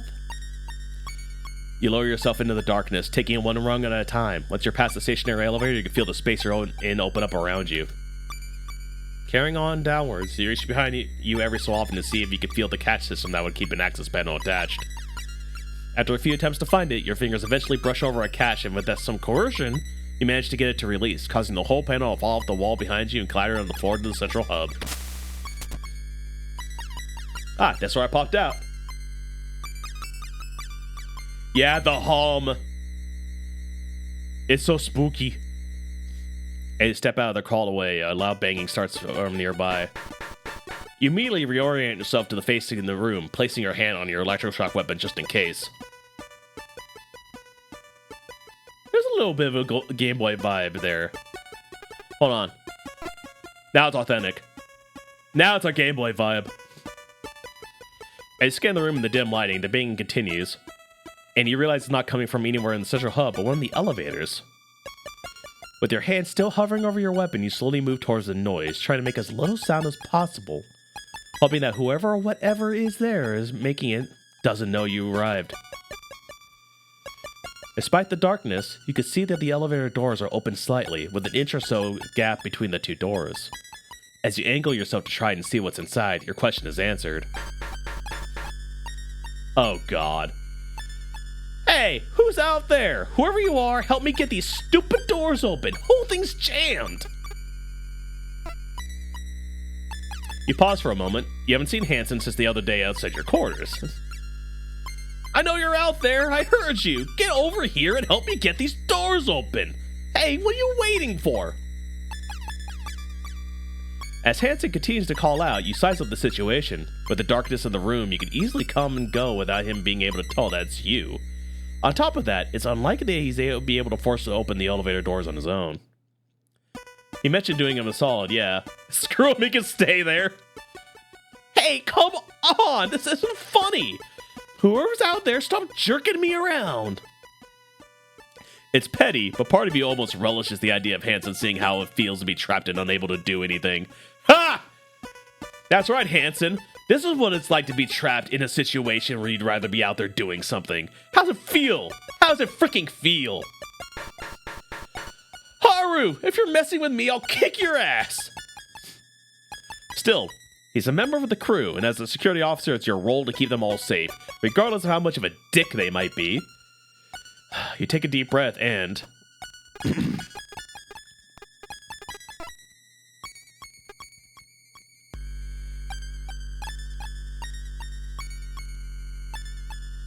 Yeah, no, we're gonna help him. We're not gonna let him hear the end of it, but we're gonna help him.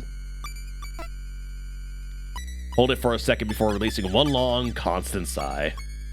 Hey, I heard you. I know you're there. Get me out. All right, Ensign. I'll take the door on the right. You take the door on the left. On the count of 3, we pull. Great. Everyone on board is the kind of coward. Figured you'd stop by here, find a nice little space to crawl up and hide in. Helping me out so we can trade places and you can ride it out until the action's over?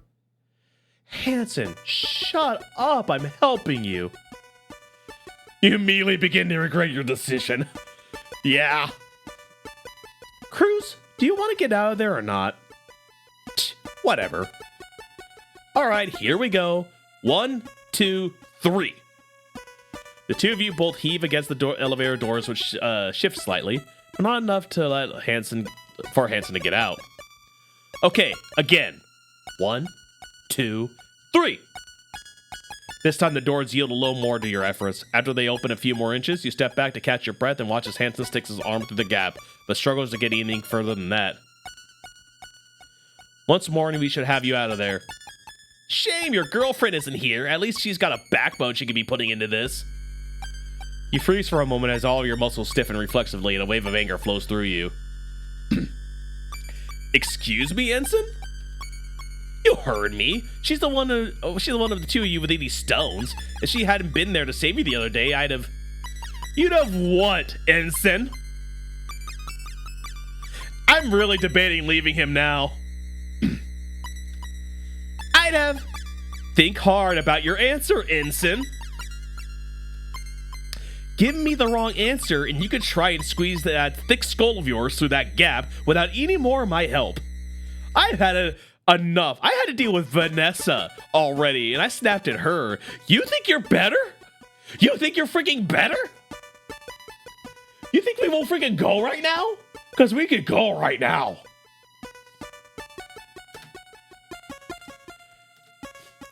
Forget it. That's what I thought. Now get ready. All right, here we go. 1, 2, 3. Takes the two of you a few attempts, but finally you manage to push the doors open to the point where Hansen can make his way through the gap between the two of them. Free of the elevator, Hansen dusts himself down and looks around while adjusting his jacket. Yeah, no security cameras, baby. No one has to report nothing.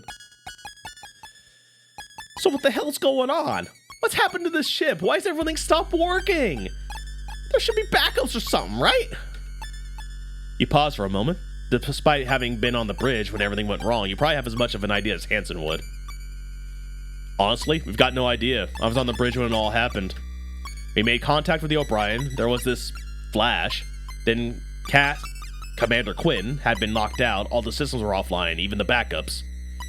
I managed to get off the bridge using the maintenance crawlway. Now we're trying to figure out a way to reboot the computer to get everything back online. Just great. I knew this ship was a piece of junk the moment I stepped on board. You said you guys had a plan to get things up and running, yeah? Yeah, kinda. Great. You can handle that. I'm gonna go check on the crew. Have you seen Haru? No, I haven't run into them. Okay, then. I'll try their quarters. With that, Hansen heads to the darkness towards the four-side thoroughfare. He stops briefly, turning to face you. Lieutenant? Thanks, or whatever.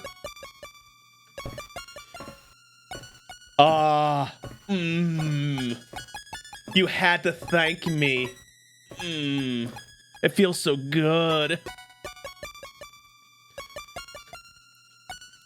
Don't mention it, buddy.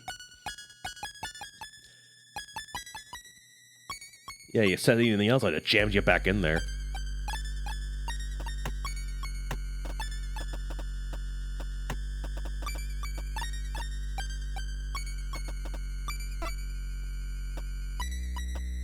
Can we go into the hangar, or is everything just locked down? Nope, still closed.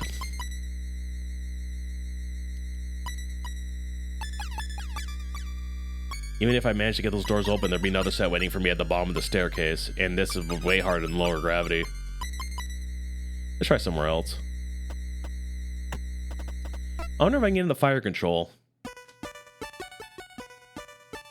Hey, Gunner D's, can you hear me? Knowing Dylan, he's probably not realized anything has happened. I don't think he'd be much help even if he could hear me. At least someone's probably having a good time during all this. Yeah, okay. I should probably go to... As you leave through the central hub and enter the long corridor that comprises the aft thoroughfare, first thing you notice is the sound of your steps on the metal floor ringing out and echoing down the corridor. Valid about these, though. Yep. Normally the vibrations from the engine would be dulled to this noise. It would be barely perceptible over their low and steady rumble. You got to the point where you didn't even notice the constant noise down this end of the ship, but now that the corridor is silent, its absence hits you. I should be able to find the chief in engineering.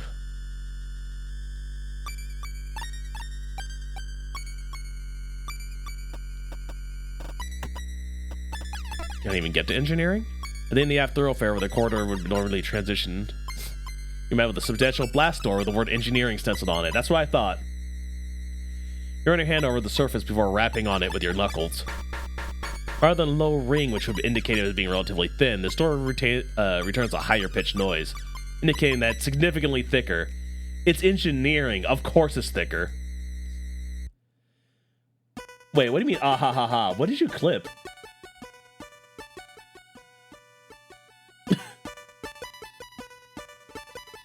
Lieutenant? Thanks, or whatever.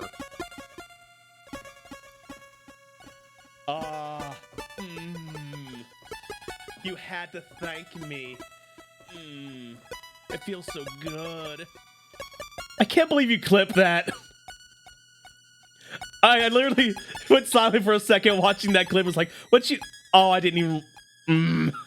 Why do I do these things on stream? I've definitely been going for a while. I didn't even think about doing that when I was doing. Oh, that's funny. You instantly dismiss any thoughts of forcing it open. It's likely that even the contents of the armory couldn't shift it. Minute of foolishly expecting it himself. The only thing you could do right now is hope the chief is nearby. Hey, chief! You pound on the door with your fist, hoping that the sound makes its way through. Chief, can you hear me? Continue to pound on the door and yell, stopping every so often to hear if there's any kind of response.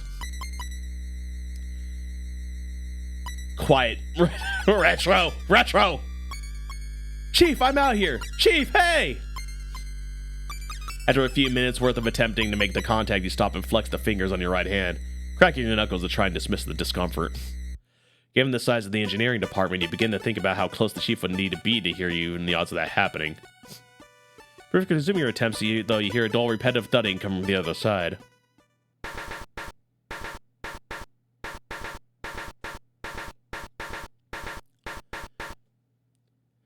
Chief, can you hear me? I'm out here. You call, pressing your ear up against the blast door to see if you can hear an answer. Instead, you just hear the same dull, repetitive thudding. Yeah, that's Morse code. Absolutely. Even though it's a sick beat, it's still Morse code. At first, it seems random and erratic, but the longer you listen, you begin to realize there's a pattern.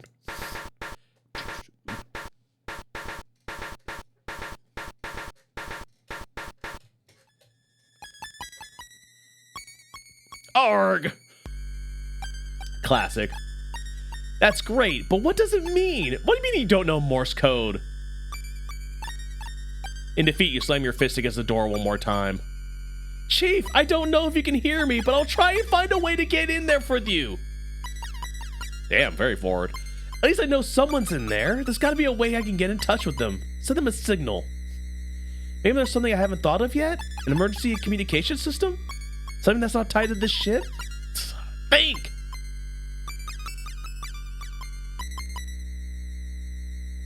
I know. We changed out the batteries. Yes, the suits. I knew they were going to be important because they had a huge long description about what they look like. 100% going to be the suits. Yeah, I can get to the airlock. The airlock hatch doors looms large in the darkness. A shiver runs through you as you rub your forearms. It wasn't something you noticed until now, but as you feel the goosebumps that cover your skin, you realize that the ship's temperature has now dropped noticeably. Gotta find a way to get these up and running again. Emergency spacesuits for use in the event of ship depressuration. Wait, I just changed the batteries on these to make sure the radios would work in an emergency. I wonder if any of the other radios on board will pick up the signal.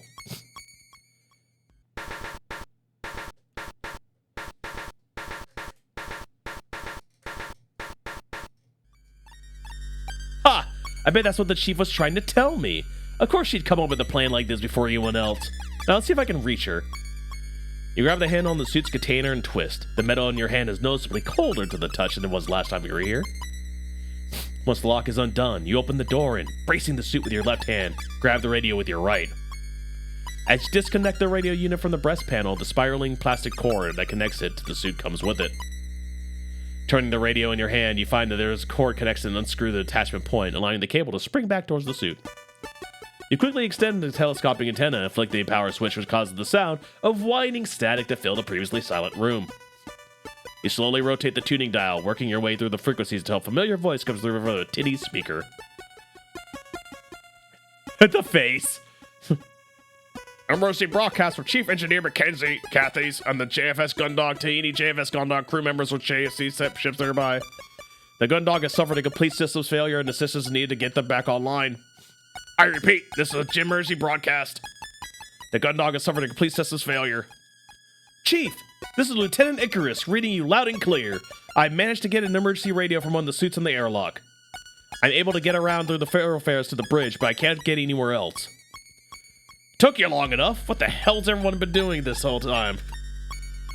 You're just about to push the button to send your response when the chief cuts in. Anyway, you're in touch now. That's what counts. You said you could get to the bridge? Is that right? That's right.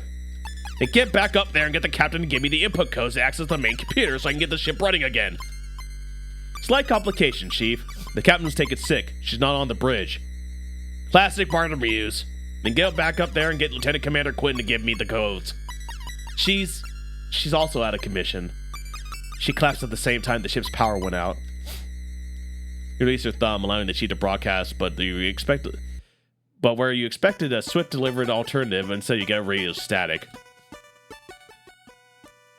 Chief? Nothing's ever easy, huh? Huh, Lieutenant? Who's currently on the bridge, then? That'd be Lieutenant Lord. Well, she's the commanding officer on board right now, I guess. You're going to want to get up there. I've got an idea, but it's not something I can authorize. Your grip on the radio tightens as a sense of apprehension grows within you. I don't like where this is going. I don't like it. You don't know what the chief has in mind, but it requires the authority of the ship's senior officer. You know that it's got to be something dangerous. Realizing you've been holding your breath since the chief's last message, you breathe out and push the button on the radio side to send your message. Copy that, Chief. Heading it up there now. Radio in hand, you quickly make your way back to the airlock in the central hub and head straight to the maintenance crawlway. It only takes a moment of you groping around in the darkness to find the ladder rung when you're on your way back to the bridge. With no more time to waste, you quickly head back to the crawlway, take a moment of groping around in the darkness to find the ladder rung, to go back. Did it just do that twice? I think it's repeated. You know what this means. For the time being decided to push through that and thought in your own head, you've got the things to focus on. We are starting to run out of air. Let's keep going. The climb up seems to be a lot shorter than the original climb down. Vanessa swivels in her chair and paces that over to you. So, did you get in touch with anyone? Kind of. You bring the radio up to your face so that the microphone is level with your mouth and press the button to talk with your thumb. Chief, I'm back on the bridge with Lieutenant Lord. Releasing the button and clear the radio over to her before heading over to Cassie. Vanessa looks from you to the radio with wild bewilderment before the... Oh, hey, Viking Blonde, how you doing? Welcome, everybody. Welcome, everybody. I am Lance Icarus. Welcome to Lance and Gin, and we are still playing. We choose mechs.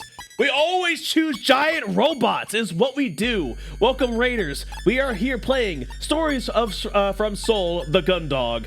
Right now, we are on a ship that is currently completely out of power, and the air is starting to run out, and people are getting tense. And it's up to us as the chief security officer to make sure things run again. We are now at a point where we have radios, we are communicating with the chief engineer, but she has a plan, and unfortunately, it needs the authorization of a senior officer to do, which means that it's probably very dangerous, but we're desperate. So, we're back. And again, thank you all for joining. I hope you enjoy. Hope you enjoy my my voices. Lieutenant Lord, this is Chief Engineer Cathius. Do you read? As you kneel down by Cassie to check her pulse and temperature, as well as doing your best to tuck your jacket around her, the way the chief addresses Vanessa catches your attention. But yeah, Cassie stands for Cassie Quinn, who is the operations officer, second in command of the ship, and has been our girlfriend for 2 years. It's a visual novel where you start out with a girlfriend. It's revolutionary. You haven't heard the chief being that differential towards anyone, even the captain. I hear you, Chief Cathies. Captain Bartholomews and Commander Quinn are both incapacitated, so I'm in control of the Gundog until such a time as they can return to duty. Understood? You frown slightly, hearing Vanessa assert her position over the chief like that. But she's right, though. She's actually right. Although she is the ranking officer in this situation, you're not hurting anyone aboard pull rank in that way, especially on the chief, who we were under the impression enjoyed the respect of everyone on board, including Hansen and Haru. Yes, ma'am. Good. Now, have you got a plan, Chief Cathies? Or has Lieutenant Icarus brought me this radio so we can have a chat about how nothing's working on your end either? As you stand around and turn to face Vanessa, you catch the last few moments of a distasteful look she's been making at you while your back was turned, and do your best to bite your tongue. Yes, ma'am. Lieutenant Icarus has explained to me that both the captain and Commander Quinn are out of action, so I'm aware neither of them are able to give me the input codes required to reactivate the central computer. We know that, Cathies. What's the solution? The only hope we've got right now is that the captain has copies of the documents that contain the access codes in her quarters. If someone could get in there, well, then they could get the codes and tell them to me, letting me reactivate the ship's systems. If we'd been able to get into the captain's quarters, we'd have done that already. The whole ship's in lockdown, and there's no way to get in there. Oh, hey, Eon. So nice to see you, Raiders. I hope you all had fun over in Viking Blonde stream. Which, by the way, how did Sharkapalooza go? I forgot to ask. The princess, she's fat up as you are. Not quite, ma'am. Although all the terminals and most of the hardware. You were robbed? By the sharks? Highway shark robbery? My God. Nearly killed one of the new Megs, got to jump by some randos. Oh, really? They're freaking hunting people going for the Megs? Oh, that's so lame. Hello. That's so freaking lame. Want to get their head in? Yeah.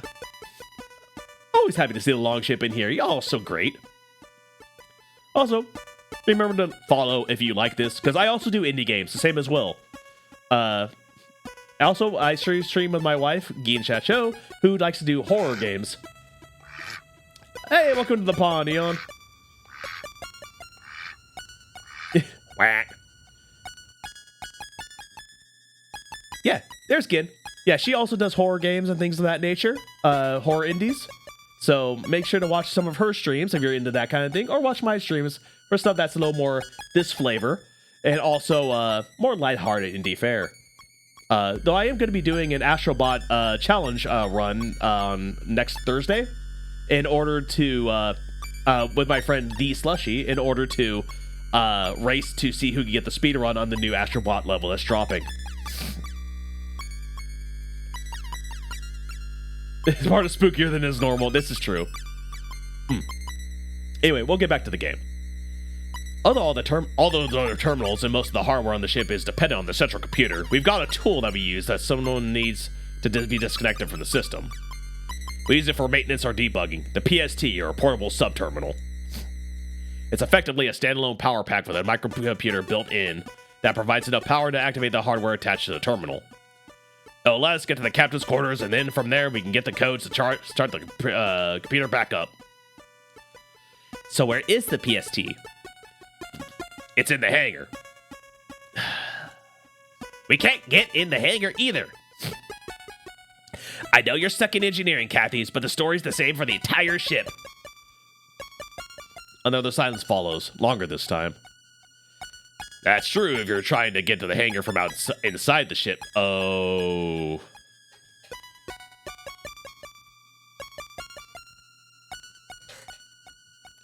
Okay, guys. I know we got a lot of raiders in here, so you all know, most of you know, that Will has an issue when it comes to sharks. Will, you know, being scared of the deep and sharks and stuff, and you understand how he feels about that. I'm the same way about the emptiness of space. There are actually times that I have trouble looking up at the night sky if it's a little too empty. Because I do not deal with the vastness of space very well. So, this game just went hard tilt into horror for me.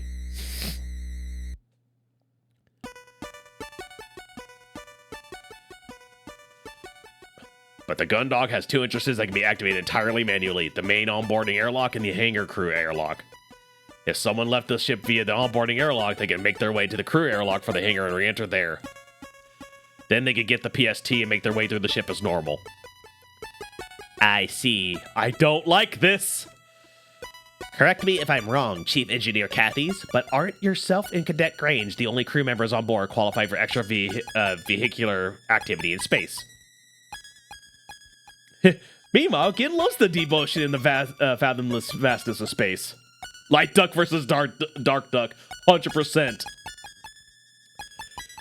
If you're currently stuck in engineering, well, we can't get in contact with Cadet Grange just to bring us the PST? Yes, ma'am. Begin to feel a knot in your gut and internally curse at Dalton for not having picked up enough of the Chief's know-how to have found an emergency radio of his own. Dalton! You screwed me! If policy dictates that all EVA needs to be commanded by an operations officer. His face, no one can hear you poop. Thanks, I needed that, buddy. Oh, God. The knot in your stomach tightens as you take a deep breath in. Vanessa's eyes are now locked on you. Yes, ma'am. No, no, no. Oh, God, we just chewed her out earlier. She was being super negative and talking about how we were going to just sit there and die. So I snapped at her and told her, I'm going to go do something, so you better start doing stuff too. But she's currently our commanding officer right now. And I think a wicked idea just came across her horrible little face. Her horrible, very cute, incredibly adorable face. Well, Lieutenant, it looks like you're going for a walk. Ah, no! I don't want to go for a walk! I do not want walkies! I don't want walkies! No! No! No! You've seen this coming as soon as the chief had begun outlining the plan, but you've been hoping there'd been some extra part that hadn't been revealed yet. Something that will allow you to stay on board.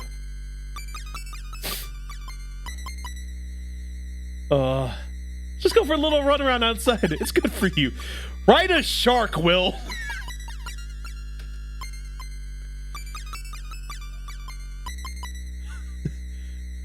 They'll call you Will Shark Rider. It'll be great. And I'll be Lance Space Strider, and we'll both have the best day ever. We'll have the best days, Will. My God. We're just gonna crisscross each other, just screaming into the void. Awesome. Ugh. Ugh.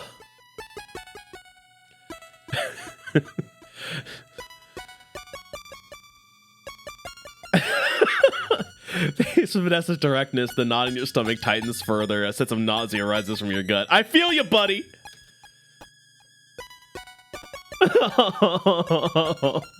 But I'm the chief security officer. I have to. Oh, God, I have to. Fine. Oh. Oh. Some people took well to spacewalks. Some even enjoyed them so much they'd take on careers in colony construction and repair, where they'd spend more time in the vacuum of space than they did inside the colonies or on ships. Yay! Okies! Okie, you're gonna have a great time! Ow! You're gonna have fun! You were not one of those people. Yes, this is my character now. Oh. You've only ever left the confines of a ship or colony a few times in your life, and almost all this had been evacuation drills that you'd been through in school or during the citizenry courses. On every occasion that you could remember, you'd reacted badly, but managed to keep it to yourself. Something about being out there in the void and the attachment clip for hand... Oh, just reading this sentence sucks! And drifting off into the endless nothingness of space has always filled you with dread. Yes, it does! Oh, God! Compose. Compose. Tighten it up. Tighten it up. Get it together. The knowledge that you were about to slip away from disappearing forever, irreparable, no, stop it, game! But despite all that... Oh...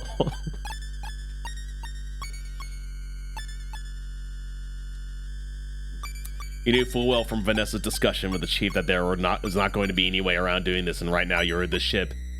Cassie's only hope. As much as you hated the thought of it, you pushed back against the fear that had been rising up inside of you. Taking a deep breath, you resigned yourself to what you had to do.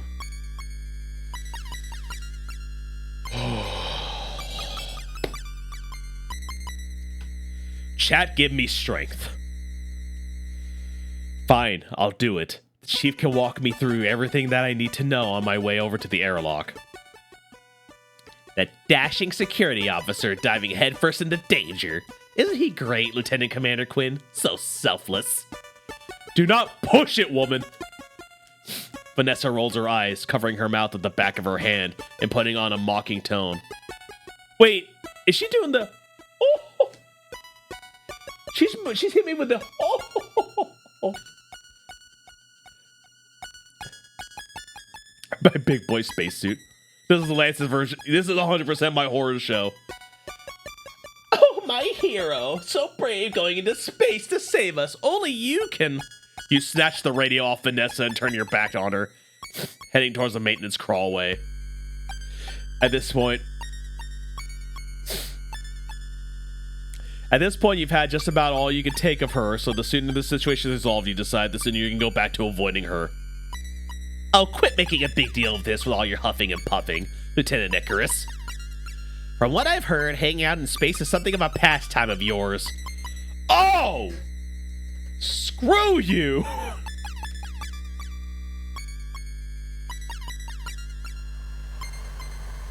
She's making reference to the fact that our character's backstory is that we were going to be part of the definitive battle for space, essentially. But our mech got stuck on the joint lock that was hanging outside of the ship and never joined our crew. And never got to join our force, which got basically decimated by an ambush. So she's making fun of our past trauma at the same time. Lance Icarus was ejected. Oh, Lord. With that comment, you feel like your heart's dropped out of your chest. You quickly spin back to face Vanessa. Lieutenant? Reining in the flash of anger you just felt, you silently shake your head as you turn back around and grab a hold of the first rung of the crawlway's ladder. Chief, I'm on my way to the airlock now. Walk me through what I need to know. Oh. If I get access to your room, Vanessa, there is going to be... I'm just going to cover the floor with Legos. And I'm going to make sure it's when you're asleep, so you don't have shoes on. You're just going to have to walk through the whole thing to get to anywhere in your freaking bunk. I'm going to laugh. I'm going to laugh! I'm on my way to the airlock. Tell me what I need to know. Wait! With one hand still on the ladder's rung, you pause and turn around. Yes, Lieutenant Lord? You just about managed to ask through gritted teeth. Oh! That's like the third time the game's predicted my action. This character really is me. Gravity generator. No, hybrid. Cover the room with Legos and turn the gravity up. How about 2 times gravity when you have to step on Legos? How's that gonna feel? Take that! Don't you think you're forgetting something? God, she's petty as hell. It's a little hot, I'm not gonna lie. But she's so damn petty and I want to eject her through an airlock. Doing your best to suppress the urge to scream that you can feel building inside your chest, you pause for a moment and stare at Lieutenant Lord, trying to puzzle out what kind of mind game she's playing. Hey, Geen, don't... Lieutenant Lord, if there's... Before you're finished, Vanessa rolls her eyes and turns on her heels, walking back over to Cassandra and squatting down. You almost yell out when Vanessa lays her hand on Cassie's hip, but you stop when you see her withdraw a key card from Cassie's skirt pocket. Holding it between her thumb and forefinger with the floor, she waves it at you as she stands up and walks back over to you. The central computer can only be accessed by the captain or member of operations. Good luck getting in there without this. Vanessa casually tosses you the card, which you grab out of thin air. No, you don't understand. I'm talking like it's like 5% hot, 95% eject out airlock. All right, like we are very much over there, but there's like a twinge. All right, there's a twinge, twinging. It's twingy up in here. You turn the card over in your hand a few times before pocketing it. But the chief said that the PST used its battery power to open. I can see what you and her see in each other. As if hooking a battery up to a door would get you around the ship's security systems. You're still going to need to have the right authority levels to get through. No, 99.999. I'm not 100% airlock. It's me like wood. Okay, look. The problem with Vanessa is that she looks a little like you. That's the problem I have, baby. Honestly. At this point, your jaw is clenched so hard that it feels like your teeth may crack. The knife ducts come out. It feels like your teeth may crack at any second, but with the cold chill with the ladder rung reminding you just how dire the situation is, getting you turned back around. Thank you, Lieutenant. You just about manage. Still there, Chief? I'm heading to the airlock now. Okay. Alright, give me 1 second.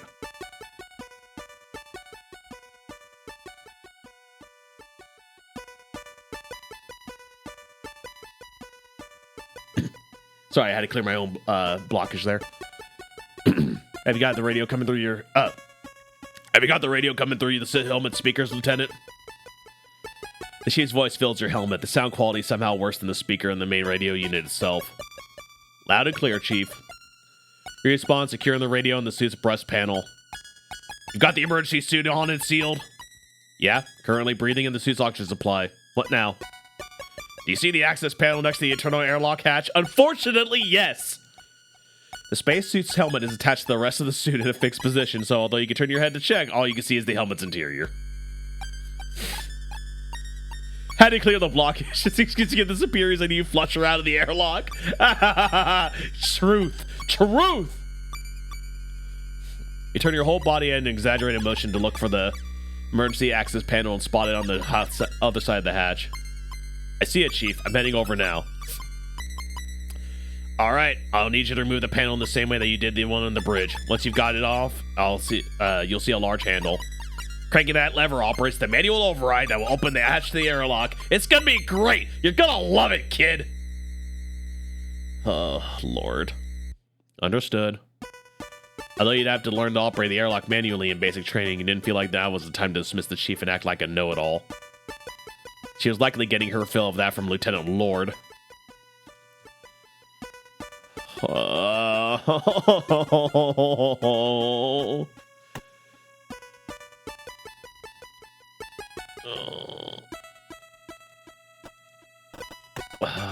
Use in between his edge and the surrounding wall is made a lot harder by the thick material of your suit. A few attempts to find it, the tip of your gloves catch the recess. You can squeeze. The panel. Oh, I can see the lever. I can see the lever. The panel falls away from the wall, and you can take hold of it, placing it to the side. Underneath is a long handle marked emergency use only. Oh. All right, that's the access panel out of the way. I can see the handle. Good. Now you're going to want to turn it anti-clockwise and keep going until the last hatch is open. Understood. Oh, it's gonna make me do it. No. Placing your left hand at the bottom of the handle and your right hand at the top, you apply as much force as you can to push it clockwise. Your initial heat barely moves it despite your effort. Come on. You grip the handle again and place your entire body weight behind your effort to shift it. This time it moves more noticeably, but when you look at the airlock hatch, it doesn't appear to have opened at all. With another grunt, you push the lever with the full 90 degrees, allowing it to return to its neutral position. Although it still resists you, you're able to feel the ratchet mechanism begin to move. Nothings. You push the handle 90 degrees again before letting it reset. Ever. You adjust your grip and push the handle again. Easy! You complain to your gritted teeth as you feel the mechanism slowly but surely moving a little bit at a time. As you carry on this process of straining against the mechanism, you complete crank after crank. You hear the mechanism of the airlock groan and strain with each turn. Eventually, something gives and the mechanism and the airlock uncouple, releasing their locks and the whole thing slides open. Oh. I mean, the door opening animation's cool. Oh. If you feel the sweat on your brow and curse that you'd put the suit on beforehand, preventing you from wiping it off. Okay, Chief, I'm heading into the airlock chamber. What's next? You'll see a similar panel on the other side of the end of the hatch. Same deal, but in reverse. Makes sense, okay. Once inside the airlock chamber, you spot an identical access panel and quickly get to work. Fortunately, it's just as hard to close the hatch as it was to open it. Tier hatch closed, now what? You try to keep your breathing under control as you inside the hormone begins to heat up, reminding you of another reason why you've never been fond of them. Great, this sucks too. What you're going to need to do next will be vent the air in the chamber and then open the exterior hatch. To start with, Chief walks you through step by step through the process so required. Although you remember most of this from your training, you're thankful for the help as a few parts that slip your mind. You carry on following the Chief's orders until, with one final monumental heave, you get the external hatch open. You step away from the lever and head out over the opening. Seeing the stars in front of you, rather than through a terminal view screen, fills you with the familiar dread you felt on the bridge. Ha! All right, Chief, I'm heading out. Pressing firmly on the switch on the suit's breastplate, you hear a momentary high-pitched whine as the soles of your boots are drawn towards the airlock floor. With the electromagnetics now active, each step is an effort, but at least you know you won't go hurtling into space. Ha! Great! Great! Everybody, we're not gonna die, maybe.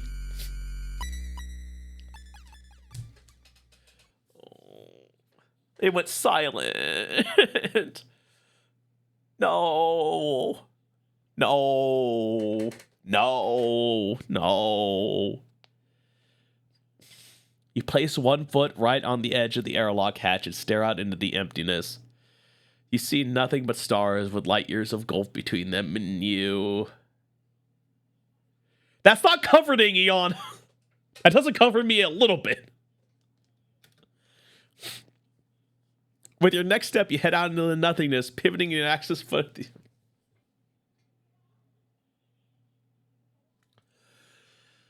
Pivoting the axis of your foot at the edge of the airlock. The step that you took into space brings your foot back down to the Gundog's exterior hole. Even though the ship had fallen silent since its power had been knocked offline, that hadn't been true silence.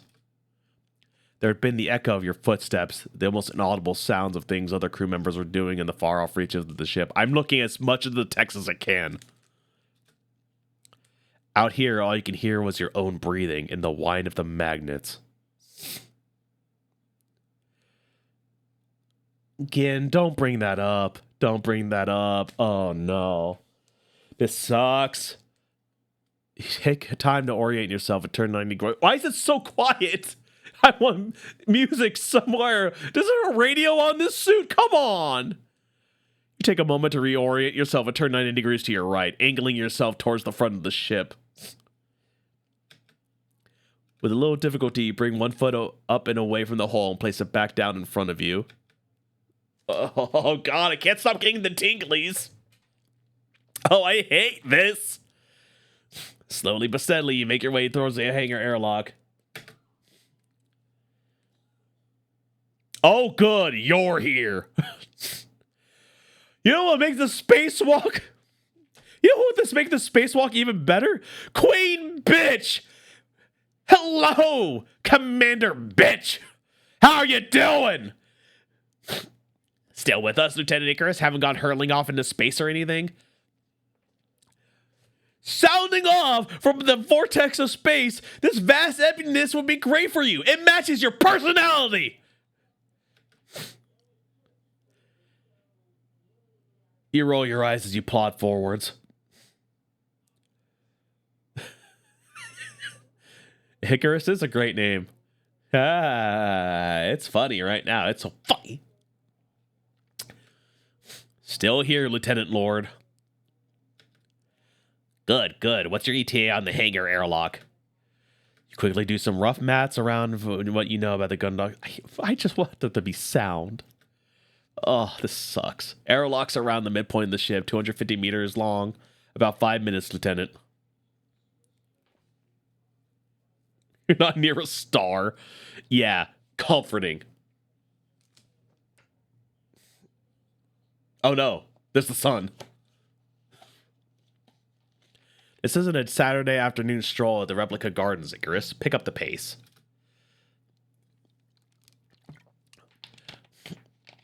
I mean, You are.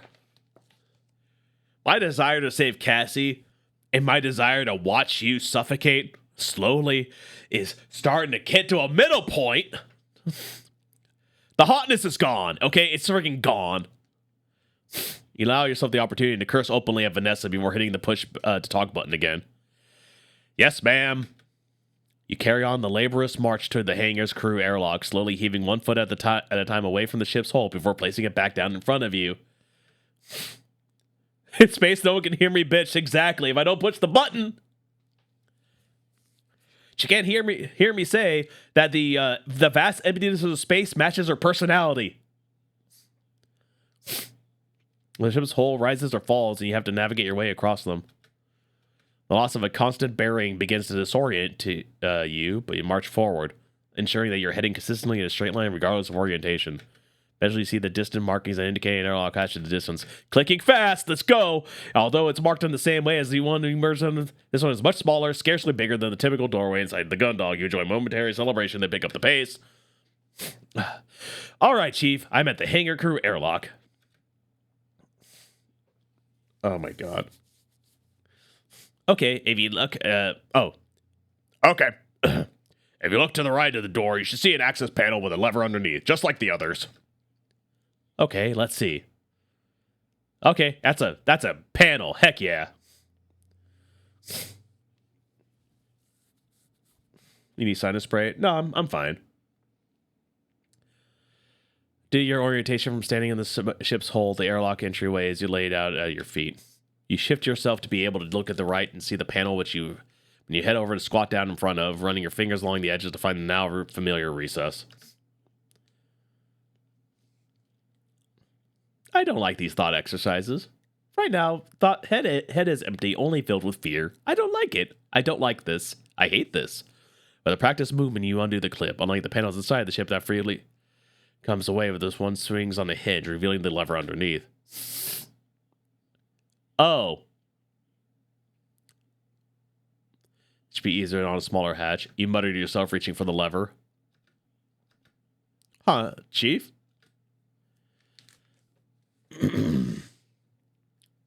What is it? It's the lever. It's, you run your hand a few more times over the lever, which is visible, but inlet of it into the hole, perfectly level with its surroundings, whereas you've been able to remove the panel cover by finding the recess. There was nothing like that here. Making grasping the lever possible. I can't get any purchase on it. It's completely flush with the hole. There's no way to grip it. Chief? Lieutenant Lord? Do you know what the current security code is? Of course I don't. Oh yeah, that'd make you useful, Vanessa. Of course I don't. They're the emergency input codes. Only the captain of the second command knows them. Why? Chief Engineer Cathy's, I asked you a question. There's a moment of radio static before you can hear the chief's sigh through the crackle and distortion. In order to gain entry to an airlock from outside, you need to input the ship's security code into the number pad. It's an analog locking mechanism, but you still need that code. God dang it! God dang it! God dang it! God dang you miserable excuse for a captain! God dang you, Quinn! Absolutely airheaded bit! Hey, watch yourself, Lord! It's the Frank's Red Hot password. Oh yeah, the anniversary. Duh! Oh, shut up, Icarus! Because of your stupid bimbo girlfriend deciding that now's a great time to take a nap, I'm stuck on a dead ship running out of air. Trying to herd you knuckleheads around on stupid, pointless errands. Stow it! I'm not a big fan of this either, right? But right now, we're the best hope this ship's got.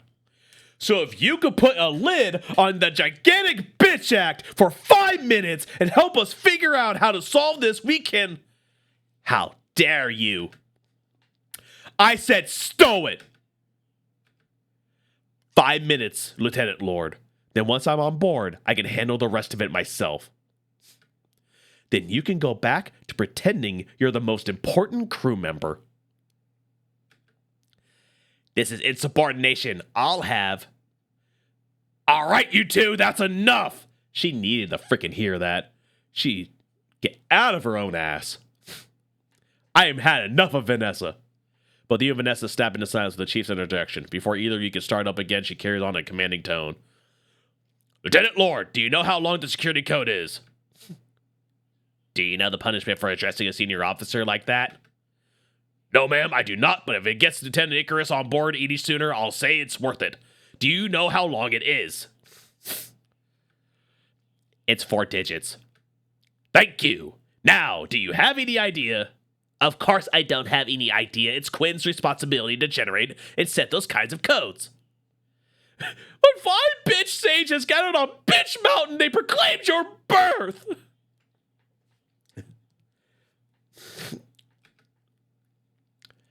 Gotta get back into Castle voice all of a sudden. Oh, by the way, if you ever want access to my quarters, the passcode for the lock is our anniversary. Blah, blah, blah. It's pretty much the same passcode I use for everything. I think I might know it. What? I said I think I might know it. It's... You rack your brain trying to remember the date where you and Cassie first visited the Europe amusement park. 0211. You quickly punch in the 4-digit security code and then hit the enter key. As soon as you do, the lever rises out of its recess. My God, it's the same. It probably is the same password on her luggage. She says that that code is what she uses for everything. It's February 11th. Sorry. Or is it November 2nd? Point is 0211. Ha! Yes! I got a pop-up. It's a date. Remember the ship's access password. You got it, Lieutenant? Yeah. It was 0211 in the case that helps. And how did you know what the security code was? That is sensitive information. You don't want to tell Vanessa the reason you were able to guess the code, but it was yours and Cassie's anniversary, so instead you scramble for a lie. It's, the passcode for Lieutenant Commander Quinn's quarters. I can't believe it. These codes were supposed to be secure. How could she? For the time being, Lieutenant Lord, how about we just focus on the fact that I'm able to get into the hangar?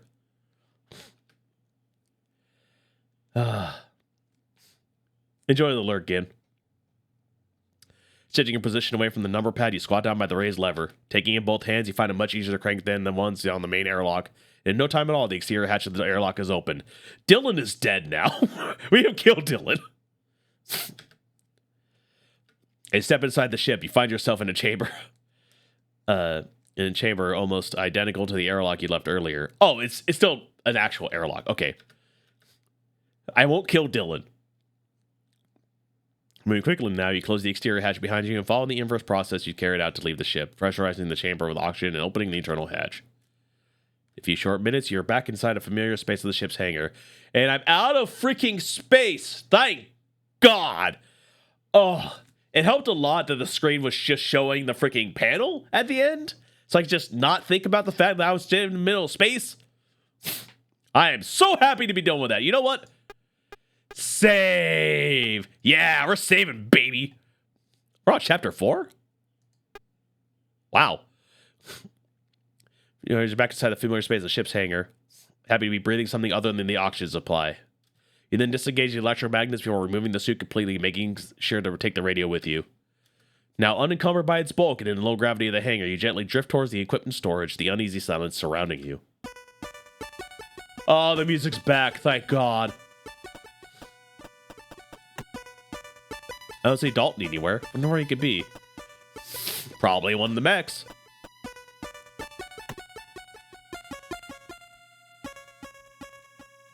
I guess you get looking. I guess use? See, if that PSC is going to be anywhere, I'll be among all the stowed equipment gear, so. Yeah, have a good night, bye. I'm probably... Oh my God, it's after midnight. Jesus. Alright, I'm going to get to a good endpoint here pretty soon here. We'll finish up this chapter. Then I'm probably going to stop this, but we're going to continue playing this next week for sure. It's so engaging. I love this game. I've been waiting for this game to release forever. Which, by the way, if you're interested in this game and you'd like to make your own decisions to create your own path through the gun dog,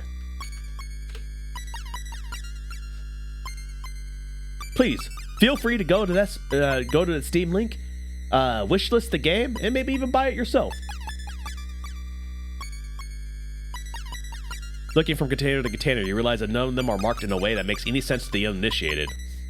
Shaking your head, you reach for the radio to ask the chief where you'd be able to find it. Before you can call her, you hear the rustle of a jumpsuit's fabric behind you moments before waving voice demands. Sister, stop right there! Intruder, identify yourself! You raise your hand slowly, being careful not to make any sudden movements. Dalton had done surprisingly well to get the drop on you, and if he was under the impression you were the enemy, he should be armed to confront you like this. At ease, Cadet. It's me, Lieutenant Icarus. Oh, Lieutenant! I'm sorry, I thought that... Turning around slowly, your hand still raised, you smile. Don't worry about it. You did good to sneak up on me like that. If I was the enemy... Pausing mid-sentence, you sigh as you realize that Dalton isn't actually holding a firearm. Cadet, where's your weapon? Sir? If I had been the enemy, what were you planning on making me do without a weapon for encouragement? Dalton pauses briefly, and you see realization flash in his eyes. Sorry, I didn't think that. Oh, well, I thought, which is, Ease up, Dalton. When this is all sorted out, we'll go over anti-boarding procedures, okay? Yes, thank you, sir. Although, what exactly is going on, Lieutenant? I was just finishing up something when all the power went out. I haven't been able to get in touch with anyone. Takes you a few minutes, but you quickly fill Dalton in on the events. The emergency suit radios. Why didn't I think of that? The chief's gonna be so mad. She was teaching me suit maintenance just last week. Hey, take it easy, Cadet. No one else on the ship figured it out on their own either. So don't beat yourself up over it. I'm the only smart one. I guess. So don't worry about that. Have a good night, Eon. Yeah, we're definitely wrapping up soon. So don't worry about that. What you need now is find a PST. Do you know where it's kept? I think so. Let me look. With a kick against the container next to him, Dalton propels himself towards a set of smaller crates. Once he arrives, he watches he opens one. Takes the cadet, checking a few different storage trays before he withdraws a device the size of a briefcase. Here we go, Lieutenant. This is what you're after. You got a portable subterminal. This is a portable subterminal. That's what the screen said, didn't it? Take the detective device from Dalton and turn it over a few times to investigate different angles. The exterior is a largely one-off white plastic shell with a handle attached, allowing you to carry it like a briefcase. One visible seam that runs through around the entire casing has two conspicuous clasps that you release, causing part of the device to fold out, revealing a keyboard alongside various screens, buttons, disk drives, and withdrawal cables. It's just a portable PC. Alright, Cadet, can you give me the quick rundown of how to use this? Yes, sir. I guess the entry to the thoroughfare would be a good place to try it out. Sounds better than going through another walk outside the ship. Let's frickin' go. Two of you make your way to the hangar up the flight of stairs that lead to the... You knew where this thing was and you didn't think to use it? Dalton! You these have double doors. Okay, sir. First you need to take the cable from the PST connected to the other side of the terminal next to whichever door you want to open. After that, turn the device on. If you do that now, I'll show you the rest of it is active. Now, instructions to yield by the terminal and withdraw the cable from the device. It's awkward in the darkness, but you eventually connect the cable to the port at the bottom of the terminal. Once you got it connected, you can use it the same way you would in a normal terminal. Just select the right function from the menu and insert your key card into the slot when you request to. Give it a try. Alright, key card. Override open function is the on device, insert your key card. I expected, although slightly slower than you like, the door opens, allowing access to the four-side thoroughfare. Great work, Cadet! All I need to do now is get this to the captain's quarters and then into engineering. We'll have the gun dog back up and running in no time. Ah! You okay there, Cadet? Yeah, I just forgot that you had to get the codes for the captain's quarters. Isn't that against the rules or air subordination or something? I thought it was just forbidden to go to the captain's quarters unless explicitly instructed for duty. He sighs, Dalton shakily removes the cable from the terminal on the side and closes the lid on the PST. Technically, yes, but right now the choice is insubordination or we all suffocate in the vacuum of space. Ah! But don't worry about it. I'm sure the captain will understand why we had to do it. Besides, I've always wanted to see what their quarters look like, so I'd say it's worth it, right? Come on, Dalton. Let's go break military rules together. Hey, I guess. Place a hand on Dalton's shoulder and take the terminal from him. Anyway, you take it easy here. Try to raise the chief on the radio, see if she's got anything for you to do. I've got to get moving. Yes, sir. With that, you give Dalton a casual salute, and in return, he throws a rigid, formal salute back at you. Smiling to yourself, you head through the now open double doors into the thoroughfare. Alright. So what I'm going to do is, now that I have the PST and I have a clear path, and I'm out of space, I think I'm going to go ahead and call it a night. We'll save it right here, because I get the feeling we're about to hit something big, and I don't want to do that when people are already starting to leave and go to bed and stuff like that. And frankly, it's getting late for me too, and I really want to get whatever stuffiness I have done. So we're gonna go ahead and start wrapping it up. I'm gonna go ahead and put on some other music, because this is unnerving me to hell.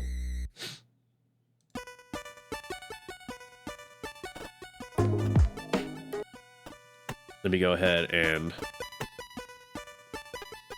yeah, so that's saved. We're gonna quit. That's just gonna take us out.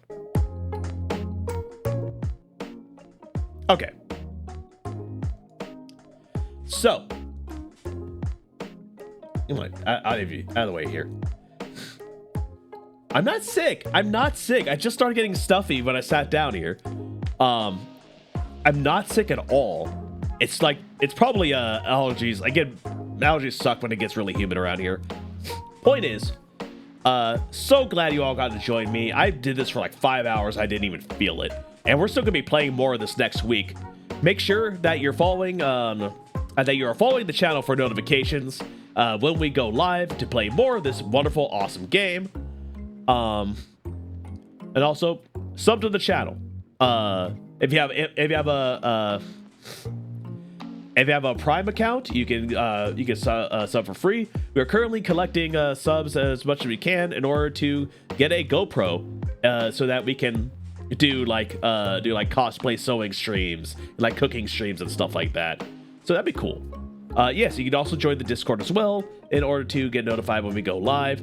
Next week we will be having I know for sure on Thursday, I will be streaming along with D Slushy to do a co-op competitive speedrun race for the new Astrobot level that's going to be dropping on that day. Yeah, so we're going to be competing times where we're going to be sharing tips and tricks about stuff we're finding, stuff we find as we go through the game. Definitely looking forward to it. Astrobot speedrunning is one of my personal things I love to do. And I finally get to share it with you all while also being able to join a very talented streamer in Slushy. So make sure you tune into that. Also, yeah, we'll be doing more Gundog. Well, it was there. But we'll be doing more Gundog next week as well. I don't know if that's going to be like Monday, Tuesday, or Wednesday or anything like that. It'll be earlier in the week for sure. But yeah, we will get to that. And right now, we are going to look for somebody to raid. And I want to see... Let's see. Let's look for somebody in the same category. Is there anybody else streaming?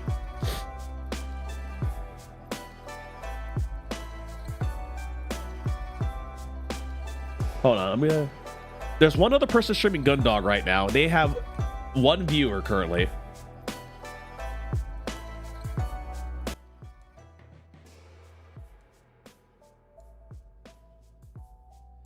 Yeah, it looks like they were right at the part right before the power starts going out.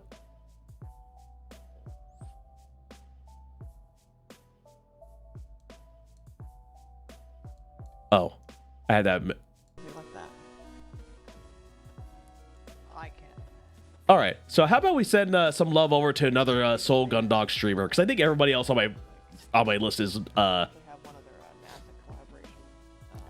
everybody else on my list is probably asleep at this point. So we're gonna get some love to another person streaming Gundog. So Lady Norimon, we're gonna give them some love. Oh yeah, they're just finishing up the task with Dalton for the side quest. They're right about to get to this point. So you can go ahead and continue watching Gundog over there. I'm gonna go get the raid started.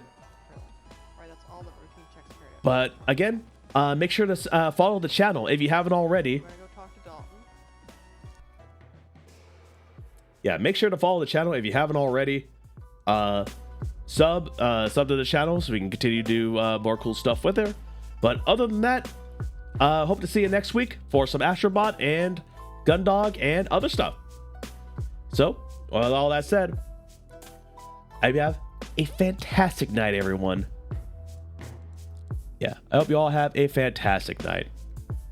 Bye.